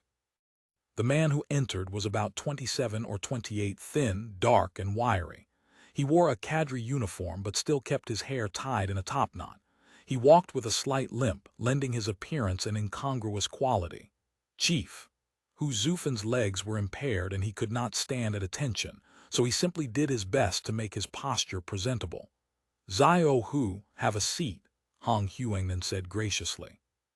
He casually tossed him a cigarette from his white special-issue tobacco tin. How are you? After all this time in the countryside, is your health holding up? You're too kind, Chief. Serving the Council of Elders and the people is my honor. Hu Xuefan accepted the cigarette with an expression of flattered gratitude, nodding and bowing as he spoke. I won't waste time on pleasantries. Zio Hu, Hu Xuefan seated himself heavily. Tell me about the situation from your rural inspection tour. Yes, Chief. Hu Xuefan didn't dare smoke in front of the chief and tucked the cigarette behind his ear. Though he now bore a respectable, literary-sounding name, he was in fact none other than Little Hu from the umbrella shop, once a grain runner under the household tax clerk Chen Mingang in Lingao. After Chen Mingang swung from the gallows, the former grain runners, apart from a handful with particularly egregious public grievances who were hanged alongside him, had all been transferred to the Grain Collection Bureau to make full use of their expertise. Over the ensuing years, except for a few fools who ended up sharing Fu Yaoti's fate, the rest had become cadres in the tax bureau. Little Hu from the umbrella shop possessed a talent for knowing numbers, and had become a capable officer in the National Tax Bureau. After the Pearl River Estuary Breakthrough Campaign concluded, the Executive Committee had entrusted the Tax Bureau with consolidating the lands of local gentry and major households who had been killed or fled. The Wansheng Rent Station had been established to lease out these properties. Because of his abilities, Hu Xuefan had been transferred to Guangdong after the Wansheng Rent Station was established, becoming a secretary at the station. His work differed little from before, inspecting the fields from which rent was to be collected, estimating approximate yields, and using this as the basis for collecting rent from tenants. Additionally, he had to assess the grain and specialty product yields of the various Pearl River estuary villages, where the reasonable burden system had been established, ensuring the levy amounts remained appropriate. He had held this position for several years now, and knew the crops and lands under his jurisdiction like the back of his hand. This time, at Hu Xuefan's directive, he had conducted an inspection tour of the various Pearl River estuary counties, observing this year's autumn grain and cash crop growth and making rough yield estimates. This data would serve as a key reference for Hu Xuefan's local procurement planning. "Chief, I've already written a report on this matter." After multiple training sessions, Hu Xuefan could now write reports and fill out forms without difficulty. Let me brief you first on the general situation. The counties he had visited varied considerably in condition. Some showed excellent crop growth and were expected to achieve full harvests, a 10 out of 10 bumper year. Others had suffered natural disasters and, while not facing total crop failure, were certain to see substantial yield reductions. Beyond natural disasters, this year's cash crop plantings had expanded significantly over the previous year. Guangdong's grain deficit would certainly worsen, especially in some of the wealthier Pearl River Delta counties, which had become completely unable to achieve grain self-sufficiency. This was largely thanks to the Council of Elders. Guangdong had become the transmigrators' largest source of raw materials and their biggest sales market, and the massive import-export trade had stimulated cash crop cultivation throughout the province. Just in Guangzhou Prefecture's 15 counties alone, roughly two-thirds cannot achieve grain self-sufficiency and require grain shipped in from outside. Hu Xuefan felt mixed emotions, glad that cash crops meant wealth, and that once Guangdong fell, there would be a windfall, but worried because the Fubo Army's soldiers and Civil Affairs Department cadres couldn't survive on smoking tobacco or drinking indigo water. Once occupation was in effect, besides feeding the soldiers, they would also need to address the local populace's food problems. Things seem rather tricky, Hu Xuefan frowned. Hu Xuefan dared not speak, waiting for the chief to continue. In your view, are there problems with the reasonable burden collections? I see that last year's ledgers show some villages with outstanding balances. Also, the rents collected by the rent station. Is there potential to squeeze out more? There are naturally problems, Hu Xuefan hastened to reply. Mainly uneven distribution of burden. Some places bear too heavy a load. The local liaison officers have been petitioning continuously for reductions. This issue had existed ever since he took up the position, particularly for him, who held the power of knowing numbers. Every time the reasonable burden was collected, liaison officers from various villages would come pleading hardship or petitioning. Some would frequently send gifts of local products, hinting that if the burden could be reduced, they would offer substantial thank-you payments. On several occasions, mulberry bark paper packets containing gleaming silver had been pressed into his hands. Baskets of lychees or strings of cured fish and air-dried chicken he'd received had concealed gold bracelets or silver ingots.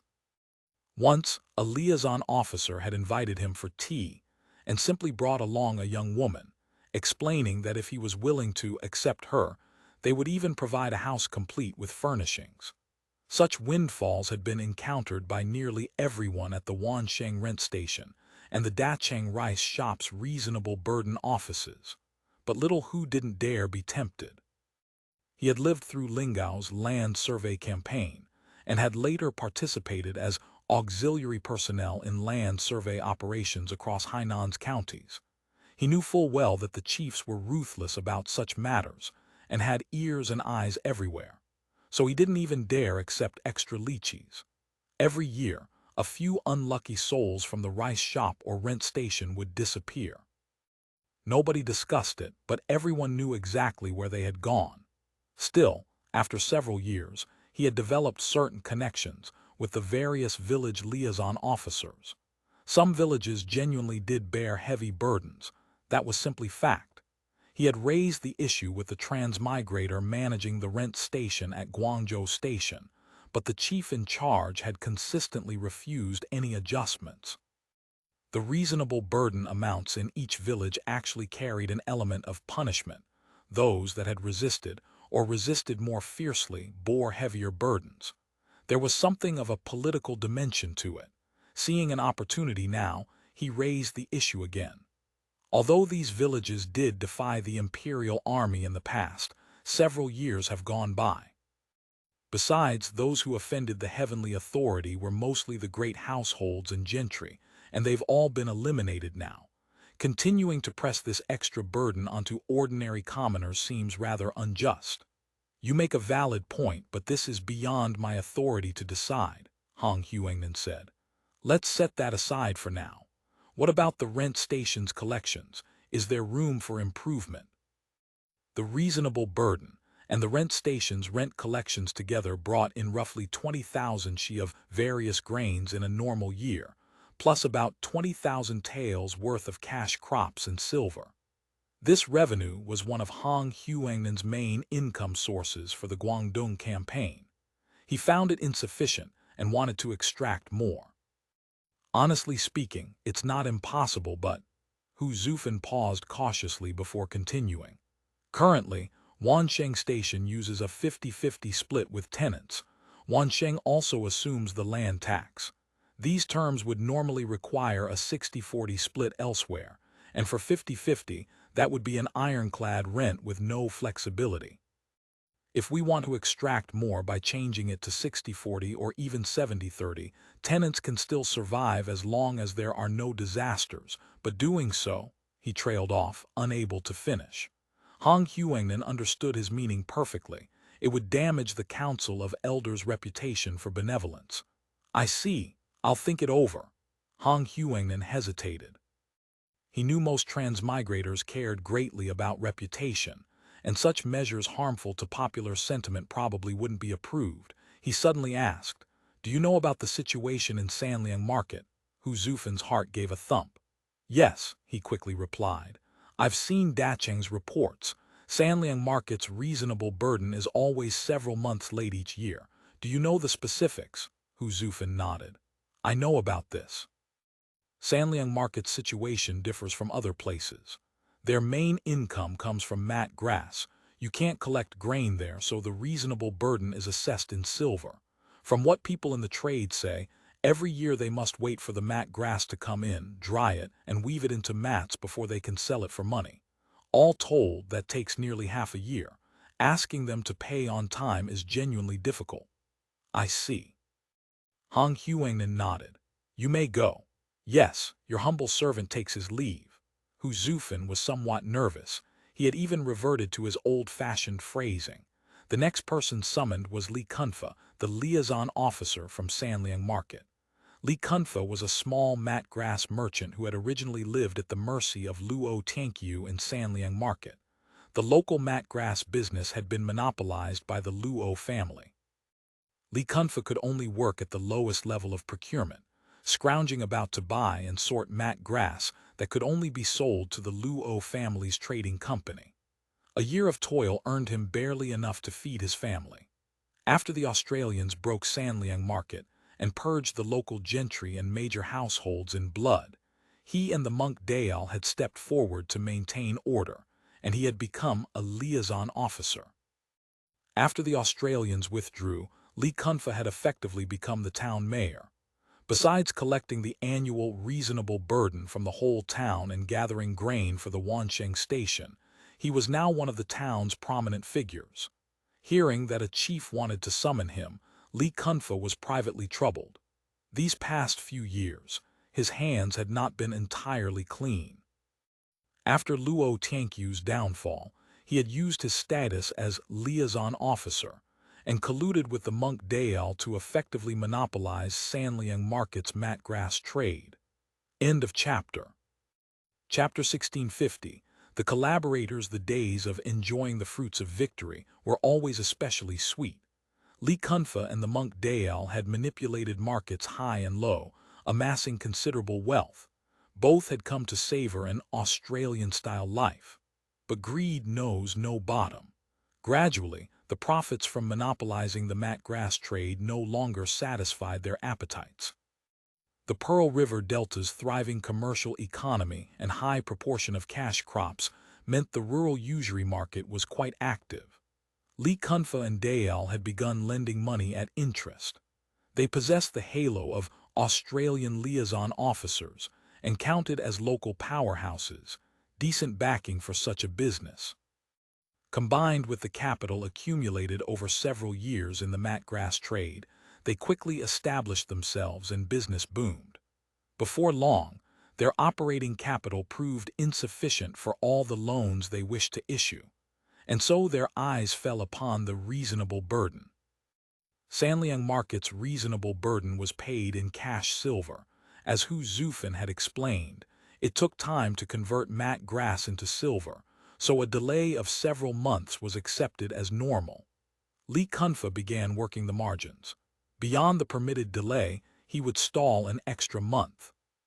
With that additional month, the reasonable burden silver could be lent out to generate considerable interest, a fine example of using borrowed eggs to hatch more chickens. But walls have ears. Though they hadn't actually embezzled the Australians' money, their dealings remained somewhat improper. Li Kunfa had grown uneasy. He'd heard the Australians were quite particular about financial matters. When Chief Hong suddenly summoned the liaison officers from villages subject to the reasonable burden to a meeting in Guangzhou, he felt considerable alarm. Yet he dared not refuse. Upon arriving in Guangzhou, he learned it was actually a mobilization assembly. The assembly was rather peculiar. The presiding officials were all Australian chiefs, and the agenda was simple. Every village was to establish, beyond the reasonable burden, a dedicated public granary, and pre-store a certain amount of grain proportional to their production capacity, to be held in reserve for use. Beyond grain, each village was also required to prepare firewood, repair a number of boats for standby use, and compile registers of their able-bodied men. This made the liaison officers somewhat uneasy. It sounded like preparations for an army passing through. Were the Australians, who had only besieged Guangzhou a few years prior, planning another attempt to extract ransoming fees? If the county offices had demanded such things, every village would already be in an uproar. Troops passing through were hardly better than bandits descending upon you. Even if the main army didn't traverse your village, just the support work of providing firewood and grain was heavy burden. You'd also have to negotiate with the ordnance office clerks, paying silver to placate the yamen underlings and supply masters. Otherwise, your grain would be declared moldy and deteriorated, your firewood labeled rain-soaked and waterlogged, everything dismissed as negligence of military supply. Because the Australians had left an impression during their earlier visit of being scrupulously honest and never touching a blade of grass, and because everyone knew they actually paid for any requisitions beyond the reasonable burden, the common folk were not quite as frightened. Still, war was never good. If the Australians and government forces fought to a stalemate and both sides kept passing through, nothing could be guaranteed anymore. The liaison officers who had attended the assembly all departed with heavy thoughts weighing on their minds. Li Kunfa had originally planned to hurry back to Sanliang Market and discuss matters with Dael. Even if it meant taking losses on the interest, they should recall their outstanding loans. If war broke out and chaos descended, those debts would be in serious jeopardy. But then he received notice that he was to remain behind. An Australian wanted to see him. "You're Li Kunfa, the liaison officer from Sanliang Market," the Australian across from him asked. Seeing his benign expression and hearing him speak authentic Cantonese, if slightly odd in cadence, Li Kunfa's mood calmed somewhat. "Yes, your humble citizen Li Kunfa," he bowed. "Have a seat." "Yes, with your permission." Hu Xuefan's reason for summoning Li Kunfa was not simply because of the delayed reasonable burden. That wasn't even his department. His purpose in clarifying the matter was to use it as a minor point of leverage. As a transmigrator of rank, there was ordinarily no need to employ such tactics on a semi-naturalized citizen. But what he wanted to accomplish was actually connected to shop number 82, effectively a private matter. If brought into the open, it would be somewhat difficult to defend. "What kind of business do you run in Sanliang Market?" "Your humble citizen makes his living trading mat grass," Li Kunfa said cautiously. "The profits must be good." Hu Xuefan spoke casually, watching the other man's reaction. Sure enough, Li Kunfa's body trembled slightly, guilty as charged. What exactly Li Kunfa had done, Hu Xuefan didn't yet know, but clearly something made him nervous before the Council of Elders. Considering that Sanliang's reasonable burden had always been paid in full, albeit late, it was probably just cases of using connections to bully others and exploit the local people. "The matgrass business must be going well," Hu Xuefan said. "If I recall correctly, the local tyrant who was hanged was also in the matgrass trade." Li Kunfa steeled himself. "Master Luo was a great merchant. Your humble citizen is just a small peddler. There's no comparison." "Whether there's a comparison or not, you know best in your own heart." Hu Xuefan didn't waste words. "Are you only selling mat grass now?" Li Kunfa was nearly frightened out of his wits by the first sentence, but fortunately the second didn't pursue the matter further. His spirit returned to his body and he hastily said, "Beyond selling mat grass, we also weave mats for sale. Many townspeople make their living this way," he added. "Even ordinary women help by braiding grass ropes and weaving mats. A season's work earns them at least a few coins to supplement the household." "Can you weave mats in these styles?" Hu Xuefan produced a thick booklet. Li Kunfa took it and found a catalog of various mat patterns, most of which he had never seen before, with dozens of different designs. "This must be Australian merchandise." He hesitated. "Some I can. Others I've never seen the actual items, but for a skilled craftsman, if you give them a sample to study and take apart, they can figure it out." "Good." Li Kunfa was confused about what this good meant. Then he heard Hu Xuefan say, "This year don't bother weaving mats for now." Li Kunfa felt as though lightning had struck. Thinking the transmigrator Hong meant to punish him, his face went pale and he stammered, This, if we don't sell mat grass and don't weave mats, we won't be able to pay this year's reasonable burden. Besides, inspiration struck. So many common folk in Sanliang depend on mat weaving for their livelihood. If you forbid them from weaving, wouldn't that? "I'm not forbidding anyone from weaving," Hu Xuefan said. "Gather all the craftsmen and women there and have them weave straw sacks instead. After the rice harvest comes in, use rice straw for weaving too. I'll send someone with the specifications for the sacks." Yes. Li Kunfa still didn't understand. "I want straw sacks in large quantities, as many as you can make," Hu Xuefan said. "Rest assured we'll pay for all the sacks at market price." "Yes, understood." Li Kunfa's heart steadied, but instantly he realized the Australians were definitely going to war. Straw sacks were mostly used for packing bulk goods, primarily rice, salt, and sugar. If the Australians wanted him to prepare massive quantities of straw sacks, the reason was obvious. They would use the sacks to transport grain and provisions with the army. With the Australians making preparations on this scale, what exactly were they planning? Li Kunfa's hair stood on end, but at this moment he could spare no thoughts for speculation. Seeing Chief Hong signal his dismissal, he hastily excused himself. "I need to get back to Sanliang Market immediately." That was his only thought. "Husband, why haven't you slept yet?" His wife climbed drowsily out of bed and looked at Lin Ming, who sat draped in a garment, staring blankly in the moonlight. Bibo, feeling hot, had half crawled out of the covers, exposing her snow-white arms.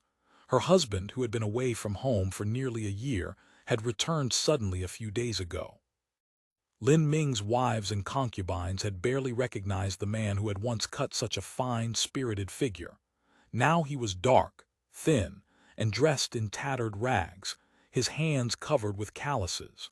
Though he hadn't spoken of his experiences since returning, Lady Lin and the 4 concubines all knew their master had suffered greatly on this journey. At least he had returned safely. The wives and concubines who had spent so long fearing the worst could finally set their hearts at ease. Their husband was the pillar of this household. Without him, there would be no home. Naturally, they had welcomed him home with a feast and attended to his every need with the utmost care. After returning, Centurion Lin resumed his old routine, going to the garrison to sign in, reporting for roll call each day. Aside from enthusiastically seeking the comforts of his bed with his wives and concubines night after night, having gone without for half a year, there was little outward change. Yet his temperament had become taciturn. Even at home, he showed little interest in drinking and making merry with his women. Something clearly weighed on his mind. Lady Lin rose, poured Lin Ming a cup of warm tea, then covered Bibo with the blanket and whispered, "Husband, what's the matter?" "Nothing," Lin Ming said.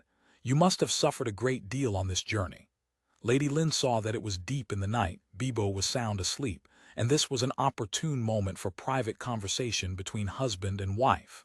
"Though Qian wasn't found, you did try your best to search for her. If she couldn't be found, it's simply her fate. Please don't blame yourself too much." "I'm not worried about her." Lin Ming's feelings were complex. After being captured in Lingao, he had witnessed the Australians' power firsthand. Out of a combination of insight and fear for his life, he had formally surrendered to the cropped heads. Following a brief period of political study and training, he had been sent back to Guangdong with orders to lie low at home and wait for a messenger to summon him to action.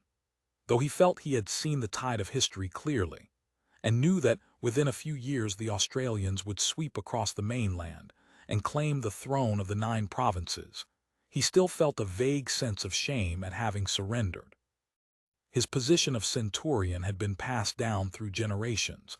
Several generations of his family had served as officials, and he had simply surrendered like this. Whenever he thought about it, he felt deeply unsettled. Though the Australians hadn't made him shave his head and had released him to reunite with his family, that came at a price. Without a doubt, when the Australian army arrived, he would be a natural collaborator. By then he would probably have to shave his head and don the Australian short jacket, becoming a founding father of yet another dynasty. End of chapter. Chapter 1651. The guide hearing his wife's gentle words of comfort, Lin Ming felt somewhat consoled. Yet he could not tell her the truth. Though capable and competent, she was still a woman. Knowing would only make her worry alongside him without being able to offer any solution. Moreover, she was not like the concubines. She too came from a hereditary Jinyue family. If she learned of this, her fear would only deepen. He forced a smile. "It's nothing. I was just away so long that I'm truly exhausted, and I feel guilty for not bringing Qian back. I've thought it through now. One can only do one's best and leave the rest to fate." "It's good if you can think of it that way," Lady Lin said. Her mind was sharp, and she could see that although he claimed to have thought it through, the furrow between his brows had not eased. She knew her consolation had missed the mark and felt secretly puzzled, but she didn't know how to raise the topic again. Then she heard Lin Ming suddenly speak. "Wife, how do you see the state of the world?" Lady Lin was as clever as they came. One glance at this question told her it was inauspicious. She lowered her voice. "Husband, why would you say such things? Be careful not to be overheard. This is the inner quarters. Who would hear us besides her?" Lin Ming smiled bitterly, glancing at Bibo, who slept soundly. This girl truly was without a care in the world. "Even if she heard, it wouldn't matter," Lady Lin said. "But such talk is pointless. It's not for the likes of our family to wag our tongues about. Just say what you think." "The times are bad," Lady Lin said. From the letters my family sends, things in the north are a wasteland of sorrow with bandits everywhere. Only here and in Jiangnan do we still have peace. Do you think the times can improve? I don't know, Lady Lin sighed. At least Guangdong remains a land of peace and prosperity. While we're still able to sip tea, let's sip tea. Let's not discuss affairs of state. The more one talks, the more one's heart grows troubled. From his wife's words, Lin Ming detected her pessimism about the state of the world. He decided to probe her views on the Australians. Wife, Guangdong may not stay a land of peace and prosperity for long, he sighed deliberately. What do you mean? Lady Lin became instantly alert. Wife, do you remember the cropped-head bandits who burst into the Pearl River and pressed right up to the walls of Guangzhou 3 years ago? How could I forget? It was terrifying at the time. Martial law everywhere. Cannon teams and troops kept marching past, and they threw together a mob of bandit-like irregulars. Before the cropped heads even arrived, they had the whole region in chaos. The commotion caused by the cropped heads had left Fashian's people with impressions mainly of the government's grain and fodder levies, and of the auxiliary defense units, Kaiju Braves and Tonka water fighters, who extorted defense fees and seized opportunities to plunder merchants and commoners. As for the cropped-head bandits themselves, their faces, their manner, the people had no impression whatsoever. The cropped heads had made straight for Guangzhou, and though their forces had briefly threatened Fashion, they had not actually passed through. Ultimately, she had heard, they extracted a ransom for lifting the siege, though naturally the Lin Centurion's household was not of a rank to contribute to such matters. But after the cropped heads left, the region did quiet down considerably. I heard they killed quite a few bandits, a blessing in disguise, I suppose. On this journey I saw many cropped heads and cropped head ships along the way. Their power has grown even greater than before, Lin Ming said in a low voice. You mean? Lady Lin came from an official family and caught the implication at once. Surely not. Aren't they like the Falangjian, just here to trade with the great Ming? Now their business is booming and silver pours in like water, and the officials leave them be. Why would they want to fight the great Ming? Once war starts, their trade would be cut off. Hard to say. Lin Ming shook his head. They're not as content with their lot as the Falangjian. What would we do if they attacked? You're a court-appointed official. Lady Lin was full of worry. Even if they don't expect you to fight, if the cropped heads want to execute people to establish their authority. If fighting comes, we hide, that's all. I'm only a minor centurion. Would they really care about my head? Alas, that's our only option. At worst, you give up your post, Lady Lin said. As long as our whole family stays together, safe and sound, that's what matters. She gazed tenderly at Bibo. All these girls are such darlings. If war came, they'd just be ruined for nothing. Lin Ming's heart steadied somewhat. He now fully understood his wife's attitude. As long as she wasn't set on being a loyal minister of the great Ming, that was good enough. Then, should we perhaps purchase a residence in Guangzhou first? Lady Lin asked quietly. Not that I'm afraid of the cropped heads coming. I've heard they don't touch a blade of grass when they pass through, so long as you don't provoke them. But I do worry about ruffians causing chaos if there's a disturbance. Fashion has no city walls. Let's not rush. We'll wait and see how things develop, Lin Ming said. They won't attack immediately. He glanced at the incense clock. It's late, let's sleep. Centurion Lin's carefree days did not last long. One early morning, he arrived as usual at the familiar tea house.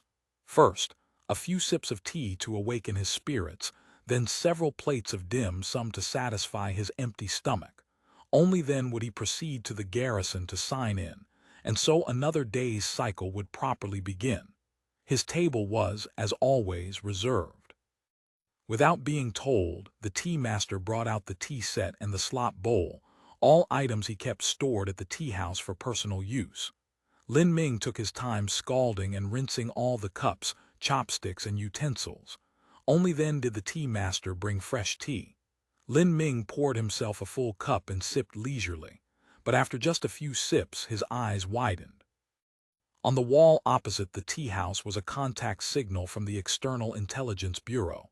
So soon, he thought. After formally surrendering, his assignment had been transferred to the External Intelligence Bureau, with Li Yan now directing his activities. Li Yan had spoken with him. No formal mission had been issued, but he knew when they activated him, it would not be for trivial matters. With the Australians' current power, gathering information around Guangzhou hardly required his services. Plenty of money-grubbing people were ready to sell out their masters at a moment's notice. Now his interest in tea vanished entirely. He hurriedly ate breakfast, went to the garrison to sign in, then followed the prearranged contact protocol Li Yan had given him. He met his instructor on a flower boat. Lin Ming had no notion of what an instructor was in official terms. The man before him was somewhat plump-faced, wearing a plain jidui robe of Shandong Panji silk, the look of a not very successful small merchant. "Reporting to Your Excellency." Lin Ming adopted the submissive manner of a recent defector, lest he give his superior a poor impression that might result in a negative assessment later, that would truly leave him stuck between two stools. "No need for that, Comrade Lin." The instructor shook his head. "We're all comrades here. We don't follow the Ming court's old ways." Yes, your humble officer understands." Lin Ming kept his head bowed. "I wonder what the superior officer requires of me." "Ahem." The instructor seemed somewhat uncomfortable. "Comrade Lin, I told you not to be so bureaucratic. Never mind, I'll just speak plainly." "Yes, please instruct me." "You're a native of Fashion and a centurion of the Jinyue, an old hand in the western suburbs of Sui City. That's why the center has decided to entrust this mission to you." "Yes, I'm honored by the center's trust. I will go through fire and water without hesitation." All right. The instructor's face began to bead with sweat. He was, in fact, originally a small merchant, and having served the cropped heads for several years, he found these official courtesies uncomfortable. "Your mission this time concerns the fate of our great Song nation." His voice grew emphatic. "You must use every means at your disposal to complete it." "I understand." Now it was Lin Ming's forehead that began to sweat. If it concerned the fate of Great Song, these were no casual words. Clearly this was no small matter. Could it be they wanted him to trick open Guangzhou's city gates and welcome the Australian army inside? That seemed unlikely to require him. If the Australians were willing to spend silver, plenty of people would leap at the chance. Besides, they already had the purple mark inside Guangzhou and the great world outside. Taking Guangzhou would be as easy as reaching into a pocket. The other man had mentioned he was a Fashion native and an old hand in the western suburbs, so this probably involved Fashion. "In a few days someone will come from Lingao," the instructor said, briefing him in a low voice.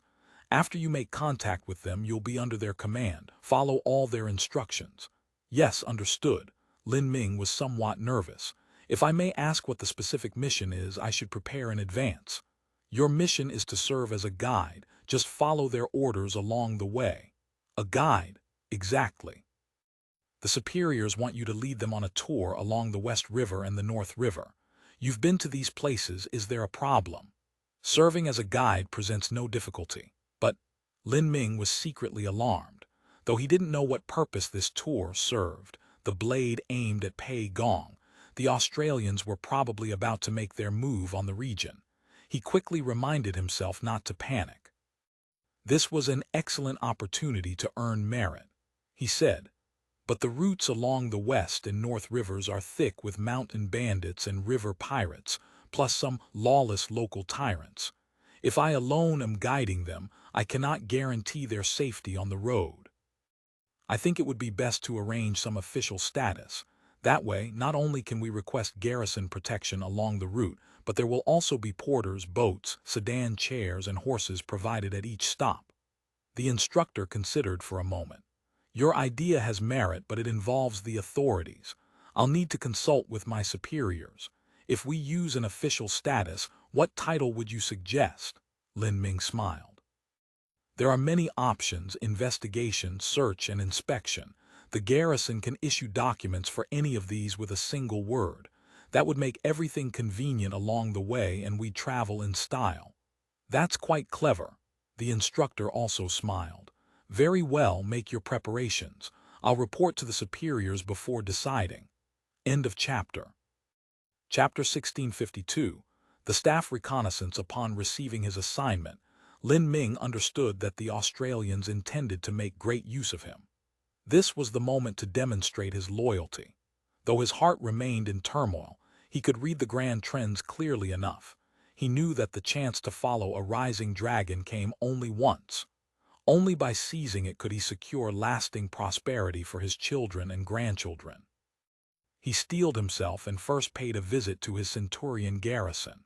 The garrison's senior centurion was old and senile, long since indifferent to affairs and interested only in collecting his stipend. Within this small garrison, Lin Ming's word was law. Lin Ming first prepared a set of official documents.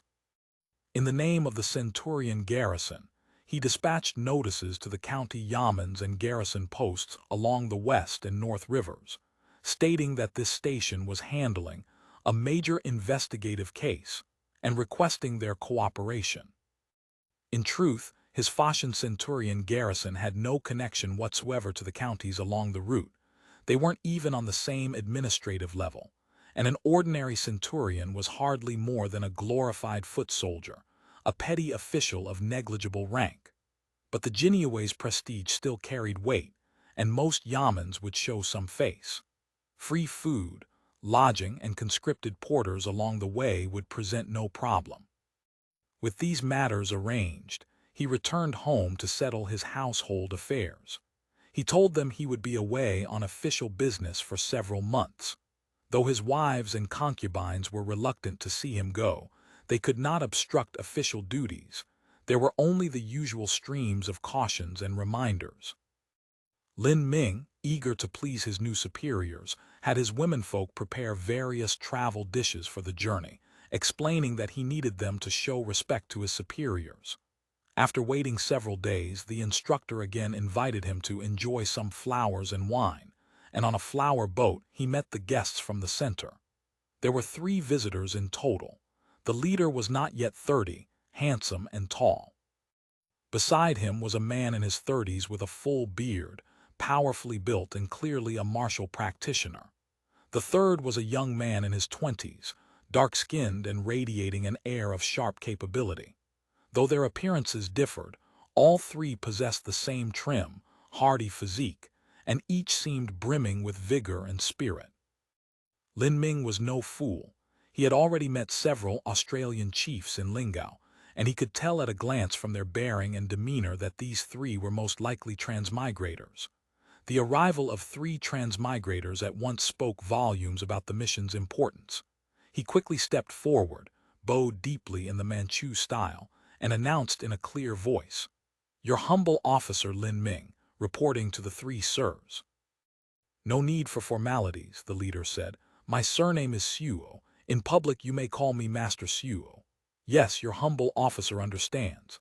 Master Xuo introduced the others in turn. "This is Master Kang, this is Master Zai." Lin Ming dared not be careless. Regardless of how Master Xuo told him not to stand on ceremony, he still insisted on bowing to each one in turn. Once greetings were complete, they all sat down. Lin Ming perched on only half his seat, maintaining the respectful posture of one ready to receive orders at any moment. Xuo observed the centurion's manner and privately felt disdainful. This man clearly had deep-seated bureaucratic habits, but seeing as he was newly surrendered rather than a naturalized citizen, one couldn't expect too much. He opened his mouth. "Comrade Lin Ming." Lin Ming immediately sprang to his feet. "Please instruct me, sir." Xuo waved his hand in displeasure. "Comrade Lin Ming, you can put away this old Ming Dynasty manner. We officials all serve the council of elders and the people. We don't practice this kind of empty, hypocritical ceremony." Yes, your humble officer understands. Sit down and talk." Xuo had always had reservations about former officials, and Centurion Lin's behavior only made him more disagreeable. Lin Ming realized his approach had fallen flat. Knowing the Australians had no use for such things, he quickly sat back down.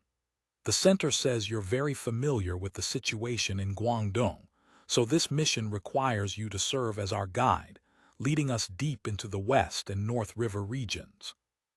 Xiu chose his words carefully. Do you have any difficulties? Speak now and we can discuss solutions together. Don't wait until the last moment to say this won't work and that won't work. I wouldn't dare. It's my honor to guide you, sirs. Lin Ming smiled ingratiatingly. There are some difficulties naturally, but nothing I can't overcome. Good. Then we're counting on you for everything. Seeing his straightforward response, without posturing or demands, Xiupu's impression improved slightly. How specifically we proceed, that's for you to propose. I've already given it thought, Lin Ming said. Eager to demonstrate his worth before his new superiors, he had already run through all the arrangements in his mind. May I ask which route the gentlemen plan to take first? Xiupu and the others had already discussed this beforehand. Of Guangdong's 3 rivers, the West River had the best navigation conditions. Via the West River, they could not only control and influence the mountainous region of western Guangdong, but also penetrate directly into Guangxi's most prosperous areas. The yamen of the Ming Governor-General of Liangguang was located in Zhejiang Prefecture along the West River, where Ming troops were stationed. This was the key area for military operations and warranted advance reconnaissance, so they had decided to travel the West River first, then the North River. We plan to take the West River first, Xiupu said, upstream all the way to Wuzhou. Lin Ming's heart lurched. Once you left Sanshui, the West River led straight to Zhejiang Prefecture, the seat of the Governor-General of Liangguang. It was still garrisoned by several battalions. For these Australians to choose the West River first, the intent was self-evident. The West River is easy. It's deep and wide. We need only prepare a large vessel in advance, spacious and comfortable for living. If you wish to bring any lady companions, that would also be convenient. As he spoke, he watched the Australians' reactions from the corner of his eye. After his time in Lingao, he knew the transmigrators valued their female servants greatly, investing vast sums in them, so he concluded they must be fond of women and tried to cater to this. This is official business. Why will we bring lady companions? Xiupu frowned. Yes, yes. Seeing that his read was completely off the mark, Lin Ming decided to stop trying to show off. He simply explained his prepared plan for traveling under the guise of a Jinyue investigation. With the Jinyue title, not only will passing through checkpoints be convenient, but we can also request support from county yamens along the way. Whatever we need to do will be convenient. What do the gentlemen think? Xiupu nodded. The idea wasn't bad at all, though he found it somewhat ironic. The General Staff's reconnaissance tour for the Guangdong campaign would be conducted under a Ming banner using Ming resources. Truly thought-provoking. All right, we'll follow your plan. Very well, I'll go prepare the vessels. You needn't worry about vessels, Xiupu said. I've already arranged that. Before they had set out, the Kiwei Escort Bureau had already received orders to prepare a boat and reliable boatmen, along with several escorts to accompany them. The waterways of Ming-era Guangdong were no peaceful domain, to say nothing of river pirates everywhere. Even ordinary boatmen and fishermen would murder and plunder without hesitation if given the chance.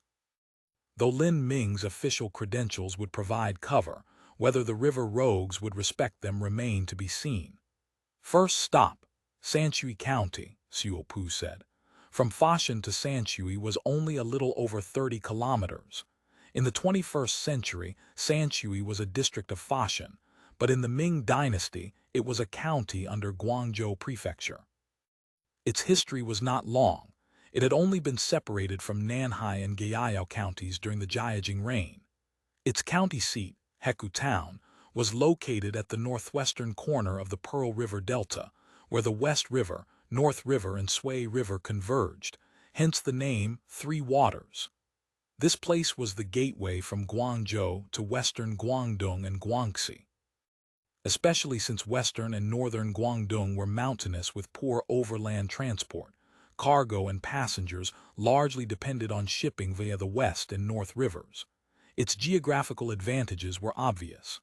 Hence, in 1895, It was opened as a treaty port, and a customs house was established. At the time, British customs officers wrote in their reports, "The extensive North River basin remains virtually undeveloped. These areas are extremely rich in mineral products, which can easily be transported to Sanshui for transshipment or processing." Sanshui's geographic position is similar to Guangzhou's, and it is extremely convenient for travel to and from Hong Kong. It seems destined to become a great commercial port and a natural distribution center between two great rivers. This exceptional location made it not only the province's busiest river port, but also gave rise to Guangdong's first railway, the Guangzhou-Sanshui Railway. It was for this reason that Xiupu had proposed at the General Staff meeting that this location be designated as the main logistics depot for the Guangdong campaign. Supplies, ammunition, wounded soldiers, replacements, and war booty would all be collected and distributed here. And in the future, when the Council of Elders launched major economic development in Guangdong, this would become a materials transshipment center. Xiupu's purpose in coming was to conduct the pre-campaign staff reconnaissance for the Guangdong campaign. Accompanying him from the General Staff was another transmigrator, Kang Mingxi, while the young man was not a transmigrator but Xiupu's prized disciple, Zai Peng. This young man had been designated by the General Staff as a priority candidate for staff officer training, and was here specifically for practical experience. The reason for having Lin Ming serve as guide was the complex social conditions along the West and North Rivers. Although the Jinyue was official, it dealt with investigations, and thus had extensive contact with the lower strata of society, and was familiar with social conditions. Compared to the escort bureau, the Jinyue's status made everyone wary, and they would give face when it mattered. "Is this Lin Ming reliable?"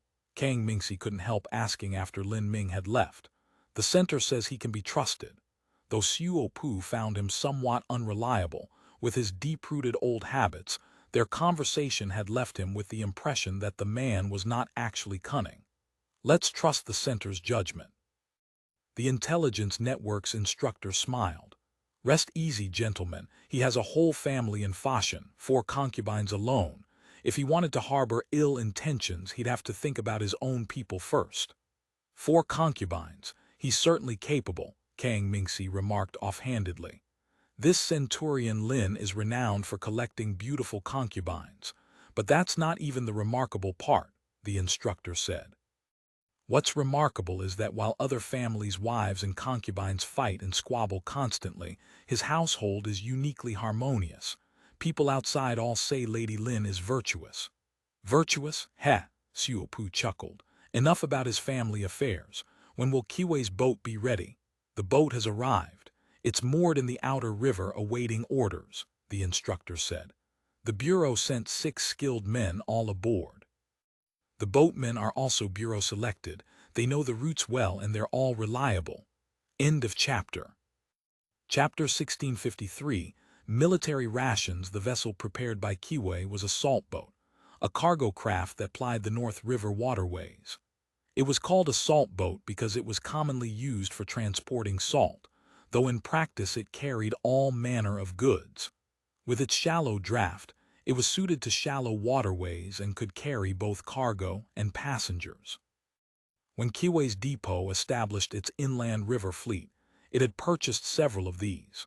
For this mission, the boat had been refitted at the Hong Kong shipyard and now had ample space to accommodate the entire staff reconnaissance team and their escort personnel. Because the West and North River basins were thick with river pirates, the cabins had been reinforced. The arched reed mat canopy was lined with sheet iron underneath. The stern cabin had also been raised, with iron plates on its side walls, and a universal mount for a machine gun had been added. At the moment, 2 large lanterns inscribed with Xiongstyle characters hung from the bow, one reading Jinyue Fashion Centurion Garrison, and another Jinyue Hereditary Centurion Lin. At the stern flew the Kiwei Escort Bureau's banner. With both official and private backing so evident, ordinary petty thieves would not dare trifle with them. Lin Ming had originally planned to bring a servant boy on the journey, but when he reached the boat and saw that the Australians were all traveling light without a single attendant, bringing a servant would stand out too much. So he sent the boy back and shouldered his own luggage aboard. Seeing that the vessel was a salt boat, he secretly groaned. Though such boats were large, passengers endured an uncomfortable time, sitting and sleeping on sacks of salt or cargo. Forget about enjoying wine and entertainment like on official boats or flower boats, or even being able to sleep soundly when tired. It was worse than an ordinary passenger boat, at least those had seats. He descended through the small door at the bow, only to find the interior completely transformed. The spacious hold had been partitioned into different compartments. The forward compartment was the largest, with a large table in the center, its legs bolted to the deck. "Centurion Lin, this way, please." The boatman guiding him led him to the aft compartment, a short corridor with doors on either side. The man opened one of them. "You'll share a room with Master Zai." The cabin was tiny. A single glance from the doorway took in everything, but the bunks were arranged in 2 tiers with a small table, stool, and cabinet beside them. It was not only ingeniously designed but practical too. The clever use of space and area thoroughly impressed him. Making a grand temple inside a snail's shell, as the saying went, the Australians truly had this ability. After stowing his luggage, Lin Ming strolled to the forward compartment. The canopy here was inlaid with glass tiles, making the interior quite bright. The tabletop was covered with a large sheet of plate glass, under which appeared to be a drawing, a map, it seemed. Lin Ming's heart pounded wildly, and he didn't dare look further. This was clearly a strategic military map. He simply sat on a bench by the cabin wall, pretending to admire the scenery outside. Before long, the 3 Australians arrived together. Lin Ming hastily rose to greet them. "No need for formalities," Xiu waved his hand. "Space is tight on the boat. Let's dispense with ceremonies. Let's get underway as soon as possible." The salt boat slowly got moving, following the waterway towards Sanshui County. From Fashan Town to Heku Town, seat of Sanshui County, was only 30 kilometers. Traveling upstream, propelled entirely by human power at the oars and the occasional wind, the boat moved very slowly, not even 4 or 5 kilometers an hour. Lin Ming was accustomed to this leisurely pace of travel, but Xiu and the others found the sluggish voyage almost unbearable. Even on a sailing ship like the T-800, they could make 4 or 5 knots per hour. "At this rate, when will we reach Sanshui County seat?" Kang Mingxi couldn't help asking. "By supper time," Lin Ming replied. A journey of less than 30 kilometers by water, departing in the morning and arriving at nightfall, such was the normal pace of travel in the 17th century. In the old days when traveling by boat, Lin Ming would have passed the idle hours playing cards and drinking wine with guests or his wives and concubines. Now he could only sit vacantly, watching the Australians bustle about. The large bearded man and the young fellow sat at the bow throughout, scribbling and sketching in a notebook, occasionally gesturing and pointing at the landscape. Master Xiu didn't write or sketch, but every so often he picked up a small box and went to the stern cabin. Lin Ming watched covertly. Sometimes the man raised a western range-finding glass and surveyed in all directions. Other times he held some incomprehensible copper instrument, pointing it at the sun. Lin Ming had no idea what he was doing. The accompanying escorts were equally busy. Besides keeping watch in all directions, they measured the water depth with bamboo poles or lead weights at every river bend, shoal, and bridge approach. When passing under a bridge, they routinely measured the height of the bridge arch with a bamboo pole. When the 3 men weren't outside taking measurements, they would cluster around the large table, discussing matters while writing and drawing on the glass tabletop with their pens. Everything they said was in the Australians' so-called newspeak. Lin Ming could mostly understand it, but terms like contour lines, flow velocity, and hydrology, though he could roughly identify the characters, he had no idea what they actually meant. He dared not display an expression of bored disinterest, yet he feared that seeming overly curious might arouse suspicion. So he carefully maintained his distance, opting instead to adopt the humble role of tea servant, speaking no more than was required to answer their questions. For Xiu and his companions, the region they were currently passing through required little effort to survey. The Kiwei Escort Bureau had been active here for some time and had accumulated considerable hydrological data. They only needed to investigate certain specific points of intelligence. Having departed early in the morning, the boat had traveled until noon, yet no tantalizing aromas wafted from the galley in the stern. Lin Ming had already surmised from the Australian's manner that fine wine and delicacies would not be forthcoming. Most likely, it would be a simple meal of coarse fare. At least he had brought plenty of travel dishes that could accompany rice. Xiu saw that the sun had reached its zenith. He pulled out his pocket watch past 12 o'clock. He waved his hand. Time to eat. Zai Peng immediately retrieved a rag from beneath the table and wiped the glass tabletop clean. Kang Mingxi pulled several packages from the storage locker under the bench, set them on the table, and invited everyone to sit and eat. Centurion Lin hurried over. He had sampled Australian foods of various grades in Lingao, but what lay before him now resembled nothing in his memory. First, the utensils were completely unfamiliar. Each person had a kidney-shaped iron cylinder with a lid and a handle. The lid, turned upside down, apparently served as a bowl. Each also had a small tin mug with a handle. In the middle of the table was a heap of paper packages and boxes of various sizes. He saw no dishes and no rice. He couldn't help wondering, what was this? Just as he hesitated, one of the escorts brought over a thermos.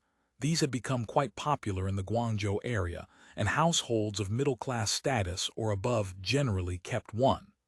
Lin Ming watched as the three Australians each took a rectangular paper package and unwrapped it. He followed suit. He saw that the wrapper was printed with a line of small black characters. Grassland Series compressed field ration, plains type A, sesame and nut flavor ready to eat.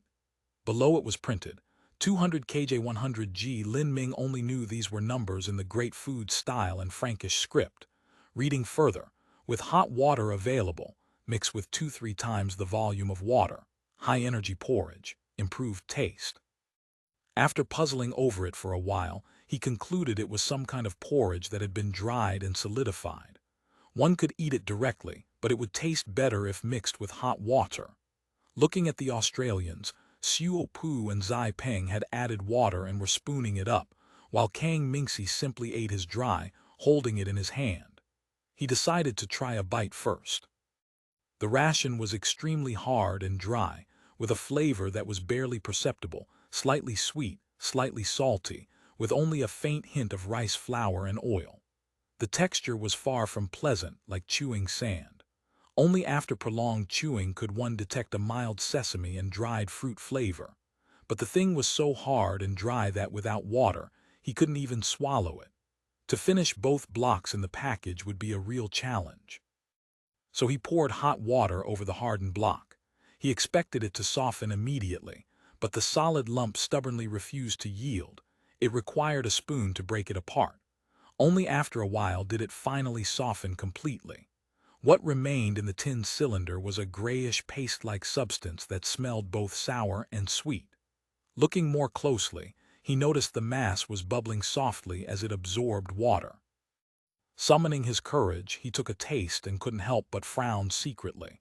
What an odd flavor. It wasn't exactly unpleasant, but it was very, very strange. In 30-some years of eating, Lin Ming had never experienced anything like it. Watching the three Australians eat this stuff with expressionless faces, it was obvious they felt much the same way. "Have some pickled mustard to wash it down," Zai Peng said, noticing Lin Ming's peculiar expression. He knew the man couldn't handle this tooth grinder and pushed a small oil paper packet across the table. Lin Ming looked at it. The neatly wrapped packet also had a paper label printed with black characters, "Refreshing pickled mustard." What was this pickled mustard?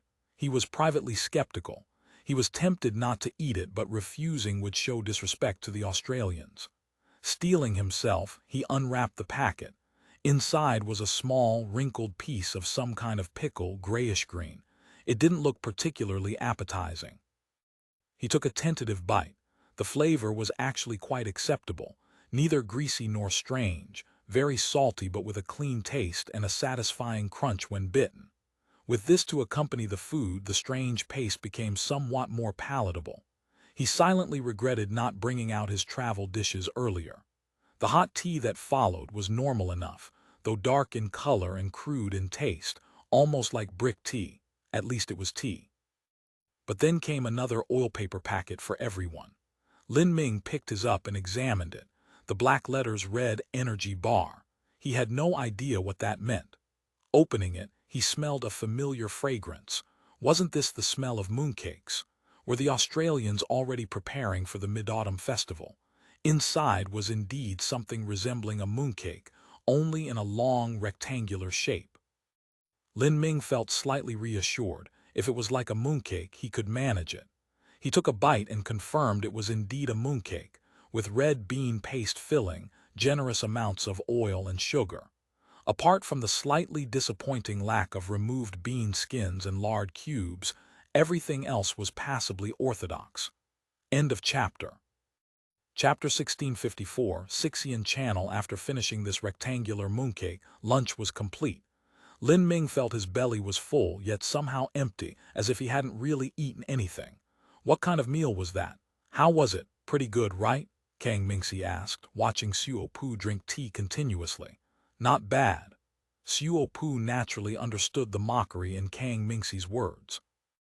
This grassland compressed field ration had become a topic of conversation in the Fubo army ever since it was introduced. Countless jokes and witticisms in the ranks used it as their inspiration. Except for new recruits who had never eaten a full meal before enlisting, no one would call it tasty. The reason it wasn't appetizing wasn't due to some principle like, emergency rations must taste bad, otherwise soldiers will eat them as snacks. Rather, it was because its main ingredient was dried sweet potato flour.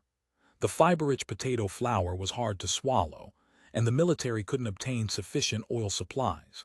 Thus, the compressed rations couldn't be given the same fragrant aroma as stir-fried flour.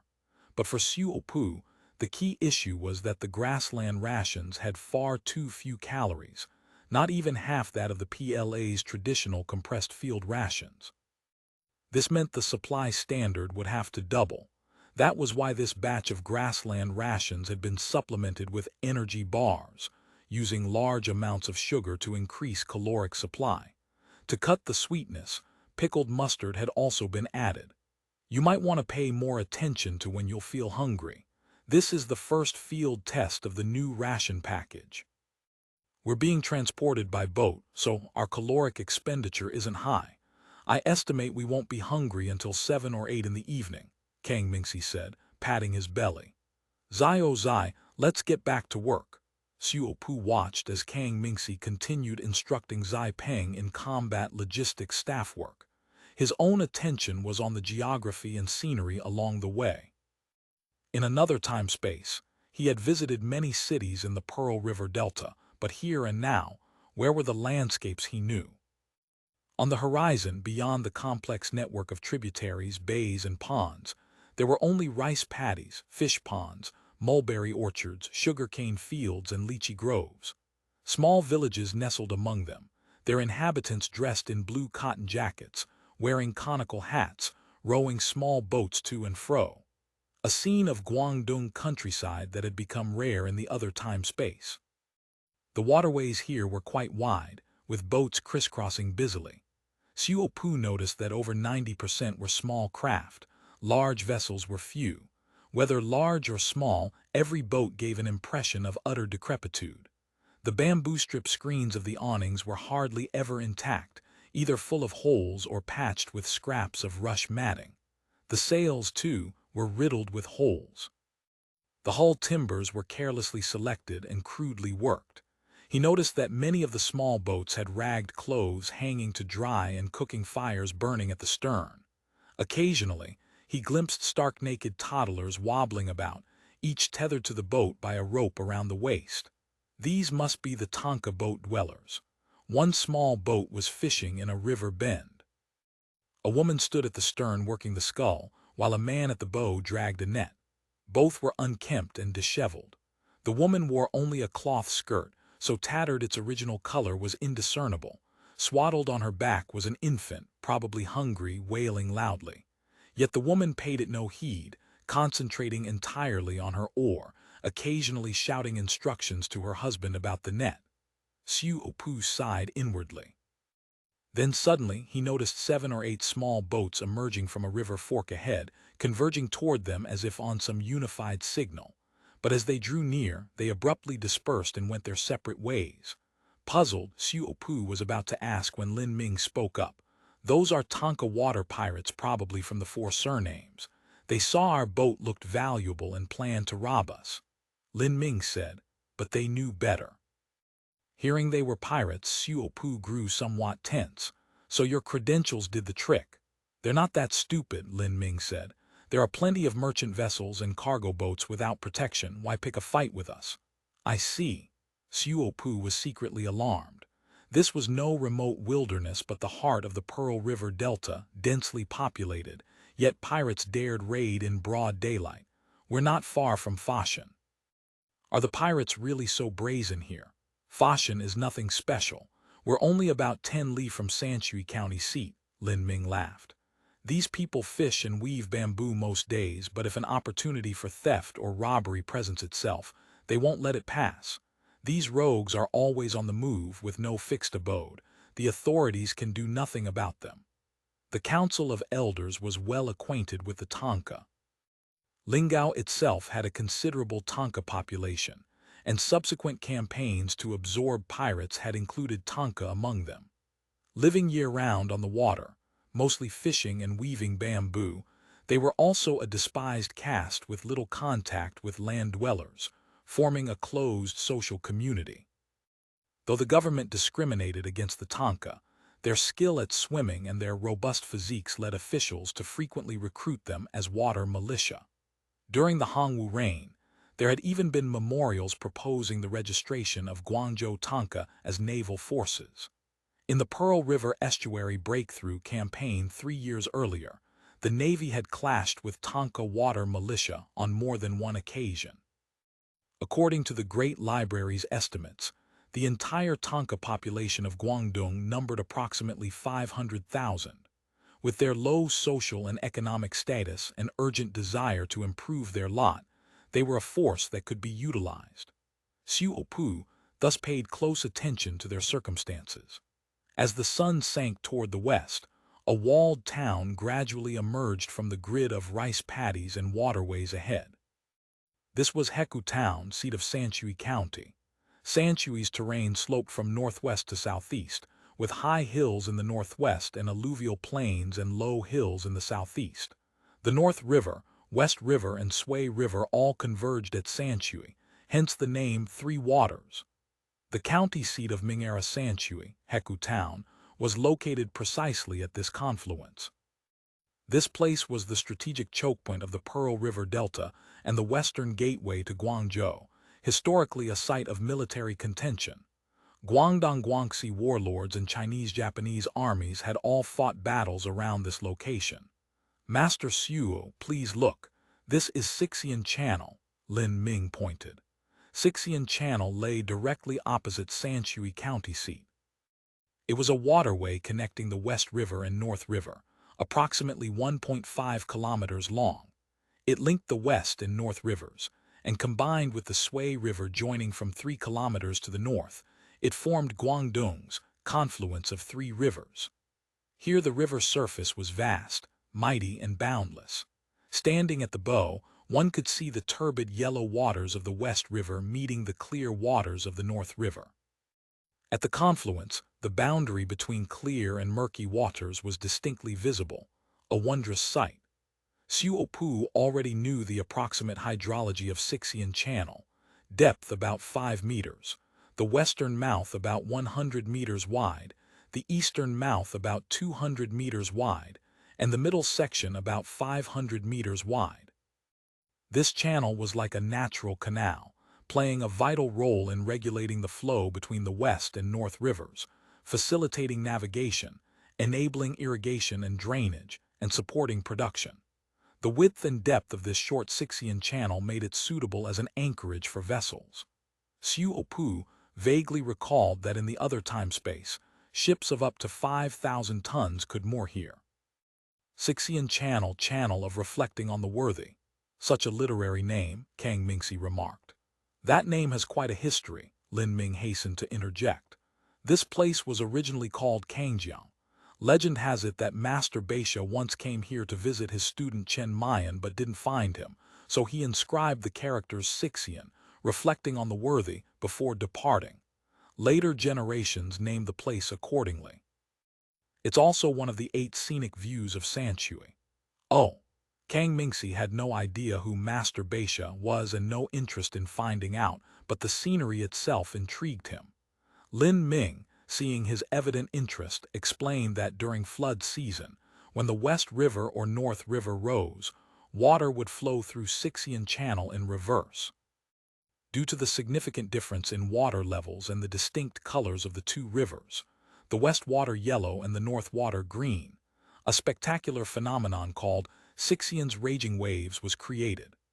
At that time, green billows surge and yellow waves thunder, roaring and howling, shaking heaven and earth, as if 100,000 yellow and green dragons were battling in the rivers and seas.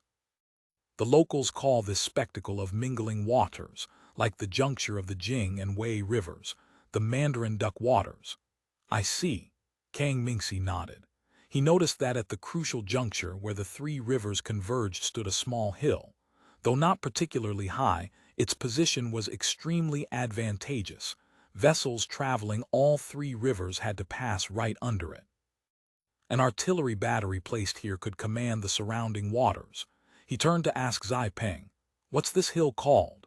Zai Peng, holding his drawing board and making notes, immediately answered the chief's question. "That's Kundu Hill, elevation 62 meters." Kang Mingxi raised his binoculars and studied the small hill. More a hillock than a true mountain, it was neither spectacular nor precipitous. But this suited their needs perfectly. Though this hill looks modest, the former Minister of Rights Hu Xuefan once built a cottage on it for reading. The ruins of his study hall and book-drying terrace remain to this day, Lin Ming said, like a diligent tour guide. Turning his binoculars towards Sanshui County seat, Kang Mingxi saw that these county towns all seemed cast from the same mold: walls, towers, barbicans. The county seat roughly followed the course of the rivers in a triangular shape, with the east and north sides pressed against the waterways and a moat dug on the south side. For a cold weapon army, Sanshui County seat would indeed be a formidable target, but for the Fubo army, attacking by both land and water, it could be taken in under an hour. "What's that pagoda on the hilltop outside the county seat called?" Kang Mingxi asked. "Oh, that's the literary pagoda, and the hill is called Kuigang. The local gentry long ago saw the excellent feng shui here and built this pagoda to harness the water's power and gather the literary spirit from all directions." "What an auspicious name," Zai Peng said. "Literary and champion, very fitting indeed." As dusk was approaching, Lin Ming suggested they moor for the night at Heku Town. Night navigation wasn't safe, especially on a major river like the West that had never been dredged or regulated. Moreover, security in this time-space left much to be desired. The boat tied up at the riverbank below the North Gate, where a Taoist temple stood. Xuefan and Kang Mingxi had no interest in worship or prayers. They only ordered the escorts to maintain a tight guard. Shortly after the boat stopped, Yamen runners from the county arrived carrying food containers, delivering a banquet table, a gesture of local hospitality. This was a welcome relief for those who had suffered through the field rations at lunch. One dish in particular drew universal praise: roasted rice-paddy sparrows. This was the very season when they were at their fattest. End of chapter. Chapter 1655. 3 banquet tables. The rice-paddy sparrows had flown all the way from Siberia, and gorged themselves on the soon-to-be-harvested rice of the Pearl River Delta. Plump with fat, they were at their most delicious. Kang Mingsi was eating this Cantonese delicacy for the first time and savored it with relish, devouring over 10 in quick succession, crunching through meat and bone alike. This meal of ours must have cost several tens of thousands of circulation vouchers, Xiu said. In the other time space, each rice-batty sparrow sold for 200 yuan at hotel prices. That expensive, Zai Peng said skeptically. Centurion Lin told me rice-batty sparrows are everywhere. In the market, each one costs only a few dozen wen. Lin Ming merely gave a dry laugh and didn't pursue the topic. He simply busied himself serving dishes. Come, this is stewed egg with patty worms, absolutely delicious. But the maggot-like worms solidified within the egg were enough to make Zai Peng and Kang Mingsi balk. Xiu had no such reservations. He spooned up several helpings. It was seasoned with a hint of pepper, the flavor fresh, smooth, and rich. It was much better than what he'd tasted in the other time space. At the very least, the portions were far more generous. A pity there are no dragon fleas, Lin Ming said with a touch of regret. This is also the season for eating dragon fleas. If you brought those out, you'd really scare them to death, Xiu laughed. I notice the county magistrate treats you quite graciously. When we Jinyue go out on business, they have to give this much face at least. After all, it's the county's money, a small gesture to curry favor. Lin Ming sounded rather proud. Xiu nodded. The Jinyue credentials had indeed proved quite useful along the way. He had initially had some reservations about conducting such a conspicuous staff reconnaissance, but the external intelligence people had assured him that for long-distance travel in this time-space, nothing provided better or safer cover than official credentials. Just as they were talking, an escort suddenly came in to report that another banquet table had been delivered. Which lord sent it? Lin Ming asked. The messenger wouldn't say. They just set down the food containers and left, the escort said. Should I bring them in? By all means, Xiu said. Let's see what good things we have. The escort promptly brought in the food containers. Opening them, they found an 8 great bowls format banquet. Lin Ming's eyelid twitched. Official Yamen cuisine typically didn't follow this style. What the hell, there's a bowl of cockroaches, Kang Mingsi exclaimed. Those are dragon fleas, Xiu said. Dip them in soy sauce, twist off the head, and they're ready to eat, another Cantonese specialty. This came from an unknown source. I don't think we should eat it, Zai Peng said cautiously. But Lin Ming had already picked up a reed stalk from the food container. After examining it carefully, he laughed. It's not so mysterious after all. That meal we just had came from the officials. This one comes from the bandits. Bandits, exactly. This reed stalk is the mark of a river pirate named Tian Bio based in Gayao County upstream, Lin Ming said. His hideout is about 30 li upriver. Why would he send us a banquet? Xiu asked. It's just a gesture to curry favor, hoping for future consideration. Lin Ming set down the reed. The loot he takes on the West River can't be fenced locally. He has to ship it to the Fashion area to turn it into silver. If he doesn't burn incense at the temple, sooner or later he'll get caught and lose his head.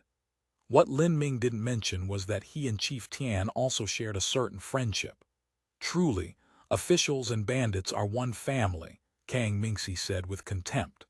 Though the words were accurate, Lin Ming felt somewhat uncomfortable hearing them. He simply smiled. It's always been this way. People like us, accepting a bit of this incense money and turning a blind eye, at least retain our conscience. There are plenty in the Yamens who collude with river pirates, splitting the proceeds 50-50. Xiu thought to himself that the social environment here was truly complex. It seemed the Guangdong campaign would require far more than simple military measures to resolve. Can we eat this banquet? Could it be poisoned? Kang Mingsi recalled the lesson of the work team that had been wiped out years ago. No chance of that, Lin Ming said. Go ahead and eat with confidence. He'd have to be out of his mind to poison us. Since everyone had already eaten, Xiu kept only the dragon fleas as a snack. The rest of the banquet was ordered taken out for the escorts and boatmen to enjoy. But no sooner had the food containers been carried out than an escort came back to report. A Sanshui County boatman named Chen Hongyi had sent another banquet. "Who's this now?"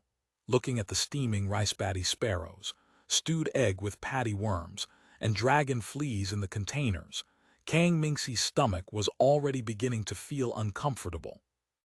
"Manager Chen has also sent a gift," the escort said, presenting a large red calling card and a gift list. Lin Ming picked up the calling card. "This is Manager Chen, who operates a boat business. His vessels ply the West River year-round, so he too must burn incense at the temple." Kang Mingxi leaned over to look. The gift list was quite simple: 10 shi of white rice, 2 jars of fine Lanling wine, various roast duck and cured meats, and 1 load of snow pears and melons. "Rice as a gift?" Kang Mingxi was curious. "You can get that anywhere, isn't it troublesome to haul around?" "It's a code for gift-giving," Xiu said. 10 shi of white rice means 10 taels of silver, right, Centurion Lin?" "Yes, the chief is correct." Lin Ming gave a dry laugh. Now those 10 taels of silver would have to be turned over to the public. He seemed quite familiar with this Manager Chen. He asked, "Did Manager Chen leave any message?" The messenger said Manager Chen feared he might disturb official business, so he didn't dare come in person to pay his respects. He said Centurion Lin only needs to give instructions to the messenger if there's anything he requires. Lin Ming was about to say something when Xiu spoke. "This Manager Chen is quite generous. He must be a major boat operator." "Yes, he's a major boat operator on this West River. From Sanshui here all the way to Nanning and Guangxi, his vessels travel everywhere." "Does he have many boats?" "Roughly over 100 vessels of various sizes," Lin Ming said. "I don't know the exact number." The province has the most boat operators in Guangzhou and Zhejiang prefectures. Manager Chen does quite a large business, so he naturally has to look after both the official and private sides. Xiu thought to himself that this Jinyue Centurion Lin was certainly a figure. Officials, bandits, and merchants all gave him face and sought his favor. Was the Jinyue credential really worth that much? Since he sent such a sincere gift, there's no harm in inviting him over for a meeting, Xiu thought. Since the man was a boat operator, he must be intimately familiar with West River shipping conditions. A direct conversation with him could yield more detailed information than traveling and observing along the way. Yes, since the chief says so, I'll send for him right away to have a chat," Lin Ming said eagerly. When the servant returned to report that Centurion Lin had invited him to come aboard for a meeting, Chen Hongyi had already gone to bed with his 6th concubine. That evening, when his men at the dock reported that an official boat had arrived, belonging to Lin's Centurion from Fashion, he had immediately ordered a banquet and gifts prepared and sent over. This was his standard practice whenever officials large or small passed through the province. Operating a boat business on the West River, with 100 or so vessels under him, and over 1,000 boatmen and helmsmen, the authorities regarded him as a destabilizing element. Good relations with officialdom were therefore crucial. Moreover, he and Centurion Lin had some prior dealings. Once, when one of his rice boats had been impounded, it was Centurion Lin who had helped get it released. That was how their connection had formed. However, their relationship had not yet reached the point where Centurion Lin would invite him over simply upon receiving his calling card, so he hadn't expected to be summoned. When his servant came knocking frantically at his door to say Centurion Lin was requesting his presence, he hurriedly got up, his heart filled with apprehension. Chen Hongyi was over 50, bronze-skinned, his entire body corded with muscle. Even dressed in silk and satin, he couldn't hide his origins as a boatman, but his hair had gone completely white and his back was somewhat stooped, both marks left by years of making a living on the water. He had first gone aboard at 14 to work the oars, braving wind and waves on the West River, surviving countless dangers. It had taken him this long to build up his family business. Maintaining that business was no easier. Over the years, Manager Chen had profited handsomely by shipping grain from Guangxi and salt to Guangdong, but wealth inevitably made one a target. On the vast expanses of the West River, merely knowing how to make money wasn't enough. That path led only to becoming a floating corpse in Sixian Channel's backwaters. One also had to know how to negotiate and maneuver among the various powers. Lin Ming wasn't exactly his patron, he didn't carry that much weight. But as a friend, when something needed doing, Lin Ming was quite useful. He had wide connections, knew everyone, and had his official credentials. He could get things done anywhere. So Chen Hongyi had always cultivated the relationship carefully. "Quick, get my formal clothes," he ordered, "and light more lanterns." His home was just outside Sanshui County seat, barely an arrow's shot from the dock. Before long, more than a dozen servants lit lanterns and torches and escorted Chen Hongyi to the boat. Centurion Lin was waiting to greet him at the bow, which immediately gave Chen Hongyi another start. He knew Lin Ming's deeply ingrained official habits well. He was accustomed to fawning on superiors and being haughty to inferiors. Toward a mere commoner merchant like himself, though the profit motive kept things outwardly cordial, Lin Ming fundamentally looked down on him. In their handful of meetings, Lin Ming had never come out to greet him. The unusual must be ominous. Chen Hongyi grew even more uneasy. The two exchanged greetings, and Centurion Lin said in a low voice, "There's a lord inside who wishes to see you. Mind your words carefully." Chen Hongyi hastily replied, "This humble one understands." But inwardly he was drumming with anxiety. Who was this lord? For Centurion Lin to personally come out and warn him, could it be his superior? Chen Hongyi groaned inwardly. Whenever officials wanted to see merchants, it was invariably about wanting money. But there was no declining now that things had come to this. He steeled himself and entered the cabin. The cabin was lit by an Australian kerosene lamp, bright as daylight.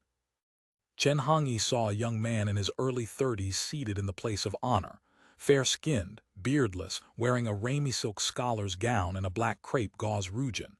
His manner was composed, his bearing refined and at ease. Puzzled, Chen Hongyi quickly stepped forward and bowed deeply. "This humble citizen, Chen Hongyi, boat operator of Sanshui County, pays his respects." "No need for such formality. Please be seated." The young man spoke in authentic Guangzhou Cantonese. "You are manager Chen Hongyi." "Yes, this humble citizen is he." Though Chen Hongyi still didn't know the other's identity, he could see from Xiuopu's manner and bearing that this was no ordinary person, and he commanded Lin Ming as easily as one might command a servant, most likely some noble young master from the provincial capital or even the imperial capital. End of chapter. Chapter 1656. The West River shipping route. Chen Hongyi grew ever more uncertain about the background of the man before him. The official boat hung lanterns reading, "Jiniuwei Fashion Centurion Garrison." Yet Centurion Lin treated this person with the utmost deference. Though the cabin was extremely simple, he could see that every detail had been thoughtfully arranged. The large glass skylight in the canopy was something no ordinary person could afford. And then there were the food containers he'd noticed stacked on the foredeck when he came aboard. He added a few more degrees of caution to his demeanor. "There's no need to be nervous," Xiuopu said, noticing the man's fearful expression, his bottom perched on only half the chair. He smiled faintly. "I understand from Lord Lin that you're a boat operator on this West River." "Yes, yes. My family has worked the oars and sailed these waters for generations. I first went aboard at 14. Xiuopu studied him. "And how old is Manager Chen now?" "I've wasted 56 years of my life." Chen Hongyi shook his head with a rueful smile. "Old now and useless. The moment the weather changes, my whole body aches." "You still look quite robust to me, Manager Chen, though your hair has gone entirely white. Running a business must be quite taxing." "Yes, indeed, making a living on the water is not easy." Chen Hongyi sighed. The remark stirred something within him. "It's only thanks to the gracious patronage of various lords that I've managed to live in peace until now." Seeing his host's composed speech and refined bearing, the tension in his heart eased somewhat. Xiuopu then inquired about shipping on the West River. Chen Hongyi thought this was no state secret. If this noble personage wanted to hear about it, he might as well oblige. He gave a general account of the waterway from Sanshui to Nanning. If you're speaking of convenience for navigation, nothing surpasses the West River, Chen Hongyi said, stroking his knee. It's wide and deep. Below Wuzhou, during the summer flood season, the water reaches 50 or 60 kai deep, deep enough for boats carrying over 1,000 shi. In some places, like Three Banyan Gorge and Antelope Gorge, it's practically bottomless. You can lower a rope hundreds of kai without touching bottom. And during the dry season, Xiupu pressed. Even then, there's still 30 or 40 kai, though at the Wuzhou dock the depth drops to only 10 kai, Chen Hongyi said. About 100 li downstream from Wuzhou, there's a shoal called New Shoal. During low water, it's only 4 or 5 kai deep. Big boats can't pass. So although the West River is deep, it's not always convenient for large vessels. Boat operators prefer small boats. Unless there's a severe drought, you can navigate from Wuzhou to anywhere in Guangzhou Prefecture year-round, saving all the loading and unloading and transshipment. Even though small boats are convenient, you operators sometimes only go as far as Wuzhou. Why not use large boats for that stretch? Chen Hongyi smiled. Sir, you're from a wealthy family and don't know the hardships of us water people. It's true that you can use big boats from here to Wuzhou, but it's upstream against the current. Boats going east can follow the current and simply drift down, but boats going west must rely on pushing with poles, pulling with oars, rowing with paddles, and catching whatever wind there is. Big boats are cumbersome and unwieldy. You can't always catch a favorable wind, so everything depends on the crew's arms, and that's not the worst of it. At gorges and shoals, the boatmen have to go ashore and tow the boats by rope. Take Antelope Gorge and Three Banyan Gorge, which you encounter as soon as you enter Zhejiang Prefecture. The mountains are high and the slopes precipitous, pressing right up against the riverbank. Both banks are steep and treacherous, and the boatmen must climb the mountains to haul the tow ropes. The gorges have swift currents and swirling whirlpools. One slip and you fall to your death. Who knows how many lives are lost each year? Xiupu nodded and sighed. Truly, making a livelihood is not easy. Seeing Chen Hongyi constantly swallowing, he realized the man's throat must be parched from speaking. I've quite forgotten myself, bring tea. There were no servants on this boat, so naturally no one had thought of the guest hosting etiquette of offering tea. Lin Ming, ever quick on the uptake, saw that Xiupu had spoken and hurried out to find tea. Tea there was, but only the large pot of coarse brew they'd used to wash down the field rations at lunch, thick and black. Lin Ming thought this was really too crude to serve. He was at a loss when Zai Peng produced a glass bottle. Lin Ming recognized it at once. It was kvass, the most common beverage from Lingao. The Sixian trading house in Guangzhou also sold it. Lin Ming quickly poured the kvass into a teacup and brought it in. Chen Hongyi, elderly and naturally low on saliva, had grown quite parched from all his speaking. Seeing Centurion Lin personally bring over the tea, he was so flustered he hurriedly stood. I don't deserve this. I don't deserve this. Not at all, not at all. My earlier negligence. This is Australian water, most refreshing and thirst-quenching. Lin Ming's unusual courtesy made Chen Hongyi uncomfortable and only deepened his puzzlement about Xiupu's true identity. Chen Hongyi took the cup and saw within it a clear liquid with a faint yellow tinge. On the white glazed surface clung many tiny bubbles, and it gave off a fresh, pleasant scent. He took a sip, sweet with a faint tingle, the sensation wonderfully cooling. This must be Australian water, he suddenly remembered. A few days ago, his eldest son had specially brought some from Guangzhou. It came in glass bottles and was quite expensive. Exactly. Xiupu was secretly surprised. He hadn't expected that this light luxury beverage, rare even in Guangzhou, would be known here in Sanshui. No wonder the little wretch had made a point of buying it. The flavor was indeed quite unique, a superior drink for beating the heat and quenching thirst. Chen Hongyi silently cursed the Australians for constantly producing these clever novelties that made his sons and daughters pester him daily for Australian things. Absolutely ruinous. He finished half the cup before continuing. Towing through shoals is hard enough, but then there are all manner of villains on the river. At best, local tyrants block the boats and extort passage fees. At worst, they board and rob outright, murder and plunder, nothing is off limits. The western river banks around Xiaoqing in particular, being mountainous, were a haven for river pirates. Pirate activity in this area was extremely frequent. The most notorious were the Tanka pirates of the four surnames, Su, Zheng, Shi, and Ma, who operated not only on the West River but raided deep into the North River as well. At this point he suddenly felt he might have spoken out of turn. After all, Centurion Lin was seated right here. To speak of bandits running rampant might offend him.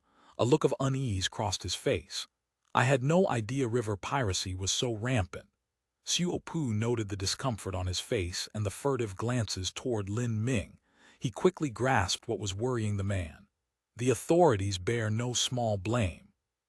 Sweat beaded on Chen Hongyi's forehead. Fortunately, the guest on this boat was clearly from the authentic Jiniyiwei Centurion's retinue.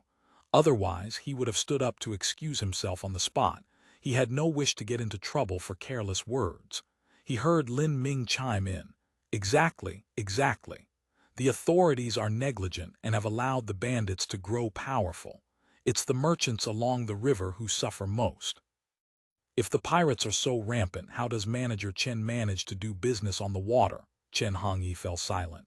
Lin Ming said, "Come now, there's no need to hide it. Everyone knows about this. This Master Xiu here is from the capital, just speak freely."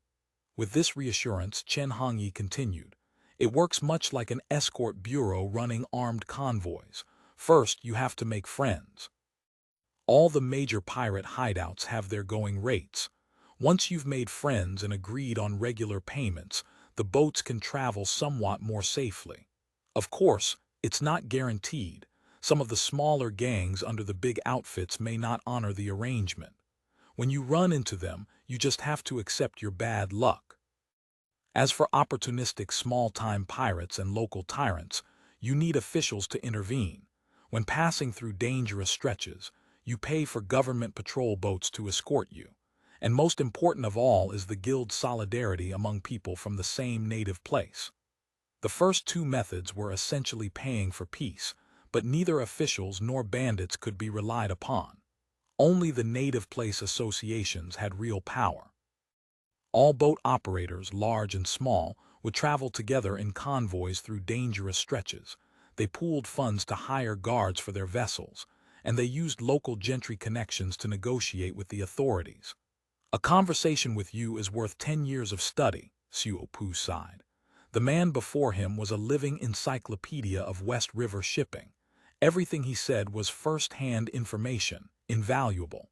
"The sir is too kind." Chen Hongyi noticed his questions about geography and local conditions, very much in the manner of an official on an incognito inspection.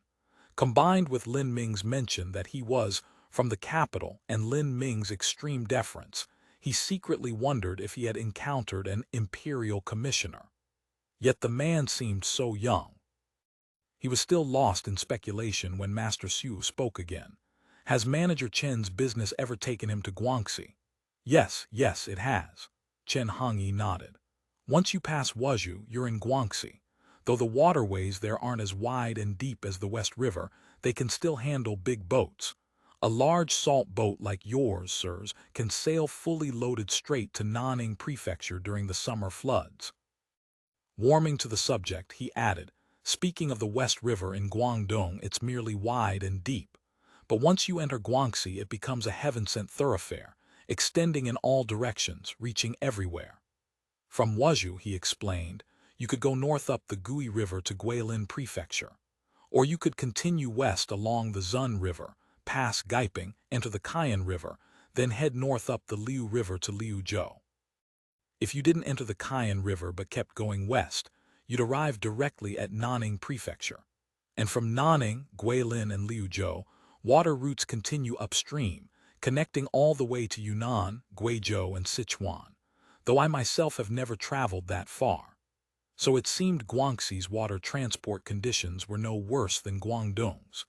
Xiu knew that Guangxi had always had a reputation as a poor province. But while Guangxi had vast mountain ranges like the 100,000 Mountains and 80,000 Mountains, it also had many prosperous agricultural basins. It was far from destitute. With such convenient water transport, it was ideally suited to the General Staff's policy of controlling territory through water route networks. Taking Guangxi didn't seem too difficult. Xiu thought. The geographical foundation was excellent. Once they had a firm foothold in Guangdong, Guangxi would be theirs for the taking.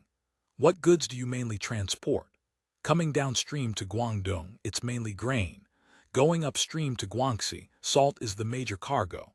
Chen Hongyi explained that salt had an enormous market. Via the West River Waterway network, Guangdong salt could reach all the way to Guizhou and Yunnan. And the local products of those regions could likewise be shipped down to Guangdong via the West River system. End of chapter. Chapter 1657.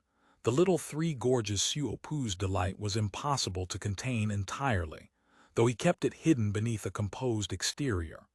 Guangdong had never achieved grain self-sufficiency, a problem he had hoped to solve by procuring rice from Guangxi, though without any certainty of how much could actually be shipped.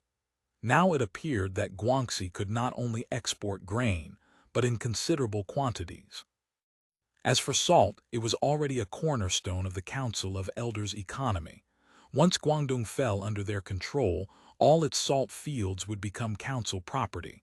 Supply would never be an issue. He gave an involuntary nod and uttered a single word. Good. His excitement was unmistakable. Chen Hongyi noticed the faint smile tugging at his guest's lips and sensed the evident pleasure radiating from him, though he remained entirely mystified as to which particular remark had so pleased the man. He simply smiled along, content to bask in reflected approval. Xiu then posed many more questions about shipping. His manner was amiable, the conversation flowing with natural ease. Chen Hongyi spoke freely of everything within his knowledge. They talked deep into the night until the watchman's drum atop the tower struck the third watch. Only then did Xiu realize how late the hour had grown, and he had Lin Ming escort manager Chen off the boat. As Chen Hongyi was departing, he could not resist asking Lin Ming, "Who is that lord?" Lin Ming offered no direct answer. He only said, "Old Chen, you've won the grand prize." Then he smiled cryptically and spoke no more. Chen Hongyi shivered. He went home and lay awake for half the night, the word Crown Prince flashing unbidden through his restless mind. The following morning, the boat continued its journey upstream, entering the territory of Zheyaking Prefecture. Here the river surface remained relatively broad. Though they rowed against the current with oars and sculls, catching favorable winds when they arose, they managed to make steady progress. After several days, however, mountains began to rise on both banks. The current grew swift and navigation increasingly treacherous. From time to time, they were forced to resort to hauling the boat by rope along the shore. On this particular day, the boat entered Antelope Gorge, the so-called Little Three Gorges of the West River. This was the crucial passage between Zheyaking and Sanshui, the point where travelers left the broad Pearl River Delta behind and entered the mountainous interior of western Guangdong. At the gorge's entrance stood mountain temples on both the northern and southern banks, facing each other across the water. Monks would call to one another over the river, their voices echoing hauntingly through the narrow passage, a scene of peculiar charm. When night fell, fishing boats would moor in the river forks for rest. There was a refined pleasure to be found in the river wind, the flickering fishing lanterns, and the midnight temple bells. For this reason, literary figures traveling to and from Zheyaking had long considered this stretch a destination not to be missed. The strategic significance of this location was equally pronounced. It formed a natural choke point for anyone seeking entry into the Pearl River Delta. During the Qing dynasty, a customs station would be established here. The Guangxi warlords would build artillery batteries along these banks to command the river. If the Ming forces of Guangdong or Guangxi wished to prevent the Fubo army from advancing westward into Guangxi, the little three gorges of Xiaoqing would inevitably form their chosen defensive line. But what means could they actually employ? Red barbarian cannons placed on both banks could indeed blockade the river, but they could never withstand the Fubo army's bombardment and marine landing assaults. As for sinking boats to obstruct the waterway, the water here ran far too deep for such tactics. Among the little three gorges, Antelope Gorge possessed the highest mountains and deepest waters. It was formed by Antelope Mountain and Lank Mountain pressing in upon the West River from either side.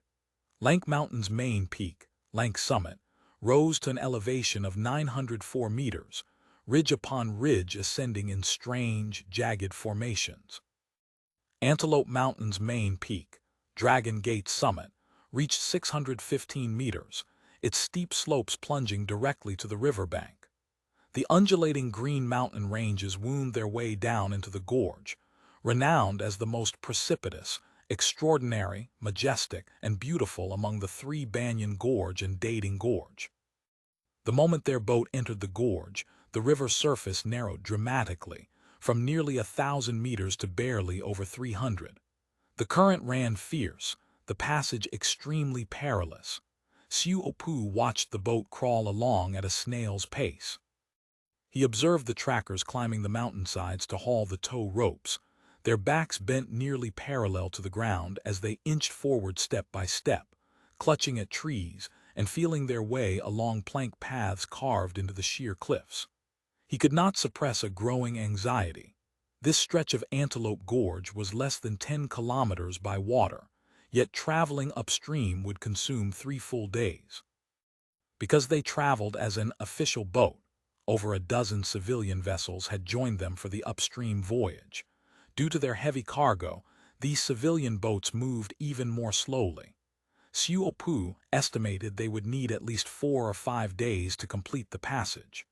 Who would have imagined that such a vital transportation route would have virtually no proper roads? Kang Mingxi observed, watching the trackers struggle along the towpath with their bodies bent nearly horizontal. What exactly do the local authorities and people do for a living? You judge them unfairly, Xiu replied, watching the trackers on the rocky shoals straining forward as they chanted their labor songs. The plank roads through the West River's 3 gorges only began in the Ming Dynasty. Originally, there were no paths at all. It was only through several Ming-era projects, carving paths and building bridges, that something barely passable was created. Before that, the trackers could only haul ropes along cliff faces halfway up the mountains. Kang Mingxi was astounded. Hauling ropes on terrain like this, simply climbing up without falling, would have been an achievement in itself. This was a project led by Chen Yilong of Gaiyao, completed only late in the Wanli era, Lin Ming hastened to add. It's called the Gorge Mountain Dry Road. The construction was extraordinarily difficult. Ordinarily, only trackers make use of it. Kang Mingxi gazed at the crude paths and bridges appearing intermittently among the sheer cliffs. His understanding of the low level of productivity in ancient societies suddenly became far more visceral. The water here runs very deep, Xiu said. A 3,000-ton steamship could reach Xiaoqing without any difficulty. The problem is that all the shoals downstream would need to be dredged first. The engineering scale would be enormous, Kang Mingxi replied. Though not an engineer himself, as a combat logistics staff officer he possessed considerable ability to assess workloads. The Army couldn't handle it alone. The executive committee would have to organize the manpower and resources. Of course, that's why we need to make better use of local shipping resources. They know these waterways intimately, Xiu said. The only problem is how painfully slow the upstream travel is.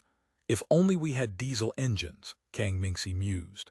We could convert the local boats to motor-sail vessels. Those small steam engines we have now are simply too slow, and they require their own coal supply. Xiu nodded. The power issue was indeed hampering their grand, shallow-water fleet construction plans. Even the steam-powered Sanfa boats, whose manufacturing and operation they had fully mastered, were really only practical for short trips. On longer voyages, coal and boiler water became formidable headaches, especially for extended travel through Guangdong's vast network of inland waterways. The inland fleet plans proposed by the industrial sector looked beautiful on paper. But in reality, he suspected that apart from the shallow-water tugboats and gunboats, the other schemes might prove unviable. Power remained the Achilles' heel. With nothing to do but wait patiently through the slow upstream progress, they found themselves in a region utterly different from the rich, densely populated Pearl River Delta. Here there were only towering mountains, endless peaks and ridges, and dense forests pressing in from all sides. At night, when they could no longer travel upstream, they had to moor and wait. From time to time, they could hear gibbons hooting and tigers roaring on both banks. One night they heard an extremely harrowing scream for help, a sound absolutely chilling to the bone. River pirates infested these waters in great numbers. Small bands of raiders lurked in little boats among the riverbanks and forks. They occasionally passed boats that had been plundered along the way. Xiu ordered heightened vigilance. Though they flew the Kiwei banner as an official boat, unfamiliar pirates still eyed them from time to time.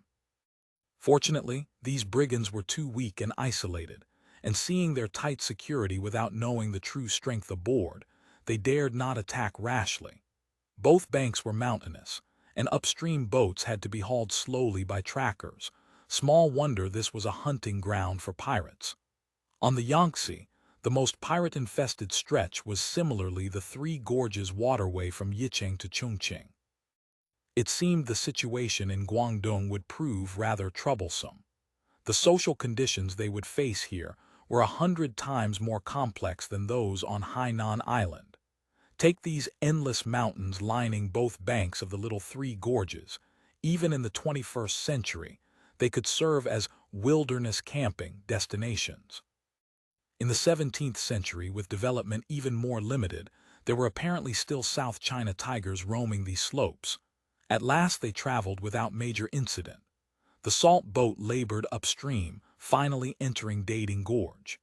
Here the gorge opened up, the river widened, and the current slowed. They were now approaching Zhejiang Prefecture City, where water patrol boats were active and the waterway considerably more peaceful. The boat dropped anchor at the Zhejiang Prefecture dock to purchase fresh vegetables. "We'll rest in Zhejiang for a few days," Xiu ordered. The grueling passage through Antelope Gorge had exhausted both boatmen and escorts alike. Ahead lay Three Banyan Gorge. Though not as precipitous as Antelope Gorge, it stretched 55 kilometers long. Both the complex hydrology and the volatile social environment would demand ample energy to navigate safely. Moreover, they needed time to gather intelligence on the Ming forces in Zhejiang. Zhejiang served as the seat of the Ming Governor-General of Liangguang. The current occupant of that office was none other than the famous pacifier Qing Wenkai.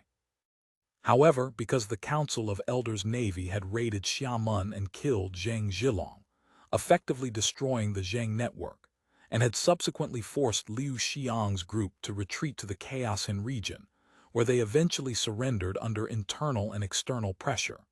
Qing Wenkai's achievement of pacifying Zheng Zhilong and tranquilizing the coastal region was far less illustrious than it had been in history. Of course, this did not prevent him from claiming credit for the destruction of Liu Xiang's group, which caused a minor dispute with Fujian Governor Zhu Weilian. In the end, credit in the official reports was divided 60-40. Given Qing Wenkai's usual style, the executive committee was surprised that he had not sent an envoy to pacify them. Originally, everyone had expected this as inevitable. There had even been quite heated discussions in the Council of Elders about whether to accept pacification, and if so, what terms to demand. But no pacification envoy ever materialized, greatly exceeding the expectations of both the executive committee and the transmigrators. The External Intelligence Bureau's informant in the Governor-General's Yamen was too low-ranking to access Qing Wenkai's inner circle, and could shed no light on his decision-making process. However, judging from his governance over the past 3 years, his primary focus seemed to be cleaning up the mess left by the Guangdong military.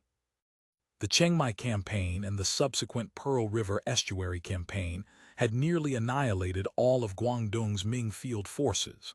Apart from the hopelessly corrupt garrison troops, the main fighting force, the battalion soldiers, had been virtually wiped out. Guangdong was left with only the southern Guangdong vice commander and the anti-Yao task force's troops still intact. Xiongstyle had been recruiting refugees, conscripting new soldiers, and rebuilding the naval forces that had been devastated in the Pearl River estuary. In short, all his efforts had been consistent with a governor-general's proper duties. The External Intelligence Bureau speculated that Xiongstyle would not discuss pacification with the Council of Elders until he had reorganized Guangdong's defenses. After all, even pacification required leverage. What a pity, Governor Xiongstyle thought to himself as he sat in the forward cabin, gazing out at the dark river. This particular achievement will not be yours. He knew that Zhejiang had few troops. The only forces that could properly be called an army were the Governor-General's Central Army Battalion and a small naval patrol on the West River. For the well-equipped Marines and river gunboats, this represented no obstacle whatsoever. Note: in fact, the Governor-General of Liangguang was stationed in Guangzhou at this time. Throughout the Ming Dynasty, the Governor-General had been based in Zhejiang, except for a few years in the early to mid-Changzhen reign when he was in Guangzhou. For the purposes of the plot, he is depicted here as still being in Zhejiang. End of chapter. Chapter 1658, A Rescue at the Dock. In Xuefan's assessment, the obstacles to the Council of Elders' rule over Guangdong, apart from natural factors, were fundamentally social. His gaze swept over everyone in the forward cabin. Kang Mingxi and Zai Peng were still tirelessly discussing matters, their voices a low murmur beneath the creaking of the boat. Guangdong was fundamentally different from Hainan. Hainan possessed a small population. Land conflicts there were not acute, and the power of local strongmen, landlords, and clan forces remained limited. Under the Council of Elders' military pressure, they had submitted easily and been transformed with minimal resistance. In Guangdong, things would prove far less simple. The historical grievances among the Khaosan people, the Hakka, and the Cantonese alone would keep Director Liu, now eagerly preparing to assume his post, occupied for quite some time. The wheel of history rolls forward inexorably, crushing everything in its path, easy enough to say, far harder to accomplish. He recalled the materials he had studied about accepting and transforming old societies and old cities. The hour had grown late, approaching the 15th of the 8th lunar month. A full moon hung resplendent in the sky. The boats anchored in the river bend showed flickering lantern lights. The distant sounds of flutes and pipa drifted on the breeze. The river wind was moist and refreshing, the water murmuring softly. All was serene. Looking across to the north bank of the West River, Zhejiang City rose with its back against General's Peak, facing the West River and commanding the waterway. The city wall had a circumference of 2.8 kilometers, entirely faced with brick. Though it could not be called a particularly imposing fortress, it possessed all the proper defensive features: corner towers, battlements, enemy platforms, barbicans, worthy of a strategic military location and crucial junction of the two Guangdong provinces. By Xuefan's estimate, the walls stood over 6 meters high. Even without binoculars, he could see that artillery platforms of various sizes had been built atop them. He noticed a 3-story pavilion rising above the wall, quite impressive in silhouette. "Is that Piyun Tower?" he asked. Lin Ming hastened to reply, "Piyun Tower stands at the north gate. That is Xuexing Pavilion." Xuefan nodded. Xuexing Pavilion was dedicated to the star god Xuexing, but from its outward appearance it was clearly designed as a military stronghold with gun ports and arrow slits bristling densely. These defensive measures would prove useless, of course. Small wonder Lord Macartney had been left with nothing but contempt for the Qing after his audience with Emperor Qianlong, and the technological gap between Britain and the Qing had been far smaller than that between the Council of Elders and the Ming. While he stood lost in thought, Lin Ming had already directed some men to set up tables and chairs on the bow deck. He personally retrieved dishes and wine from a large food container and arranged them with practiced efficiency. His eager, deft manner resembled that of a waiter in a high-end restaurant. Xuefan could not help frowning slightly. This centurion Lin was truly a shrewd, capable, and socially adept character. Small wonder a petty centurion, an official of the most negligible rank, could get along so well everywhere simply by brandishing the words Jinyue. He supposed men like this would do equally well under Council of Elders rule, managing and maneuvering their way through whatever system emerged. "Master Xu, the moon is bright tonight," Lin Ming said, seeing him emerge from the cabin. "Rather than sitting idle in boredom, why not share some wine and admire the moon together? Guyao County has just sent over a banquet." Xuefan nodded. "That sounds agreeable." At the table sat only the four of them. The banquet sent by the county magistrate was quite sumptuous.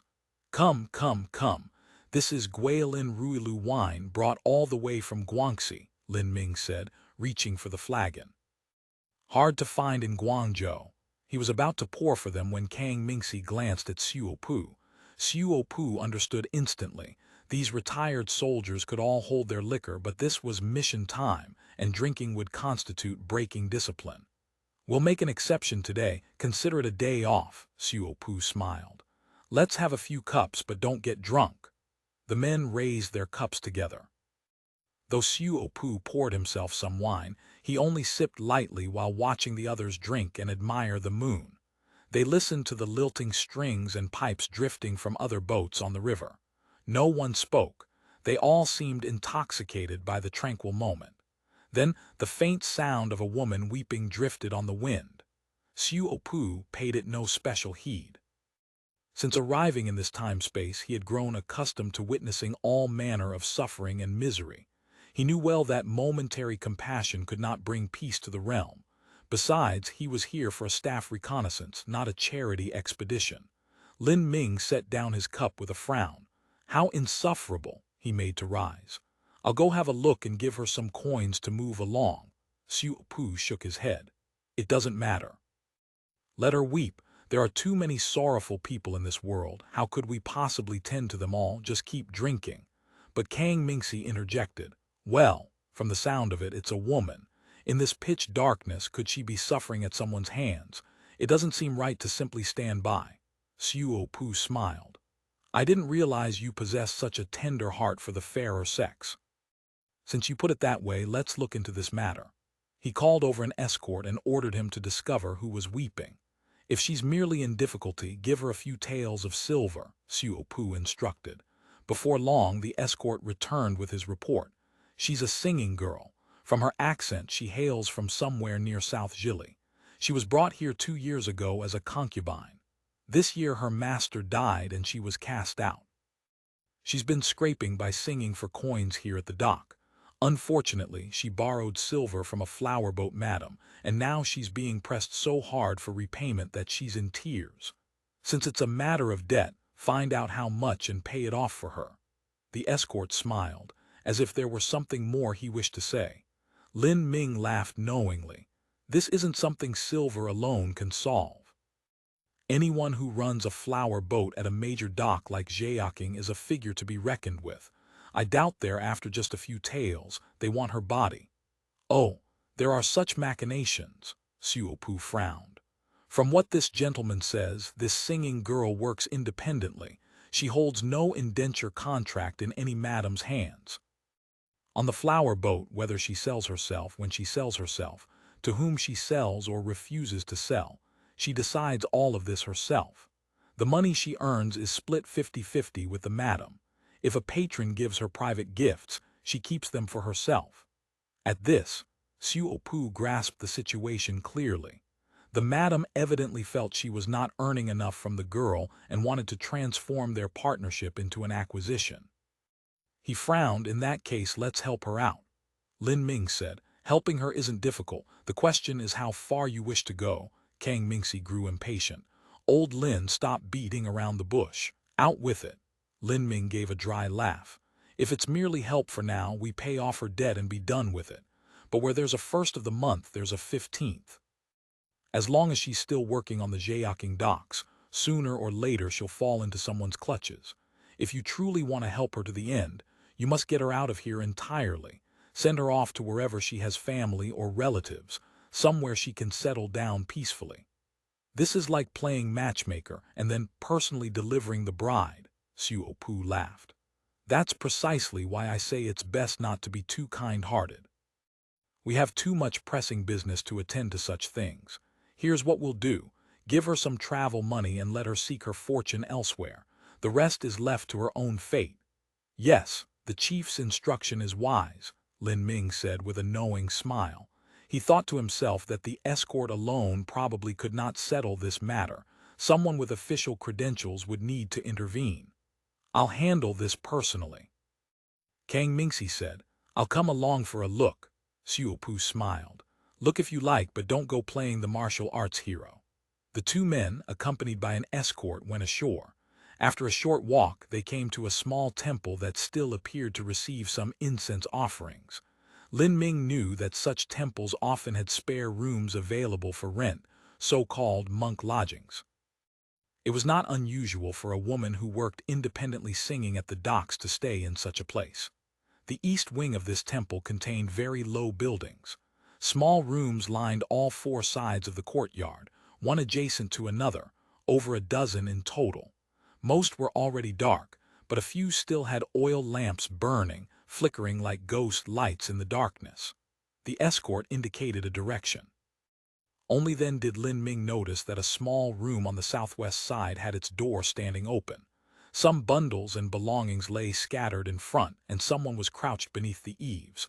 A woman, it appeared, from whom the weeping emanated. He strolled over and bent down to ask, "Was that you crying just now?" The woman stirred slightly but did not answer. By the moonlight, Lin Ming could not discern her face clearly. She appeared to be about 30 years old. Though he could not make out her precise features, he could tell she was quite comely. He sighed inwardly and asked again, "How much do you owe?" 15 taels. The woman raised her head to glance at Lin Ming, sighed, and said no more. Lin Ming felt the voice was somehow familiar. He was about to inquire further when a woman's cold, mocking laugh emerged from inside the room. "Don't listen to her lies." Following the voice, a woman in her 50s appeared and pointed accusingly at the younger woman. "Last year she borrowed 7 taels from me to buy headpieces and clothes at 30% interest. She hasn't repaid a single coin. This year she fell ill and borrowed another 8 taels. Principal plus interest comes to 48 taels and 6 kyan. She rattled off the figures like an abacus, sharp and clear, spittle flying with each word. The young woman protested. "Heaven knows the truth. The jewelry and ornaments I gave you, never mind 48 taels, were worth at least 480.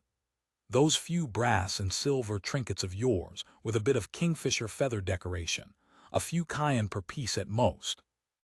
Lin Ming knew that the debts these flowerboat madams extended to their girls were compound interest loans of the King of Hell variety. If you tried to settle such accounts properly, you would never reach the bottom of them. He spoke up decisively. "I'll pay off this silver for her." He pulled a DeLong bank note from his sleeve and tossed it on the ground. "Here's a 50-tael DeLong note. She and you are now even." The madam quickly dropped to her knees to snatch up the note. Holding it to the lamplight, she confirmed it was indeed a genuine DeLong note. The paper was distinctive, the printed patterns peculiar. There had never been any counterfeits on the market. You could tell it was genuine just by touch. Yet she sneered. "You're paying for her. Who do you think you are?" "Let me tell you, this little hussy has already caught the eye of Master Cao from Guangxi. He's willing to pay 300-500 taels to keep her. You come here waving 50 taels and think you can cut off my prospects." Though she said this, she clutched the note tightly and did not budge from her spot. Lin Ming knew she was raising the price on the spot. Declining to waste further words, he pulled his badge from his waist and brandished it in the moonlight. "How much do you reckon this is worth?" The madam initially thought it was some kind of jade ornament. She squinted to examine it, and in the moonlight saw clearly that it was a Jinyue badge. She was a madam at a major docks pleasure quarter, well-traveled and experienced. One look at the badge and she knew she had stirred up serious trouble. She quickly plastered on an obsequious smile. "What is the Lord saying? That's a priceless treasure. Even if I possessed the heart and guts of a bear or leopard, I wouldn't dare ask for it." End of chapter. Chapter 1659, An Old Acquaintance. Even as she spoke, the madam hurriedly proffered the promissory note, her face contorted in an ingratiating smile. "It's all this old woman's dim eyes that failed to see." Lin Ming took the note and laughed. "Your eyes seem quite sharp to me. I just dropped a DeLong note and didn't you snatch it up immediately?" The madam gave a forced laugh. "Yes, yes. 1,000 reservations, 10,000 reluctances, yet she handed back the note in her grasp." Lin Ming accepted it, glanced at it, and said, "Looks like this is the wrong one. Mine was for 500 taels." The madam nearly collapsed on the spot. She was on the verge of dropping to her knees to beg when Lin Ming finally relented with a smile. "I was mistaken. It is this one after all. Off you go." As if granted a pardon from the executioner's blade, the madam scrambled away into the darkness. Lin Ming helped the woman to her feet and said, "Hurry and pack your things. Here are 5 taels of silver. Tomorrow find a boat, it doesn't matter where it's bound, and seek out family or friends. Leave this place as quickly as you can." The woman's tears fell like a broken string of pearls. She knelt down and said softly, "Yes. Thank you, my lord, for your kindness. This humble servant will never forget it to her dying day." Just then the moonlight fell full upon her face. Lin Ming started and blurted out, "Su, Auntie Su." Kang Mingsi was startled. The woman's whole body trembled. She slowly raised her head and glanced at them, then quickly lowered it again and said, "My lord has mistaken me for someone else." Kang Mingsi studied her carefully. He saw that she wore a blue floral-patterned cotton jacket and a water-pink silk skirt that covered her bound feet, truly no more than 3 inches long. Her black hair was loosely coiled in a suzhou bun, trailing half over her shoulder. Her pale melon-seed face bore 2 dark brows like smoke veiling jade. Kang Mingsi found himself momentarily dazed. Small wonder Elder May was so obsessed with the 8 beauties of Qinhuai. Her appearance was one thing, but this gentle, delicate bearing possessed its own distinctive charm. "Auntie Su." Lin Ming was astonished. Before him stood a woman with a pair of shallow dimples at the corners of her mouth, slightly furrowed brows, and a small mole beside her right cheek. She still bore traces of her former grace and allure. Who could it be but Su Ai, the concubine of Gao Shunkin?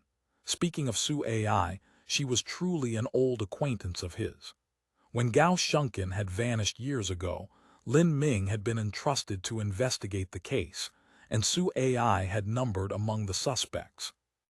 Gao's first wife had secretly bribed him with several hundred taels of silver, wanting him to torture Su Ai into a false confession, either making her a co-conspirator or at the very least beating her half to death.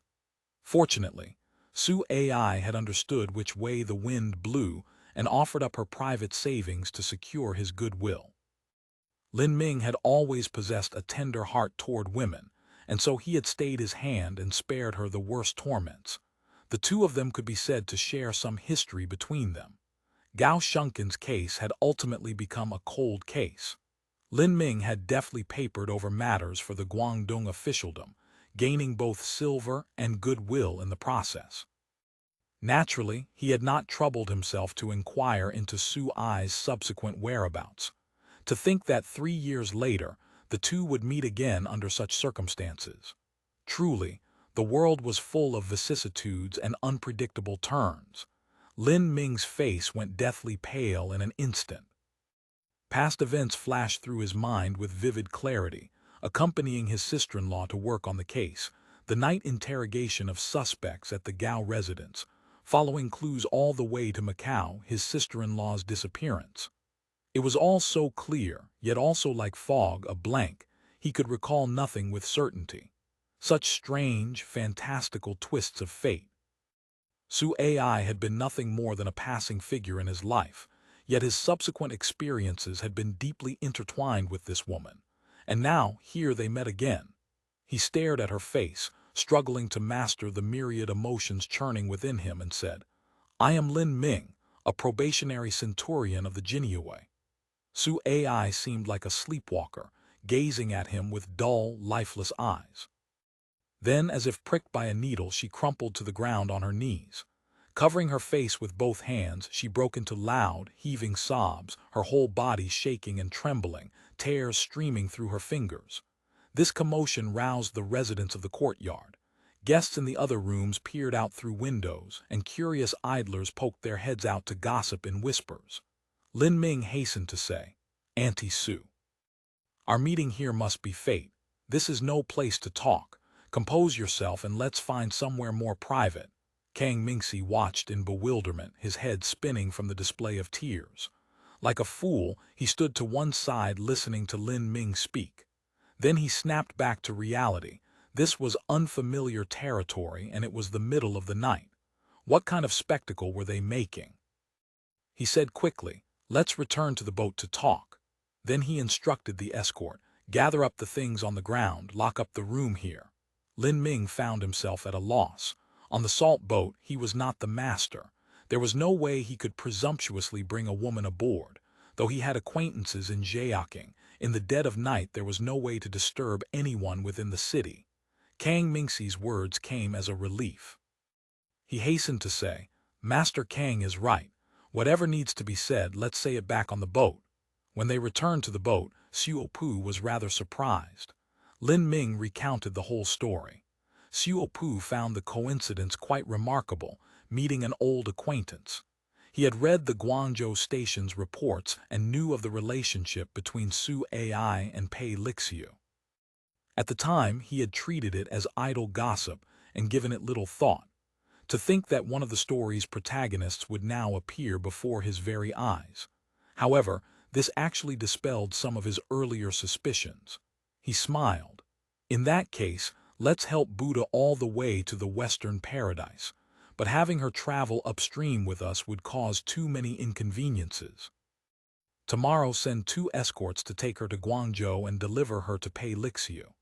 At the mention of Pei Lixiu, Su Ai's shoulders heaved and tears rolled fresh down her face. Xiu noted her haggard expression and immediately called for someone to bring washing water. He added, "It looks like she hasn't eaten. Get her some food." "Thank you, sirs. I'm not hungry. Please don't trouble yourselves." Su Ai seemed as though she had just emerged from a grave illness. Her body trembled weakly. She managed a curtsy with difficulty. "You gentlemen are strangers passing by, yet you have saved this humble servant from fire and water. I would serve you as an ox or horse." Lin Ming said, "What are you saying such things for now? I can see you look as if you've just recovered from illness.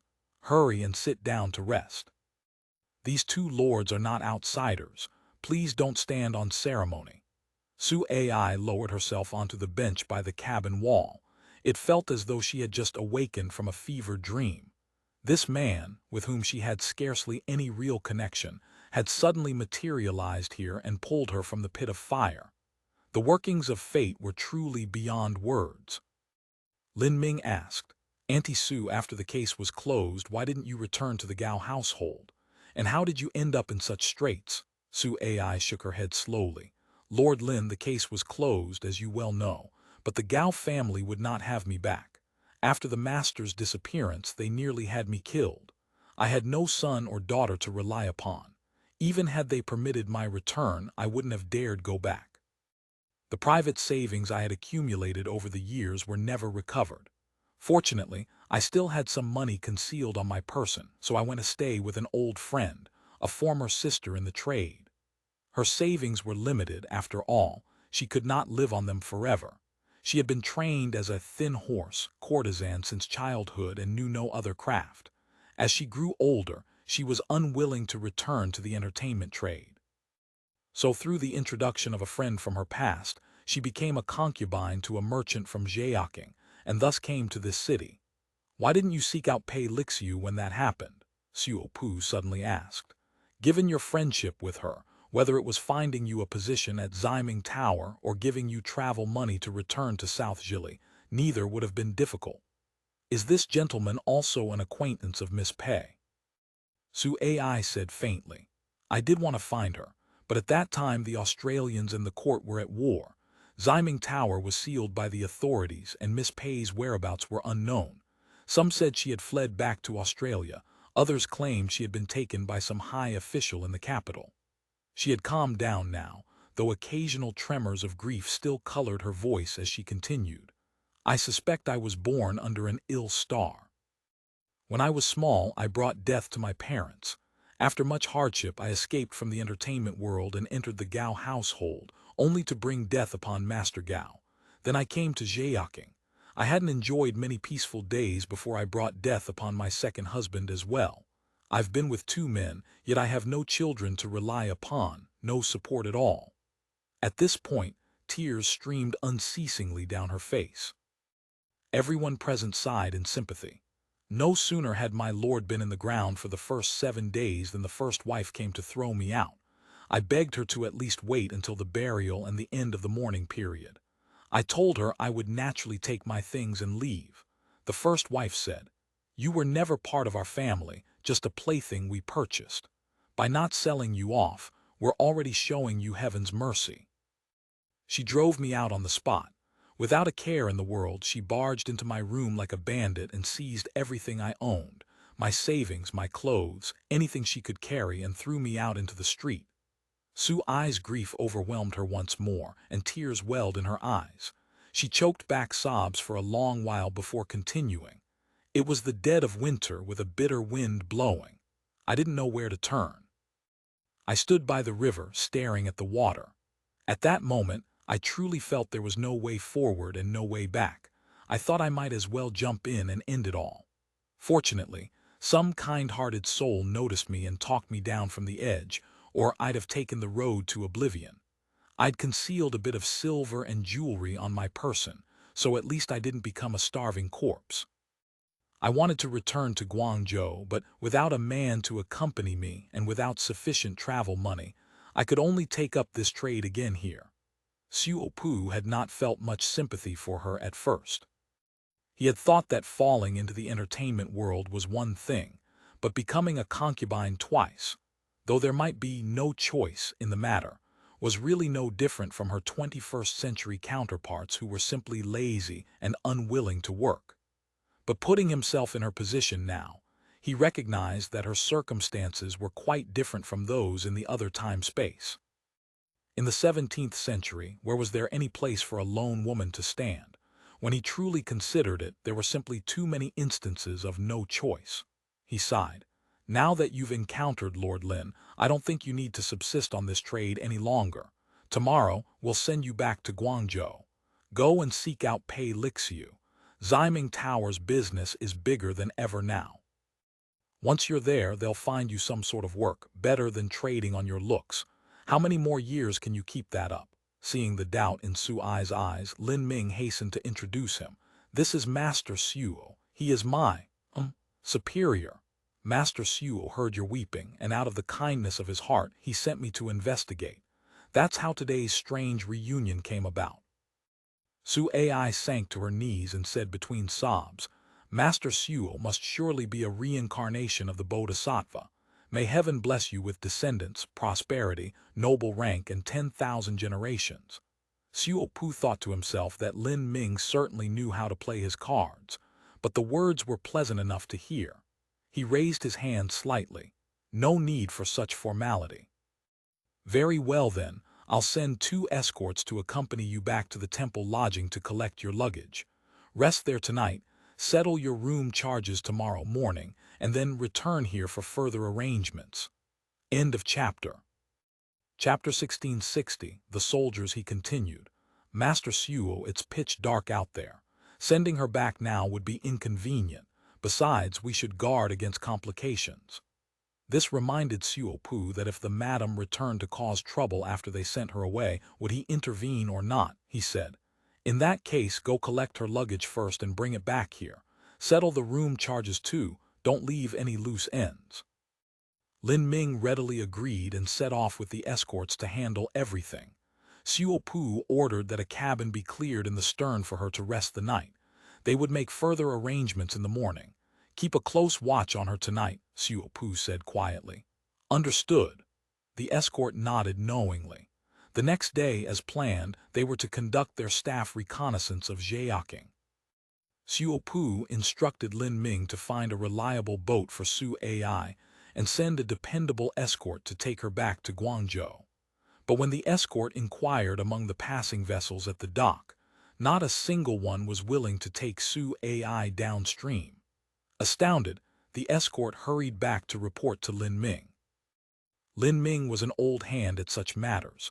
After a moment's thought, he understood. The madam had backing, someone powerful who was determined to possess Su Ai. Lin Ming was privately surprised. In Guangdong, few dared cross the Jinyue. Even governor-generals, provincial inspectors, and vice-ministers adopted an attitude of let sleeping dogs lie toward them. They certainly would not make enemies over a woman. As for the local rats and snakes, they were the most sensible of all. Standing up to official powers was not their style.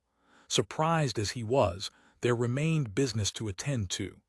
Fortunately, the rescue had not been his idea, otherwise, the label of troublemaker would have stuck to him.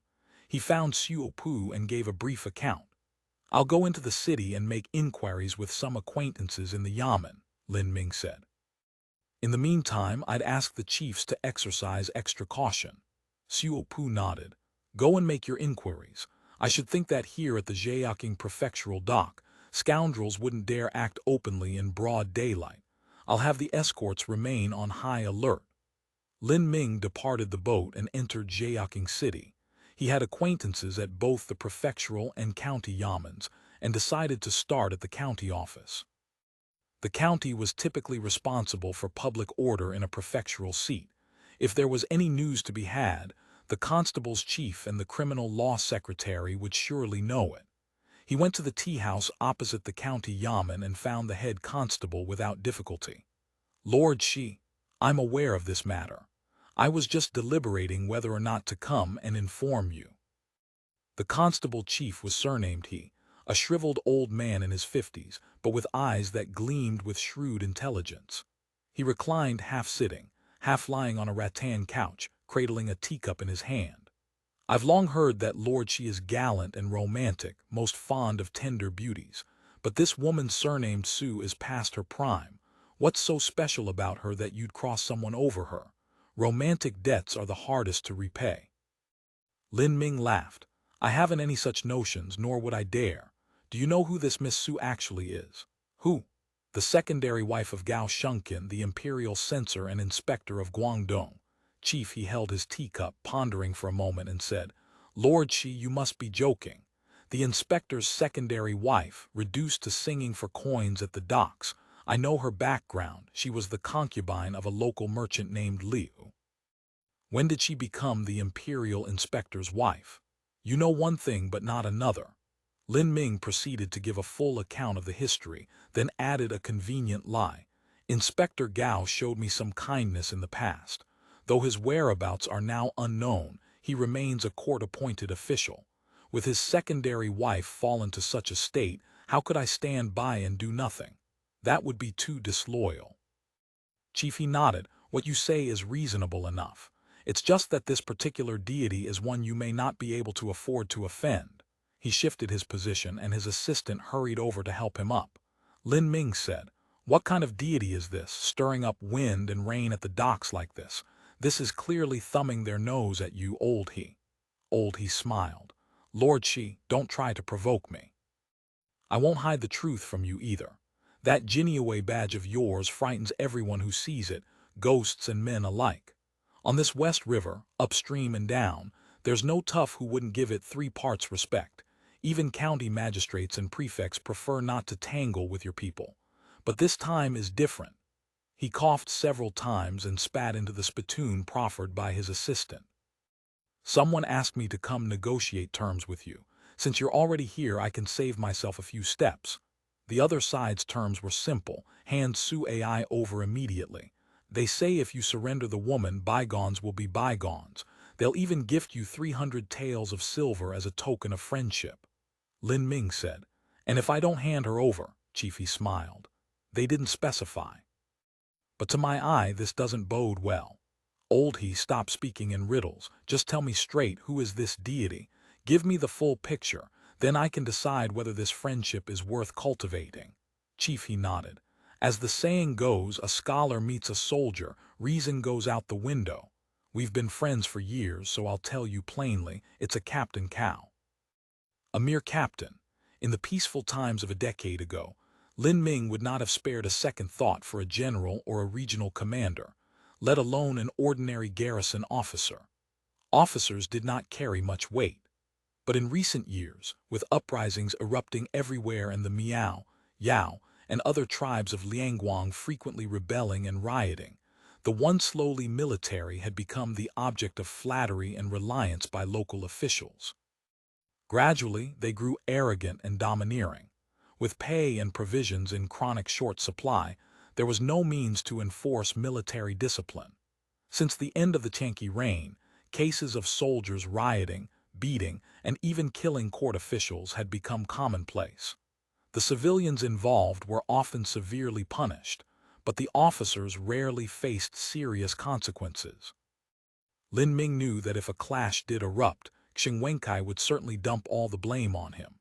Setting aside questions of loyalty, even a single accusation of inciting mutiny in the ranks, reaching the capital would spell disaster. And if it came to a head-on fight, the soldiers were local military. One shout and they would muster dozens of men. His own side numbered only a dozen or so. The odds were clearly against them. Seeing the hesitation on his face, Chief, he said, Lord Shi, you're a man of honor, a true friend, a fine fellow, but as the old saying goes, a wise man doesn't fight a hopeless battle. These soldiers are no good lot. Cow in particular is a vicious piece of work. Remember old Ding, who used to run the docks? Tough fellow, wasn't he? His whole household, over 40 souls, was wiped out in a midnight raid by Cow and his soldiers, butchered to the last man. When it was done, none of his hundreds of underlings dared breathe a single word. Governor Xing said nothing about this. Lin Ming frowned. I never imagined Zheyaking had deteriorated to this extent. Times have changed. Ever since Governor Wang got his forces wiped out on Hainan Island, Governor Xing has been depending on this handful of troops to fight and die for him. He's just a scholar, short on grain and behind on pay. What leverage does he have to win over these soldiers? If he dared utter even 2 words about military discipline, his subordinates would stir up a mutiny, and his seat as Governor General wouldn't stay warm for long. Let me go back and think it over. Lin Ming found himself in a bind. He was not a man of principle. In ordinary times, he would have handed over the woman and pocketed the silver without a second thought. But rescuing Su Ai had been the Australian's idea. He could not decide on his own. And knowing the Australians' temperament, they probably would refuse to hand her over. If he painted the situation as too dire, he feared Xiu and the others might suspect him of exaggerating to serve his own ends. Go think it over, Chief, he cleared his throat. Captain Cow says, if the woman isn't returned to the temple by first drum tonight, he'll have no choice but to bring his brothers to fetch her himself. After dark, the city gates will be closed. No need to trouble the officials inside. Lin Ming returned to the boat and quickly sent the escorts to locate Xiu and the others, but they had gone somewhere unknown. The escorts searched all day without finding them. By the time they returned, it was already dusk. Lin Ming hastily relayed what he had learned. The 2 chiefs may not be aware. Right now, the soldiers are the most truculent force around. Counting on the authorities is probably hopeless. We need to decide on a plan quickly. He glanced at the darkening sky. There's not much time remaining before first drum. Kang Mingxi sneered. Good, let them come. Let them taste what a machine gun feels like. Machine guns would make quick work of it, but our staff reconnaissance would be finished, Xiu said, rubbing his chin with a wry smile. It seems that even charity work cannot be done carelessly. Kang Mingxi's expression grew awkward. After all, he had started the whole affair. He said, "How about I take a pistol and go meet this Captain Cow? One shot and he's dead." "I'm afraid this Captain Cow won't be so easy to meet, and certainly you could shoot him dead easily enough. But when his comrades rise up in fury, we'll still need the machine gun to break through.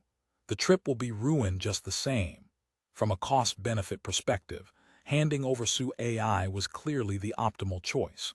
Not only could the staff reconnaissance continue, but they would also gain 300 taels of silver for free. Su AI was of no practical use to them. She was neither an important intelligence source nor a key figure. It was pitiful that she had fallen into this life, but the world was full of women far more pitiful than her, and the Council of Elders could not possibly save them all. Yet this was simply not something he could bring himself to do. It was not merely a matter of morality, Xuefan reflected. He knew the Council of Elders group mentality well enough. Anything could be done, except things that caused them to lose face. The Council possessed a glass heart.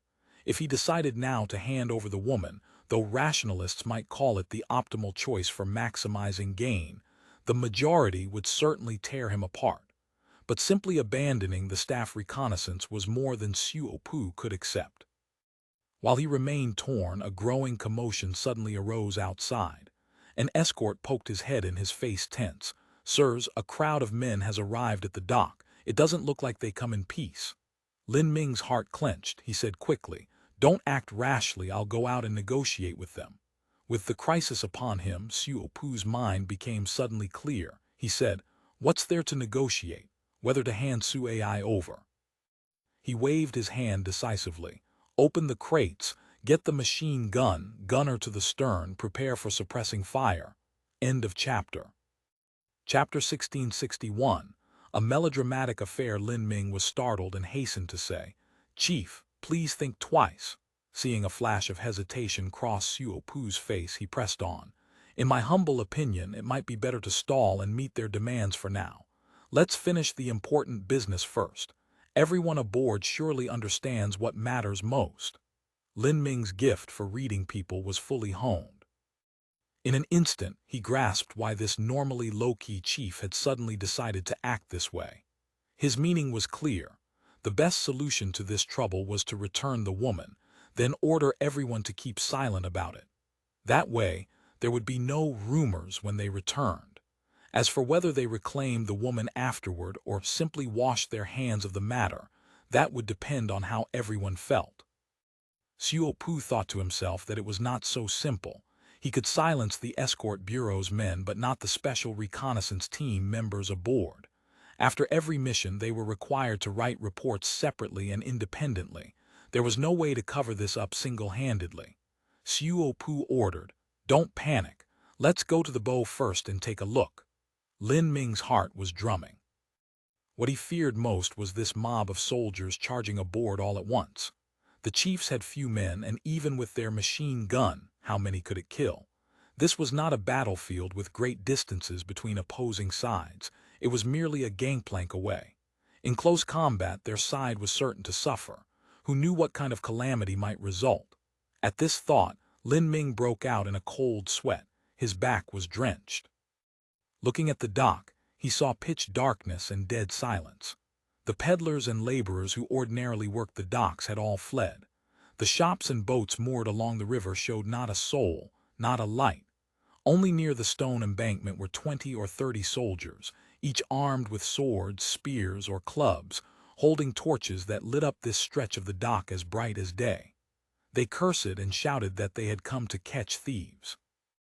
They called themselves soldiers, but their clothes were so ragged that without close inspection, one could hardly tell they were wearing uniforms. Lin Ming noticed they were making noise but not charging forward. He knew there was still room to maneuver. He stepped forward, placing himself between Xuefan and the crowd, and shouted loudly, "I am Lin Ming, a centurion of the Jinyue. I am on patrol in Guangdong under orders to investigate a case. Here is my badge and warrant."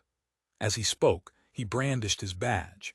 He did not actually possess a Board of Punishments warrant, but the mere mention of such a warrant, which allowed one to arrest anyone at will, was a powerful deterrent. He announced his identity immediately, hoping to overawe the soldiers somewhat.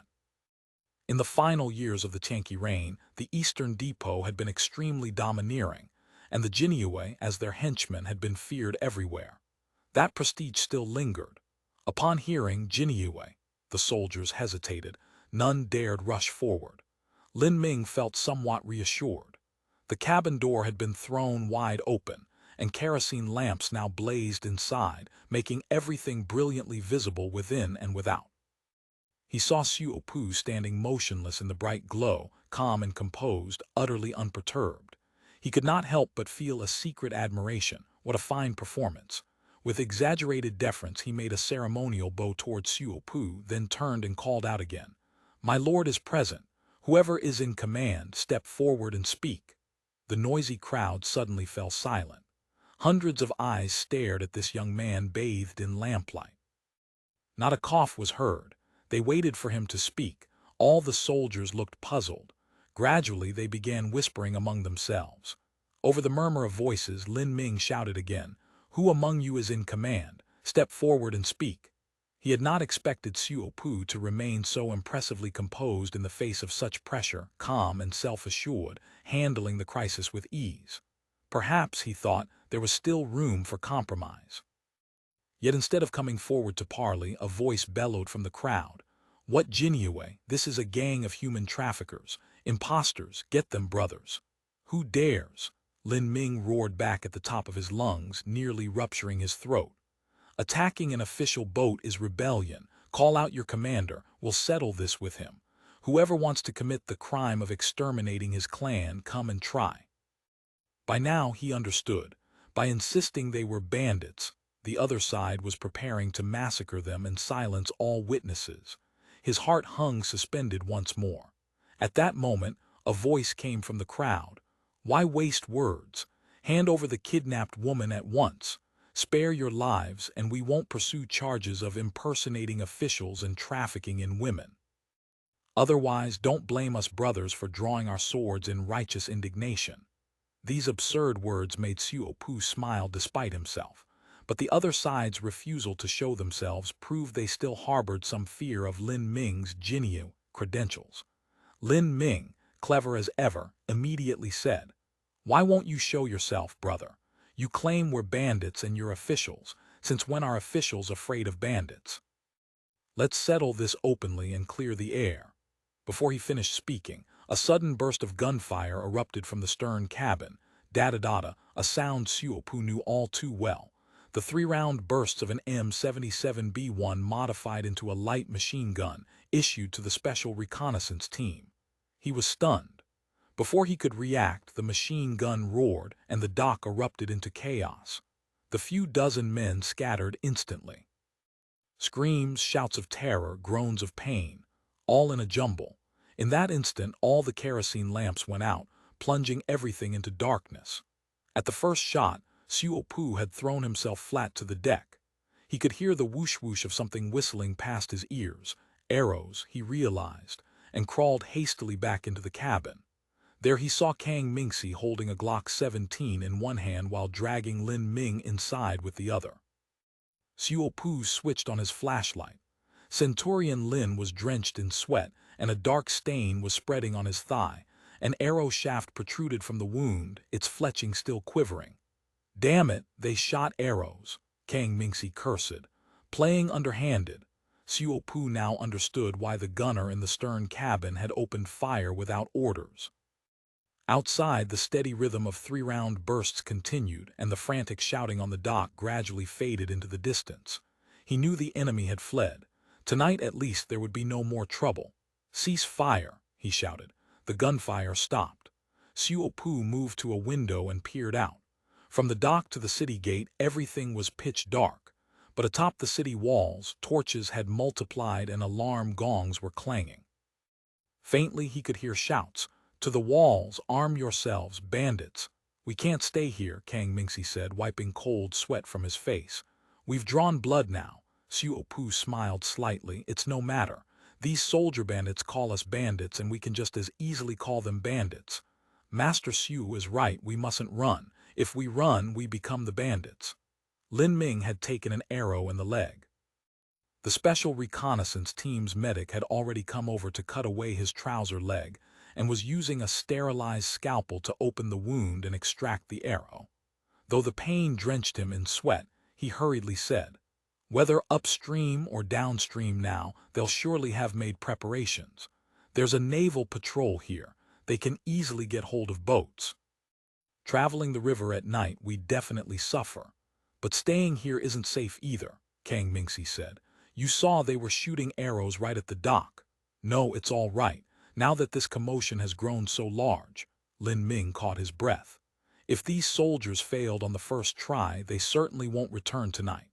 Though he had taken an arrow, it was not in a vital spot, and he knew his life was not in danger. His heart was already half settled. That machine gun was truly formidable. Just Dadada and men dropped on the dock. Everyone spoke of the Australians' wondrous firearms, but seeing was believing.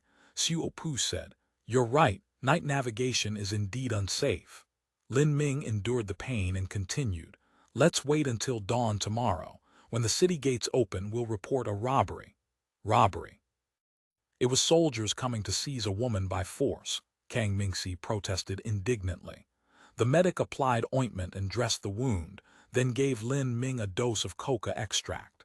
The pain in his wound immediately lessened considerably. He managed a smile. "If we report soldiers rioting, nobody will take the case. We can't explain it clearly and we'd get tangled up in litigation. After all, we're not truly an official boat. We couldn't withstand scrutiny. Report it as a robbery and both the prefecture and the county will let it slide. Anyway, we don't expect them to catch anyone. With all the commotion on the dock, surely we can't conceal it." "Of course we can't conceal it, but who wants to place a chamber pot on their own head?" Lin Ming forced a smile. "Better to let things pass quietly." He suddenly remembered something else. "Chief, send some men to the dock at once. There will be wounded who aren't dead yet. Finish them off one by one, or leaving survivors will only cause trouble." Xiongstyle nodded. "I understand." He led some men out of the cabin. The dock was now deathly still. The few dozen soldiers who had been swarming toward the salt boat just moments before had vanished without a trace. Only a dozen or so bodies lay scattered across a pooling layer of blood. Kang Mingxi stared blankly at the scene, feeling a sense of unreality. Fighting over the star courtesan of a pleasure house, jealous rivals coming to blows, such a cliched, melodramatic plotline worthy of a rich second-generation heir. And somehow I stumbled right into it. Mobilizing 100 underlings to square off for the hottest escort in the nightclub, something this stylish actually happened to me. This is too cool. If those 8 beauties of Qinhuai fanatics in the Council of Elders find out, they'll be absolutely green with envy. The corpses were mostly contorted grotesquely, chests blown open in gaping, bloody holes, or half their skulls shot away. The power of the 7.62 NATO round was no joke. All were stone dead. Only one soldier, whose right arm had been torn clean off by a bullet, was still breathing and occasionally moaning in pain. Xiongstyle crouched beside him and said, "Don't be afraid. Just answer honestly and I'll save your life." The soldier managed a weak nod. Fearing he might pass out, Xiongstyle first had him swallow a dose of coca water. Once his spirits revived somewhat, Xiongstyle asked, "Who sent you to seize the woman?" End of chapter. Chapter 1662, Piyun Tower Banquet. "Yes, yes, Master Cao," the wounded soldier stammered, "our squad leader. What's his name? Cao Bajio. How did he learn about Su AI? This lowly one doesn't know. I just followed his orders. Besides here, what other arrangements are there? I heard that Master Cao has set up a few boats downstream and invited brothers from the naval forces. What about upstream?" Also have men and horses prepared. Where is Cao Bajio now?" "That this lowly one doesn't know," Xiongstyle nodded. A team member raised his blade and dispatched him cleanly. Several men spread out to check the surroundings, ensuring no one was left breathing, then threw all the bodies into the river. Apart from the bloodstains on the ground, nothing remained on the dock. Although such a commotion had occurred at the dock, not a single person came to inquire throughout the entire night. Only when dawn broke, and the city gates opened did a troop of soldiers march out from the city, escorting the Gayao County magistrate to personally investigate. A criminal law secretary was sent aboard the boat to question them. The county's criminal law secretary was an experienced hand. Before leaving the city, he had already gathered intelligence. He roughly knew about a flash of fire from the official boat, crackling like beans without ceasing, sweeping away all resistance. He knew this matter involved passing Jinyue, was connected to local soldiers, and that the firearms which had instantly killed a dozen people seemed related to the legendary Australians. Added together, it was unfathomable. Whether it was the Gayao County magistrate, the Zheyaking prefect, or the governor-general of Liangguang sitting in his yamen, clearly none wished to wade into this muddy water. With this tone set, the criminal law secretary naturally knew what to do. Procedural matters were handled meticulously as usual. Since there were no bodies, there was no need for an autopsy. Where the bandits attempting to rob the dock had come from was naturally unknown. The merchants and coolies on the dock were not keen to serve as witnesses and suffer for several days in the yamen, so they all claimed.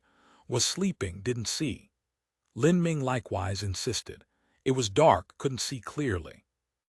In short, this was an ordinary robbery case of bandits attacking an official boat at night, repelled by escort guards, involving neither local garrison troops nor the Jinyue.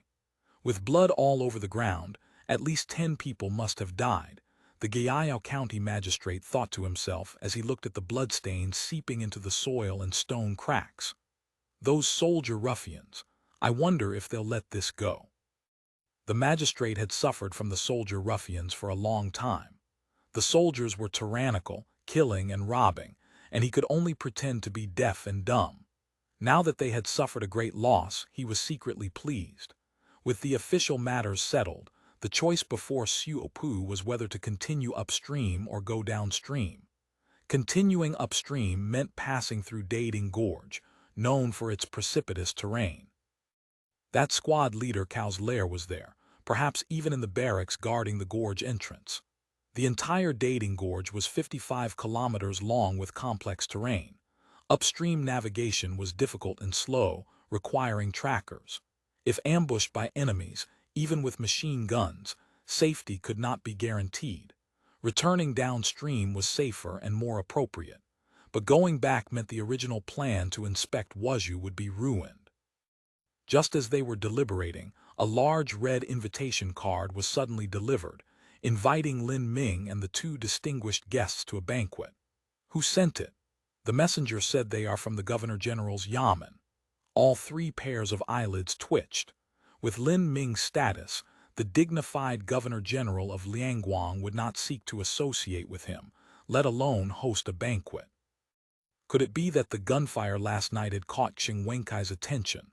Opening the card, they saw the host was not Xing Wenkai but a man named Chang Qingyun, inviting the 3 of them to a banquet at Piyun Tower.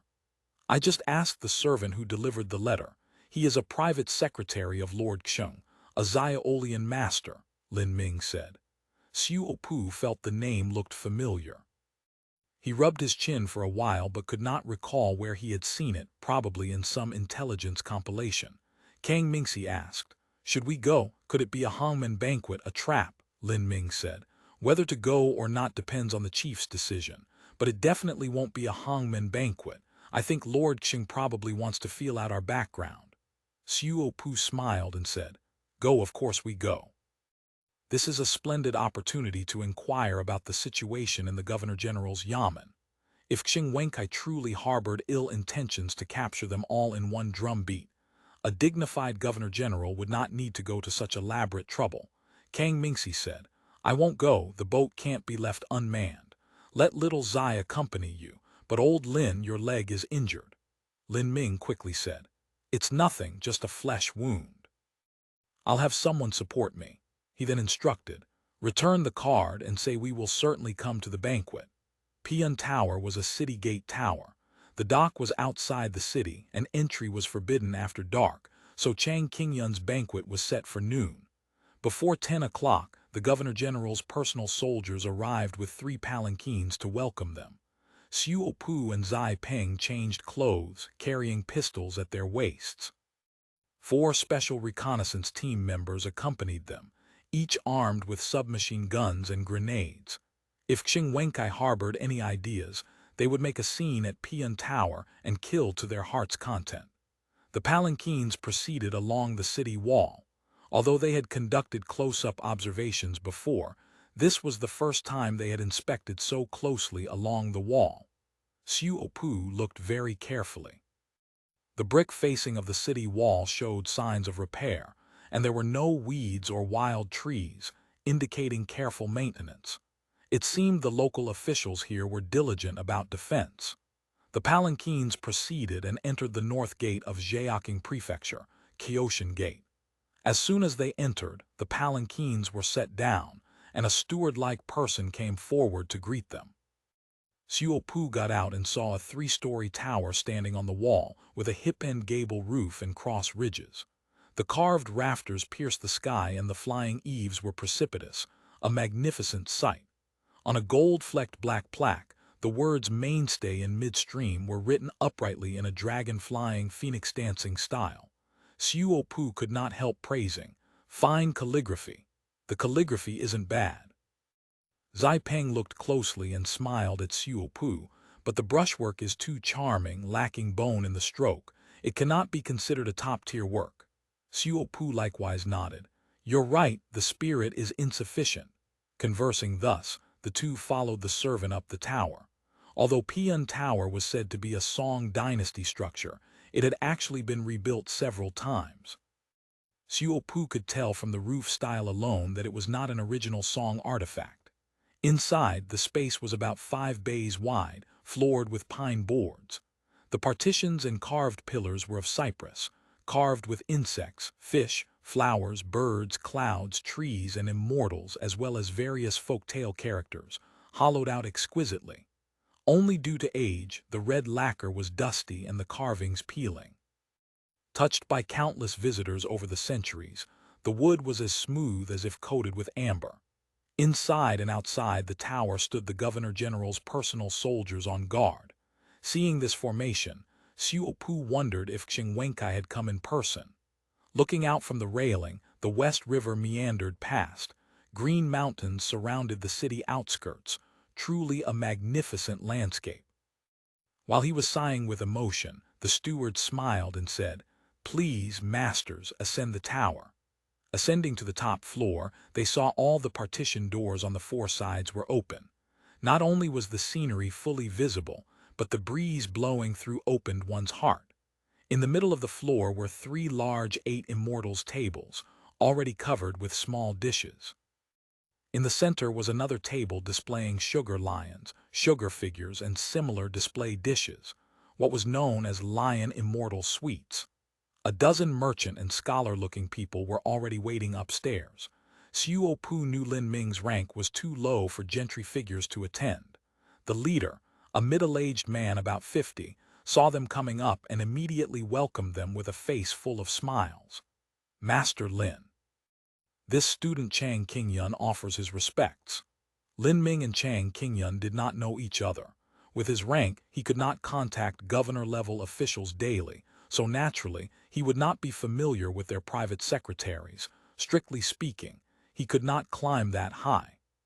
However, the special status of the Jinyue gave them a considerable sense of superiority, so he did not feel overwhelmed by the favor. He merely bowed back with a smile, saying politely, "Forgive my rudeness, I was attacked by thieves last night and have a leg injury." I know.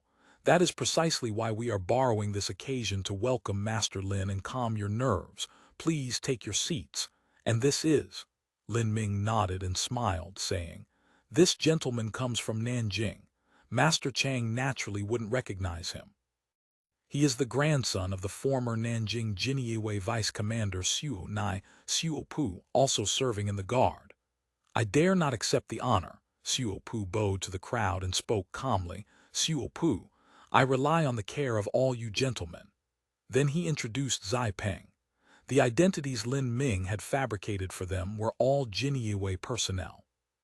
Since the Jinyue was massive, with over 60,000 members by the late Ming, apart from a few top figures familiar in official circles, no one could be clear about the internal situation.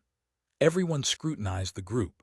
Xiuopu was dignified and composed, elegant and suave, wearing a half-new blue wide-sleeved scholar's robe, washed spotless. He wore a Three Mountains hat and a pair of half-worn thousand-layer soled cloth shoes.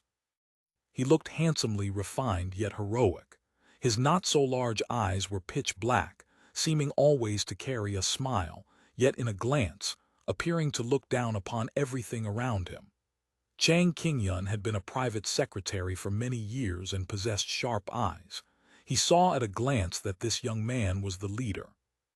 However, what unsettled him was that this person's gestures gave him an inexplicable sense of familiarity, as if he had seen him somewhere before. His heart skipped a beat, and cold sweat broke out on his back, his eyes staring fixedly at Xiuopu. Xiuopu took no notice, exchanging greetings and taking his seat.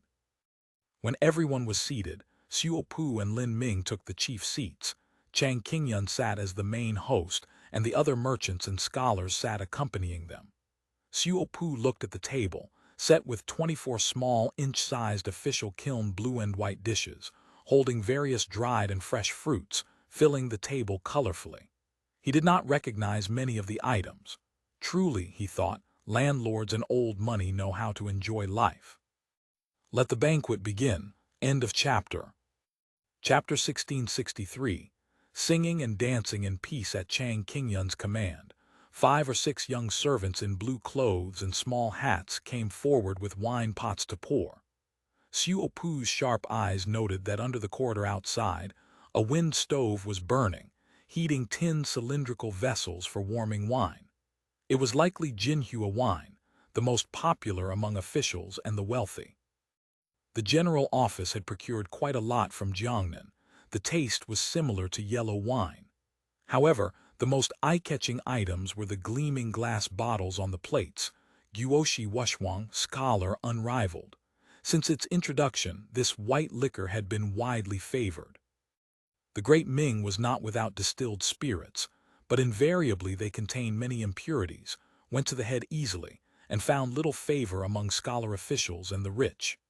Hu Xuefan employed modern white liquor brewing and blending techniques, high purity, rich aroma, soft on the palate, pure in taste, and not prone to causing hangovers. Coupled with the crystal-clear glass bottle, it drove wine drinkers mad with desire. As officials exchanged gifts, its fame quickly spread beyond Guangdong, becoming a specialty of Guangzhou. Not only was it consumed in large quantities locally, but it was also sold as far as Jiangnan and the capital. Traces of this wine had even been found in the homes of later Jin nobles in Liaodong. Although the Guangzhou station had expanded the distillery's capacity dozens of times, it remained nearly impossible to find a bottle on the market. The black market price was more than 10 times higher than the original. A rough glance showed a dozen bottles of Hu Xuefan on the table, and it seemed there were more under the corridor. The Governor-General's yamen was indeed generous, worthy of a high official commanding 8 seats. Come, please drink. Chang Qingyun served as an attentive host. Xiuopu and the others, harboring suspicion, dared not drink much and only tasted lightly. Xiuopu, afraid of revealing flaws in his speech, likewise refused to talk much. Seeing the atmosphere growing somewhat dull, Chang Qingyun gave a wink. A professional companion named Mei Lun, who specialized in amusing people in the Governor-General's residence, understood immediately.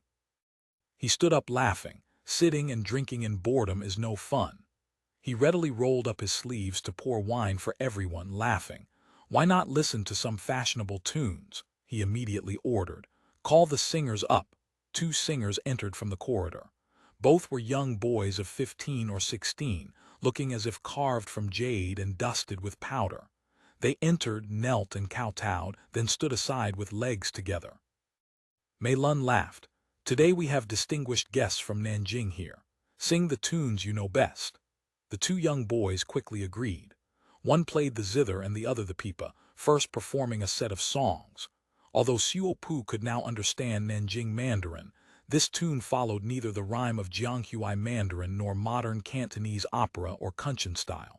He felt lost in the clouds, barely comprehending a few scattered words. Lin Ming and Zai Peng, however, listened with rapt attention. Judging from the reactions of those present, the singing was probably quite accomplished. After the song ended, everyone applauded. Mei Lun laughed. Indeed. Saying so, he rewarded them with a cup of leftover osmanthus tea from the table. Drink it, then pick songs you know well to serve the masters. The two agreed, drank the tea, wiped their mouths with handkerchiefs and played the pipa again, singing a set of sheep on the mountain slope. Everyone at the table cheered and the atmosphere became lively. Xiupu did not understand what was praiseworthy about it, so he kept silent. Chang Qingyun observed this and understood 70 to 80% in his heart. Wait, truly rare beauties in the world. A semi-old man looked at the two singing boys with lustful eyes. Truly a song that can crack stones. What do you know of their wonders? These two children were purchased by General Fei Wang from Fujian to serve the adults, Chang Qingyun laughed. You all know General Fei Wang's generosity. Pity, his ambition unfulfilled, he was struck down by the Australian thieves. Hearing the words Australian thieves, Xiupu pretended to be nonchalant, though a look of sharp focus appeared on his face. Chang Qingyun nodded slightly to himself. That was it. A private secretary beside them laughed. What wonders, Master Mei, do tell, Mei Lun said. The Buddha says, cannot say, cannot say. Just now Master Xian called them rare beauties, you just think on that. The people at the table laughed loudly. Xiupu was thoroughly confused, not understanding what was so amusing. This Master Xian, although possessing gray hair and beard, was very animated. He laughed. Drinking is boring. Master Mei's phrase makes a fine couplet. Let's compose couplets to add to the fun. Rare beauties is easy to match, a private secretary said, looking sideways at the two singing boys. Elephant lady fits perfectly. As soon as the words fell, the whole room burst into laughter. The two singing boys likewise blushed, pretending to be silly and indignant. Masters are just making fun of us lowly ones. Saying so, they came over with long sleeves and delicate hands to pour wine and serve dishes for the guests one by one. The accompanying guests all became animated now. Some flirted shamelessly with the singing boys, some simply groped them up and down, and some directly held them in their arms, insisting on a skin cup. The young boys were adept at such games, smiling fawningly and coquettishly urging wine. Some simply sat in guests' laps, pulling beards and tugging ears to force wine down throats. For a time, cups and chips were exchanged, and laughter and talk grew joyous. Xiupu dared not drink much, only sipping a little to keep company. Because of his wound, Lin Ming did not drink wine, only tea, and picked light dishes to eat. Seeing Master Xian pulling a young boy close and refusing to let go, knowing he must harbor the cut sleeve preference, he simply smiled. Seeing a young boy swaying and twisting his waist coming to toast Xiupu, and fearing the chief would turn hostile in public and make a mess, he whispered, "Just respond superficially, don't be stern." Xiupu nodded slightly. When the boy reached him, holding the wine with a handkerchief to Xiupu's lips, he said coyly, Master Xiu, you are the main guest today, you must open your capacity and drink a few more cups." Seeing his slender figure and boundless amorous manner, truly more womanly than a woman, with waves of faint fragrance drifting over. Although knowing he was a man, Xiupu's heart could not help but sway, and he drank the wine. He drank it but felt disgusted as if he had swallowed a fly. Mei Lun watched the main guest Xiupu while joking with others. The other party looked impatient, with contempt in his eyes. Clearly, this Master Xiu was not interested in this pair of toys. If the teasing went too far, it would prove tedious. Just then the chef came to present the main dishes, so he took a plate of white flour steamed cakes, a plate of crystal goose, a plate of pickled fish slices, and a bowl of sour bamboo shoot shrimp ball soup from the table and rewarded the young boys. The two kowtowed their thanks, took the plates out, and knelt under the corridor to eat. Mei Lun clapped his hands. Yun Dang, why not come out to serve? At the call, a woman responded softly and lifted the curtain to enter. When everyone looked, they saw Yun Dang wearing a pink gauze shirt with a dark green flowing skirt below, dark clouds of hair piled high, green silk curling. 2 curved willow smoke eyebrows were slightly furrowed, seeming worried yet happy, glancing around. Everyone's spirits were refreshed. Chang Qingyun could not help praising loudly. What an apricot blossom face, like a lotus emerging from water. That Yun Dang smiled sweetly at Lin Ming, almost hooking away his 3 souls and 7 spirits. She sang melodiously. Magnolias fallen, wind and rain hasten, courtyard bleak. Spring comes long, music lazy to press, wine counters lazy to hold. Resigning orioles and thanking swallows, 10 years of dreams broken in the blue tower, idleness follows, willow catkin still lingering. Hard to find an old soulmate, entrusting the lute heart to rewrite. Enchanting, remember holding hands by the herb-fighting rail under the flower-buying curtain. Watching the pulley turn low, the swing high. Now where is it? Even with round fan and light shirt, with whom to ride the Xiongstyle horse. Looking back at Twilight Mountain's green, separation sorrow comes again. Lin Ming gazed at the graceful dancing figure, feeling as if transported to a fairyland, and could not help saying, 10 years a dream in Yangzhou, winning a fickle name in the Blue Towers. Chang Qingyun laughed. This was sung impromptu by a songstress when friends accompanied me to tour the Qinhuai River in Jinling last year. Although it is a work by Master Jai Dai, sung 100 years later, it remains an old dream of Qinhuai. He spoke as if with deep emotion. After the song and dance, Yun Dang curtsied. Just as she was about to withdraw, Chang Qingyun said, I heard you practiced a few fashionable new tunes the other day. This Master Xu is a distinguished guest. Sing a few especially for him. Yes, this slave knows. Saying so, she ordered someone to bring a pipa, sat on an embroidered stool, strummed a few times, and chanted. Under the small peach branch trying on silk clothes, butterfly powder fighting remaining fragrance. Jade wheel crushing fragrant grass, half face annoying red makeup. Her singing voice was melodious, crisp yet soft, charming with 3 parts vigor. The song lingered around the beams without ceasing. The guests at the table were all intoxicated. Yun Dang played the pipa while singing with expressive gestures and eyes. Wind suddenly warm, sun beginning to lengthen, slender weeping willows. A pair of dancing swallows, 10,000 points of flying flowers, ground full of setting sun. After the song, Master Xian laughed. This lyric is truly romantic and graceful, enough to succeed the later ruler of southern Tang, truly uniquely gifted by heaven. Unexpectedly, Mr. Maozhong wrote lyrics so sentimental and touching, with natural charm, truly rare. Xiuopu did not know who Mr. Maozhong was, but this lyric sounded like ordinary romantic verse. What was rare about it? While pondering, someone said, Mr. Maozhong's poetry is quite different, simply like 2 different people. Recently, this student just obtained a new work of his. Saying so, he chanted, Immortal talents lonely both leisurely, literary garden desolate all ancient mounds.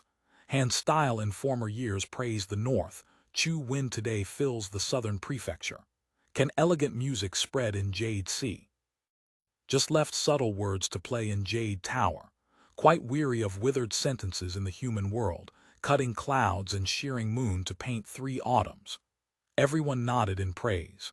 Xiuopu could not discern the beauty in it, so he had to continue sitting blankly with a poker face. The people at the table became animated, and one by one, struck by poetic inspiration, began discussing poetry. Writing lyrics is most difficult in modern regulated style. Level tones where oblique should not be, oblique where level should not be. One slip in adhering to rules, not only is it awkward to read, but how can one afford such loss of face? You are wrong there. Poems often use level and oblique interchangeably. Lu Fangwang's burning ash to remove vegetable locusts. Huang is used as an oblique tone.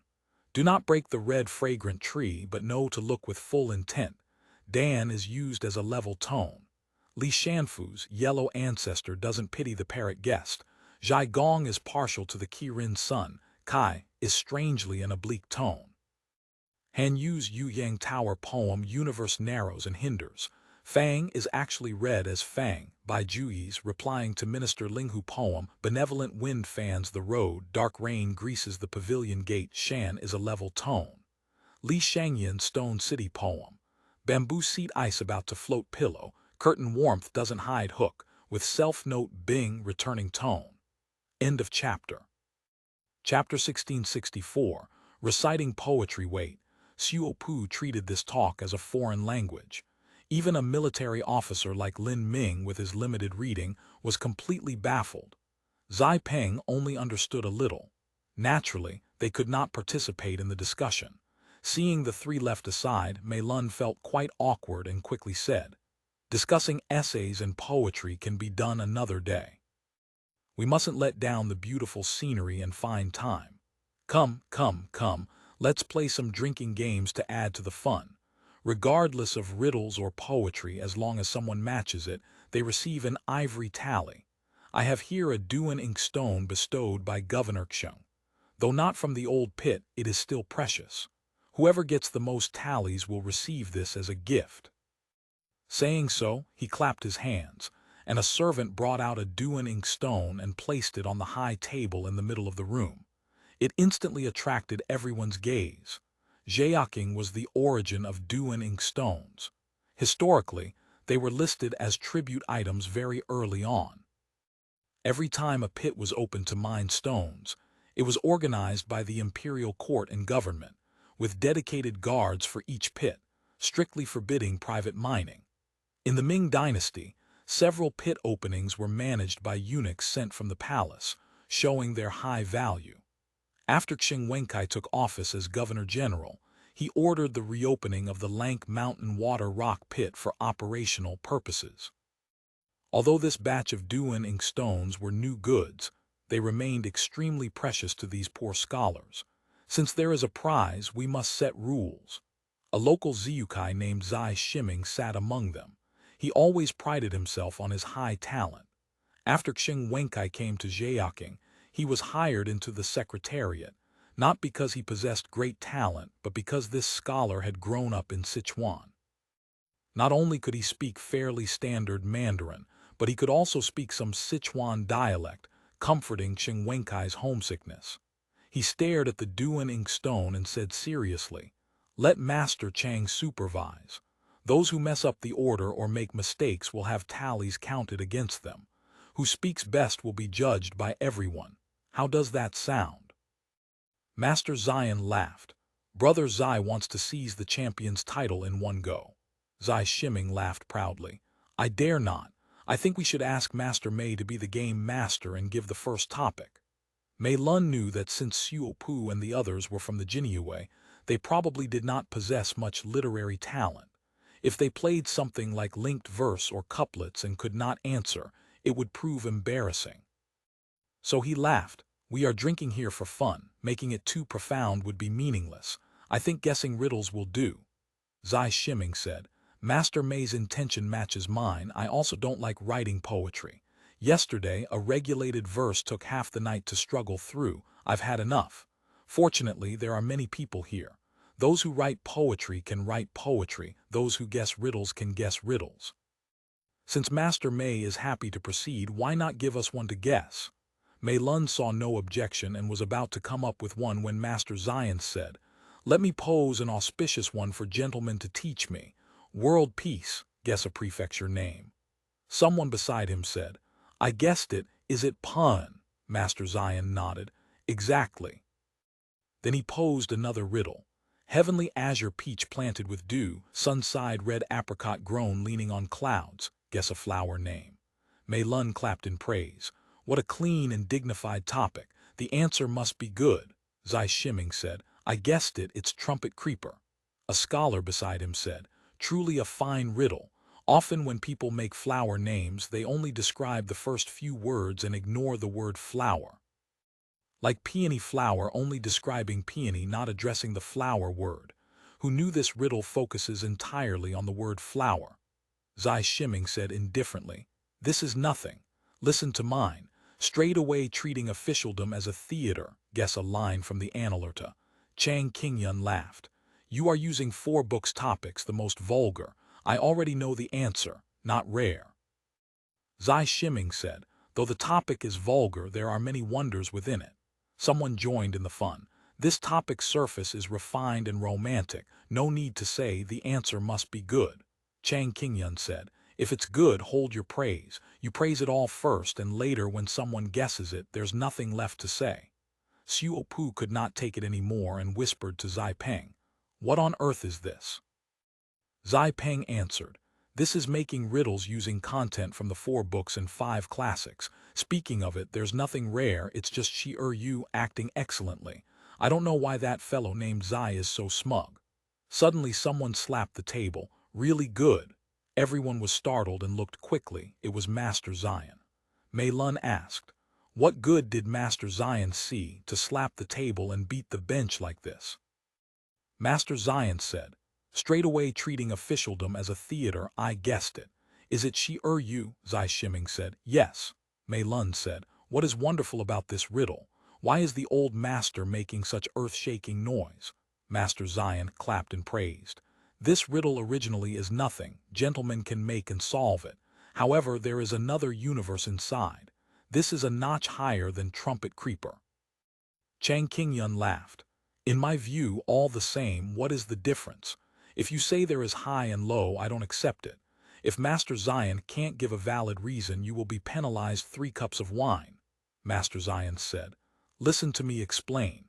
He borrows and leaves aside, only this word jumps with empty spirit, truly describing it thoroughly. This riddle takes a person borrowing to make an empty word with extreme literary cleverness. For riddles, borrowing is best, direct meaning is second, but borrowing also has 2 grades, like scholar unrivaled, guessing what is trust. Qin King repeals expulsion order, guessing believe this word. Although these are also borrowing, they value the theme. The theme and the riddle's surface are worlds apart, so this is second. Recently there is a type of counting classics, looking up many in encyclopedias all day. Who knows the posted paste is not dry, already swept away by wind and clouds, empty in an instant. This is third-rate goods. This lofty theory made the gentleman present nod frequently, all saying it was cleverly made, that Mr. Zai possessed talent of 8 due, and so forth. Xiongstyle wore a look of satisfaction. At this moment, Xiupu wanted nothing more than to be like Li Kui, jump on the table and first shout, "To hell with this, eat my machine gun." He could not help whispering, "Truly a load of nonsense." Although the voice was small, Xiongstyle caught it indistinctly. He was already dissatisfied with this distinguished guest receiving such generous treatment. Intent on embarrassing him, he raised his wine cup, toasted around, and said, "Gentlemen praise wrongly. Such beautiful scenery, I untalented shall write a poem to celebrate." Immediately he chanted loudly, "Flying tower spans dangerous battlements, clouds and mists scatter at dawn. Strategic shape for overlooking, apt for coming to banquet after labor. River crosses broad parapets, mountains enter strange window lattice. Wind and moon originally priceless, lordship moreover has poetry." Everyone cheered. Chang Qingyun said, "This greatly captures the mood of song poets." Master Xian sneered slightly but also joined in the cheering. That Xiongstyle glanced smugly at Xiupu and the others, noting Zai Peng looking slightly indignant, Lin Ming still presenting a smiling face blending with the dust, but Xiupu appearing indifferent, obviously not grasping the flavor of this poem. He could not help cursing secretly, truly playing the lute to a cow. Master Xian said, "This poem is superbly made. We should drink a cup together to celebrate." Seeing everyone drink a cup, Master Xian put down his cup and sighed. "This scholar unrivaled is truly unrivaled. Pity the price is high and hard to obtain." Chang Qingyun laughed. "What is difficult about this? If old Mr. likes it, I have a few more bottles here. I'll send them to you tomorrow. I only ask old Mr. to write a few more poems and essays to accompany the wine." Master Xian smiled. I return the original words. What is difficult about this? Tapping the bowl with his chopsticks, he chanted slowly. Wine doesn't intoxicate, man intoxicates himself. Drinking 1,000 cups, Liu Ling is ashamed. Inviting Chang to drink facing the moon, a river of sorrow meets in wine. Cooking sheep and slaughtering oxen for joy, must drink 1,000 cups at a sitting. Don't laugh at the Lord lying drunk at the table head. How many can understand the deep flavor of wine? The poetic meaning was very shallow, counting only as doggerel. Even Xuefan could completely understand. This Master Xian has seemed to be a man full of grievances. But seeing the songstress Yun Dang holding the pipa, cherry lips mumbling the chant, eyes glancing constantly at Master Xian with obvious admiration, he secretly wondered, what was there to admire about this semi-old man with a cut-sleeve fetish? His heart felt slightly sour. After chanting, Master Xian drained the wine cup again and laughed. Although the Kun people are hateful, their 100 crafts and tools are not without ingenuity, truly unique. If the Kun thieves were willing to turn their hearts to the court, it would be a blessing for our great Ming. Their ships are sturdy and cannons sharp, soldiers skilled in combat. If recruited and the whole army transferred to Liaodong to pacify the eastern barbarians, win or lose, it would be a wonderful matter, killing 2 birds with 1 stone. The Kun people claim to be descendants of the Great Song, but actually they are foreign barbarian breeds using a pretext, Xiongstyle said. Those glass mirrors, thermos bottles, matches, all are strange skills and obscene cleverness. Hunger cannot satisfy, cold cannot clothe, just things adding flowers to brocade. Even those cannons and warships seeming to surpass heavenly work. But if people all over the world rebel, what do a few cannon barrels matter? No matter how well warships are built, can they drive onto the shore? Regulating family, ruling country, pacifying the world still relies on moral cultivation. Several old Confucian scholars nodded repeatedly, praising Xiongstyle. Poem well made, insight even more penetrating. Someone else spoke of the Kun thieves not following etiquette, mentioning many absurd and shameless things, which aroused everyone's interest in talking. For a time, various anecdotes flew around. Xuefan shook his head repeatedly. These joke-makers truly had existed since ancient times. Master Xian said, I heard Master Chang was once trapped in Lingao for several years, seeing real Kun with his own eyes. Why not share what you observed of Kun thieves? Chang Qingyun smiled bitterly. Formerly following Commander He on campaign, I was defeated and trapped in Lingao. Truly my hateful experience. However, I also thereby came to know much insider information about the Kun thieves. This was the truth.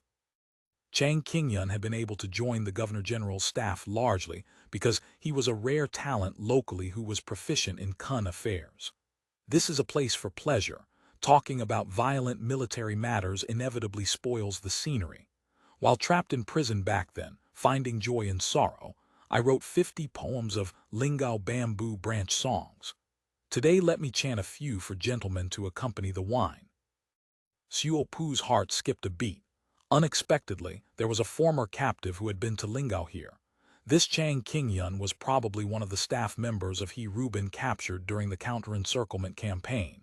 To think he had managed to work his way into Xiong Wenkai's staff. Since he had been to Lingao, had he seen through his disguise? Perhaps he had even met him. Xuepan remembered inspecting the POW camp. Of course, at that time he would not have noticed if a character like Chang Qingyun was among that group of unlucky wretches with shaved heads wearing new life clothes and trembling. Xuepan forced himself to remain calm, watching this Jurin master, seeing him composed as he chanted. End of world Hainan Road, there is a county named Lingao.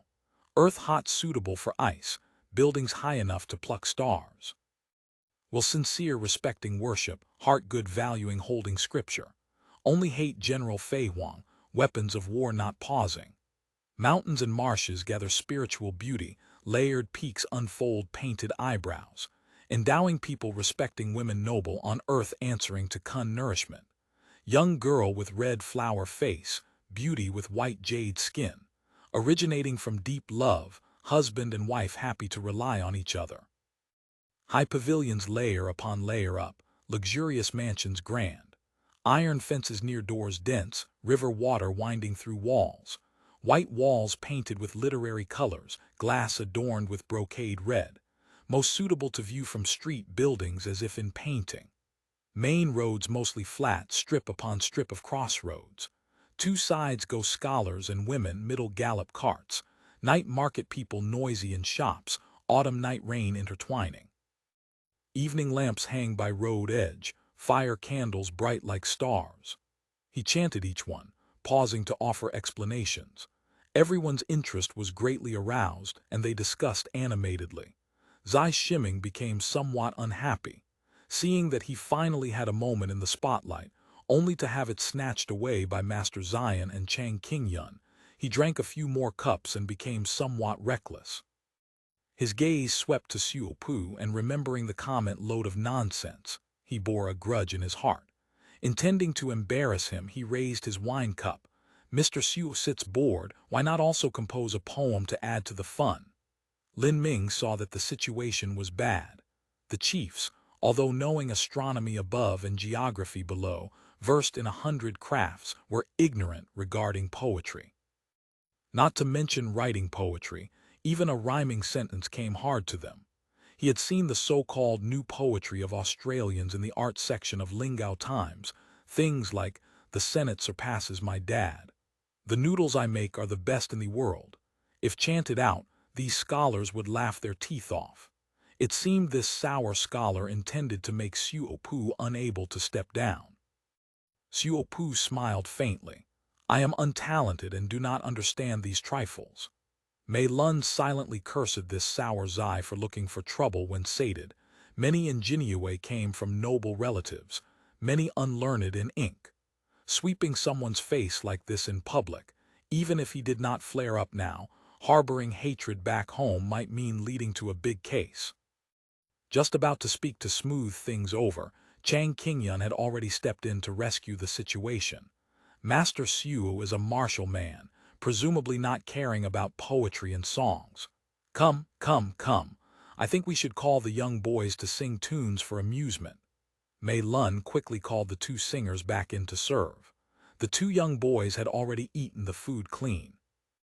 Xiupu noticed that they had not only knelt on the ground to eat but had licked the plates clean afterward. He could not help frowning secretly. What kind of way was this? Were they starving so badly? Hearing the call, the boys quickly came up and kowtowed thanks for the reward first. "Pick bawdy ones to sing, for the gentleman's wine," Mei Lun laughed.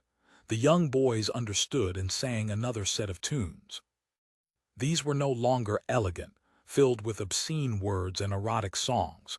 Everyone had wine, laughing and noisy, making a racket. Xiupu saw no meaning in staying here and signaled Lin Ming. He stood up to leave. Chang Qingyun spoke a few polite words.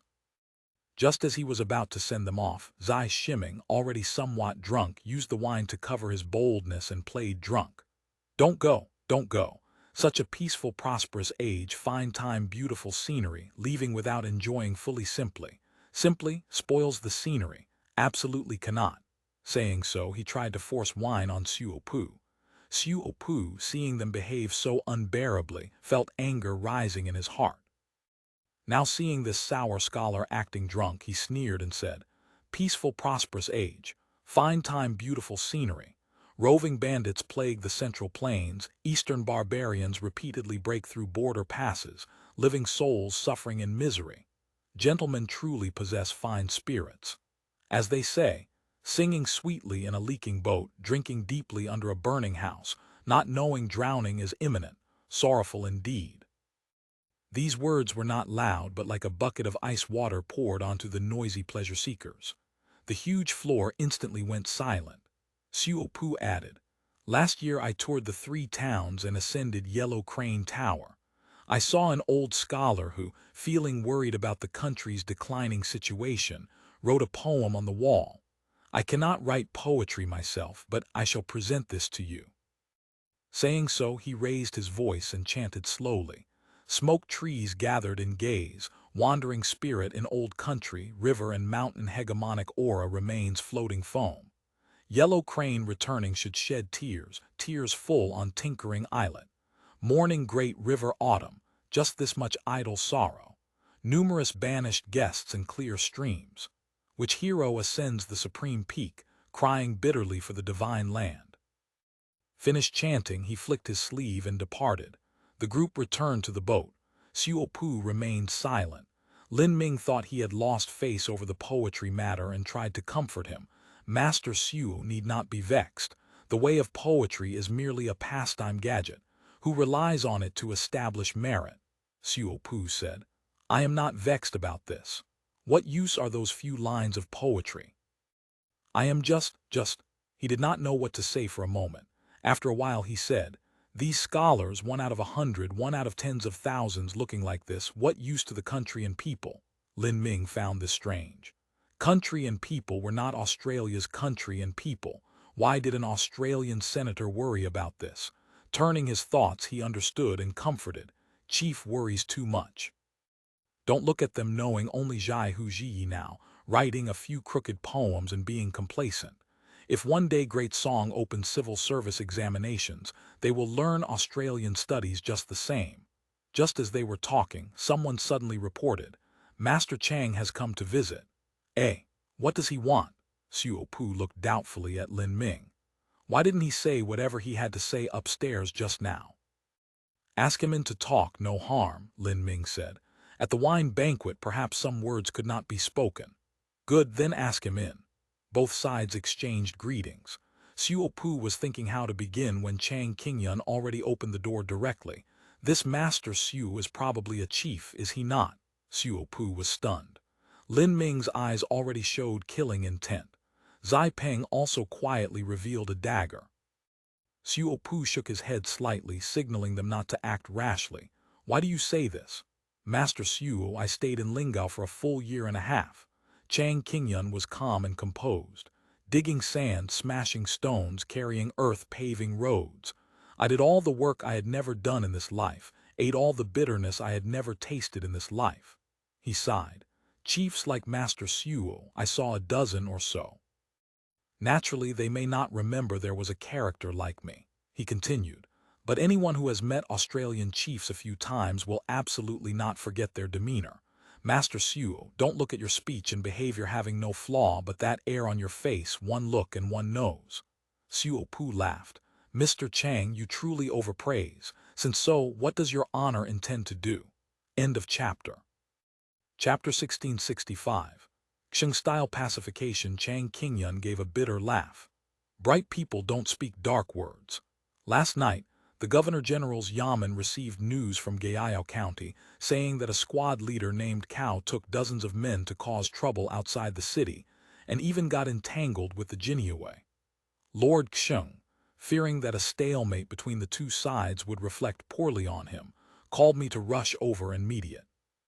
Before I even reached the dock, I heard the sound of repeating guns, followed by that group of soldier ruffians fleeing back into the city like scattered ducks. My heart was instantly clear as snow.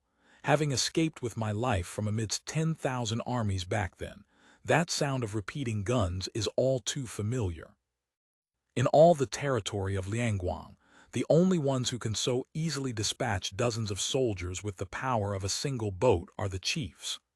Xiu nodded, establishing friendship while praising the other side. It seemed this Chang Qingyun had not wasted his time in the Lingao POW camp. I immediately reported back to Lord Xiong, saying that Jinyue Centurion Lin's party was numerous and highly skilled in martial arts, and had already dealt with those dozens of hillbilly soldiers. However, the one surnamed Cao is no kind soul either. He likely has men and horses waiting on both upstream and downstream routes, and is probably unwilling to let matters rest.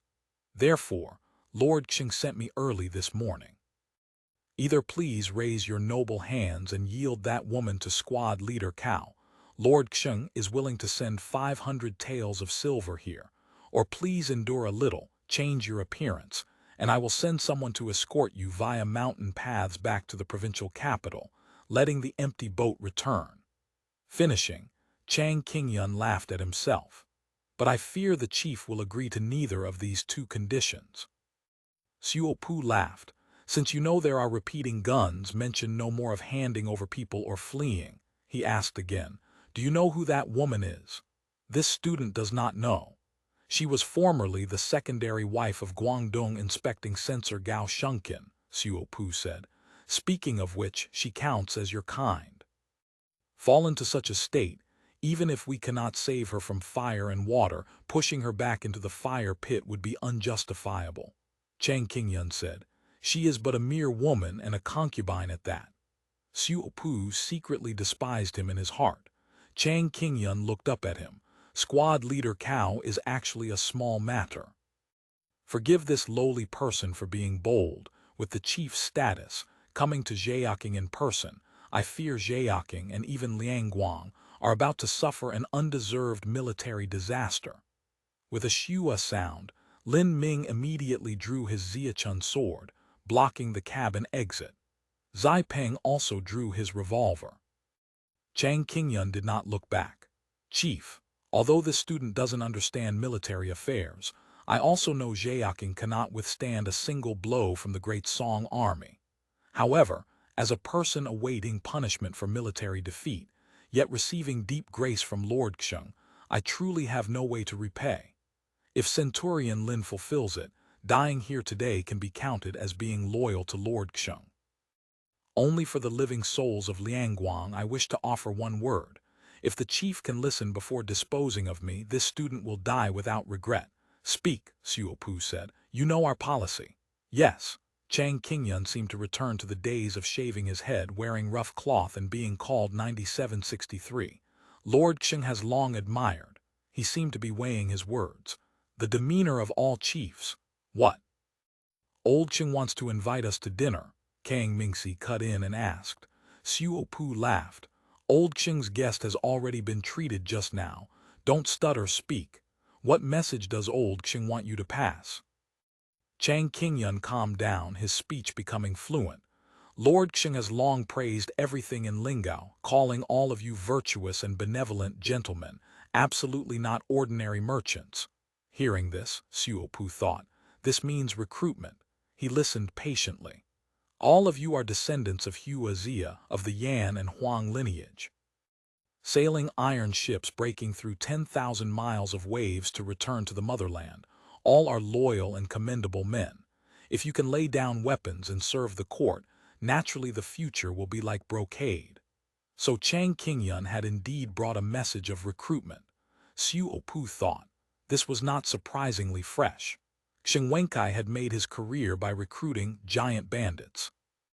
As the biggest sea bandits in Liangguang, it was impossible for him not to have considered this. Originally planning to proceed slowly after reorganizing Liangguang's military affairs, yesterday's conflict at the dock had forced his plan to be advanced. True Kun were not rare in Guangzhou. Several frequented official and commercial circles openly in the city. However, this was Zheyaking, a military strategic location for Liangguang. True Kun penetrating deep here from thousands of miles away, their intentions needed no explanation. Xiong Wenkai possessed limited ability but considerable self-knowledge.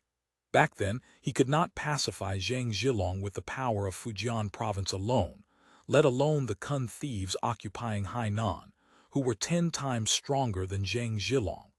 The matter of the Kun thieves could not be concealed forever. Now with eastern barbarians and roving bandits making trouble, the court was too beleaguered to concern itself with Hainan. But once the court recovered, there would have to be an accounting. Xiong Wenkai knew deeply that the current court was thoroughly rotten. The emperor wanted to strive for good governance but had no strength to employ, or rather, employed it in the wrong directions. He deeply understood the way of being an official, knowing that to continue surviving in officialdom, he absolutely could not follow the emperor to strive for good governance, which would only make things worse. Moreover, national affairs were difficult. The emperor was eager for success and impatient. If there was a slip, he was not a monarch with tolerance. The only path was to try to whitewash. As long as no trouble occurred during his term, he could be an official peacefully. Zhang Zhilong's destruction had been a big blow to him. Although he had held an attitude of using bandits to attack bandits towards Zhang Zhilong's group, Zhang had been very diligent in suppressing other pirates after being pacified. Both sides had achieved a win-win. Xing Wenkai's promotion to Liangguang owed much to Zhang Zhilong's performance. Zhang Zhilong's destruction also announced that the Kun thieves had become the biggest giant bandit on the southeast coast, completely bankrupting Xing Wenkai's strategy of using bandits to control bandits, and letting sea lords of Fujian and Guangdong restrain each other. As rising stars, the Kun thieves had not only easily destroyed Zhang Zhilong's main force, but also forced the surrender of Liu Xiang's men. Originally, Xing Wenkai had almost reached a recruitment agreement with Liu Xiang, but it was ruined by the Kun thieves' fleet conducting several armed parades in Chaoshin. Thus, the biggest maritime power in Liangguang, the Kun thieves, became the object of Governor Xing's greatest concern. He had learned a great deal about Hainan from merchants who had been to Lingao and had dispatched spies, with results both joyful and worrying. The worry was that the Kun thieves in Hainan were already like an enemy state, openly claiming to be Great Song, levying taxes and training troops unscrupulously. The court's Yamen officials were mere decorations. The most critical point was that the huge appetite displayed by the Australians frightened him considerably. The so-called huge appetite was not becoming emperor. This kind of slogan was not worth mentioning. In famine years, a few hundred poor peasants holding hoes and rebelling, shouting "Emperor takes turns, next year to my house" was common, and no one took it seriously. The problem was that this group of Australians had the strength, but were in no hurry to make their move. According to Xing Wenkai's experience, a force that could pull up thousands of men and take down a few county cities, the leader would definitely claim to be king if not emperor immediately. However, the Kun thieves obviously commanded tens of thousands of men and the premier large fleet on the southeast coast, yet did nothing, even letting the court's officials hang around in the Yamen. This made Xing Wenkai hesitate. This "build walls high, store grain widely, claim king slowly" was the tenet of the dynasty's founder when he rose. The joy was that, although the Kun thieves occupied Hainan and formed a separate jurisdiction, taxes were still paid, and court decrees could still be transmitted, indicating the Kun thieves had no intention of immediate independence and rebellion, so recruitment remained possible. If the Kun thieves could be recruited for the beleaguered court, it would remove a great trouble. Guangdong, as one of the few remaining revenue sources for the court, could not afford being tossed about. Being able to pacify the locality would be a great merit.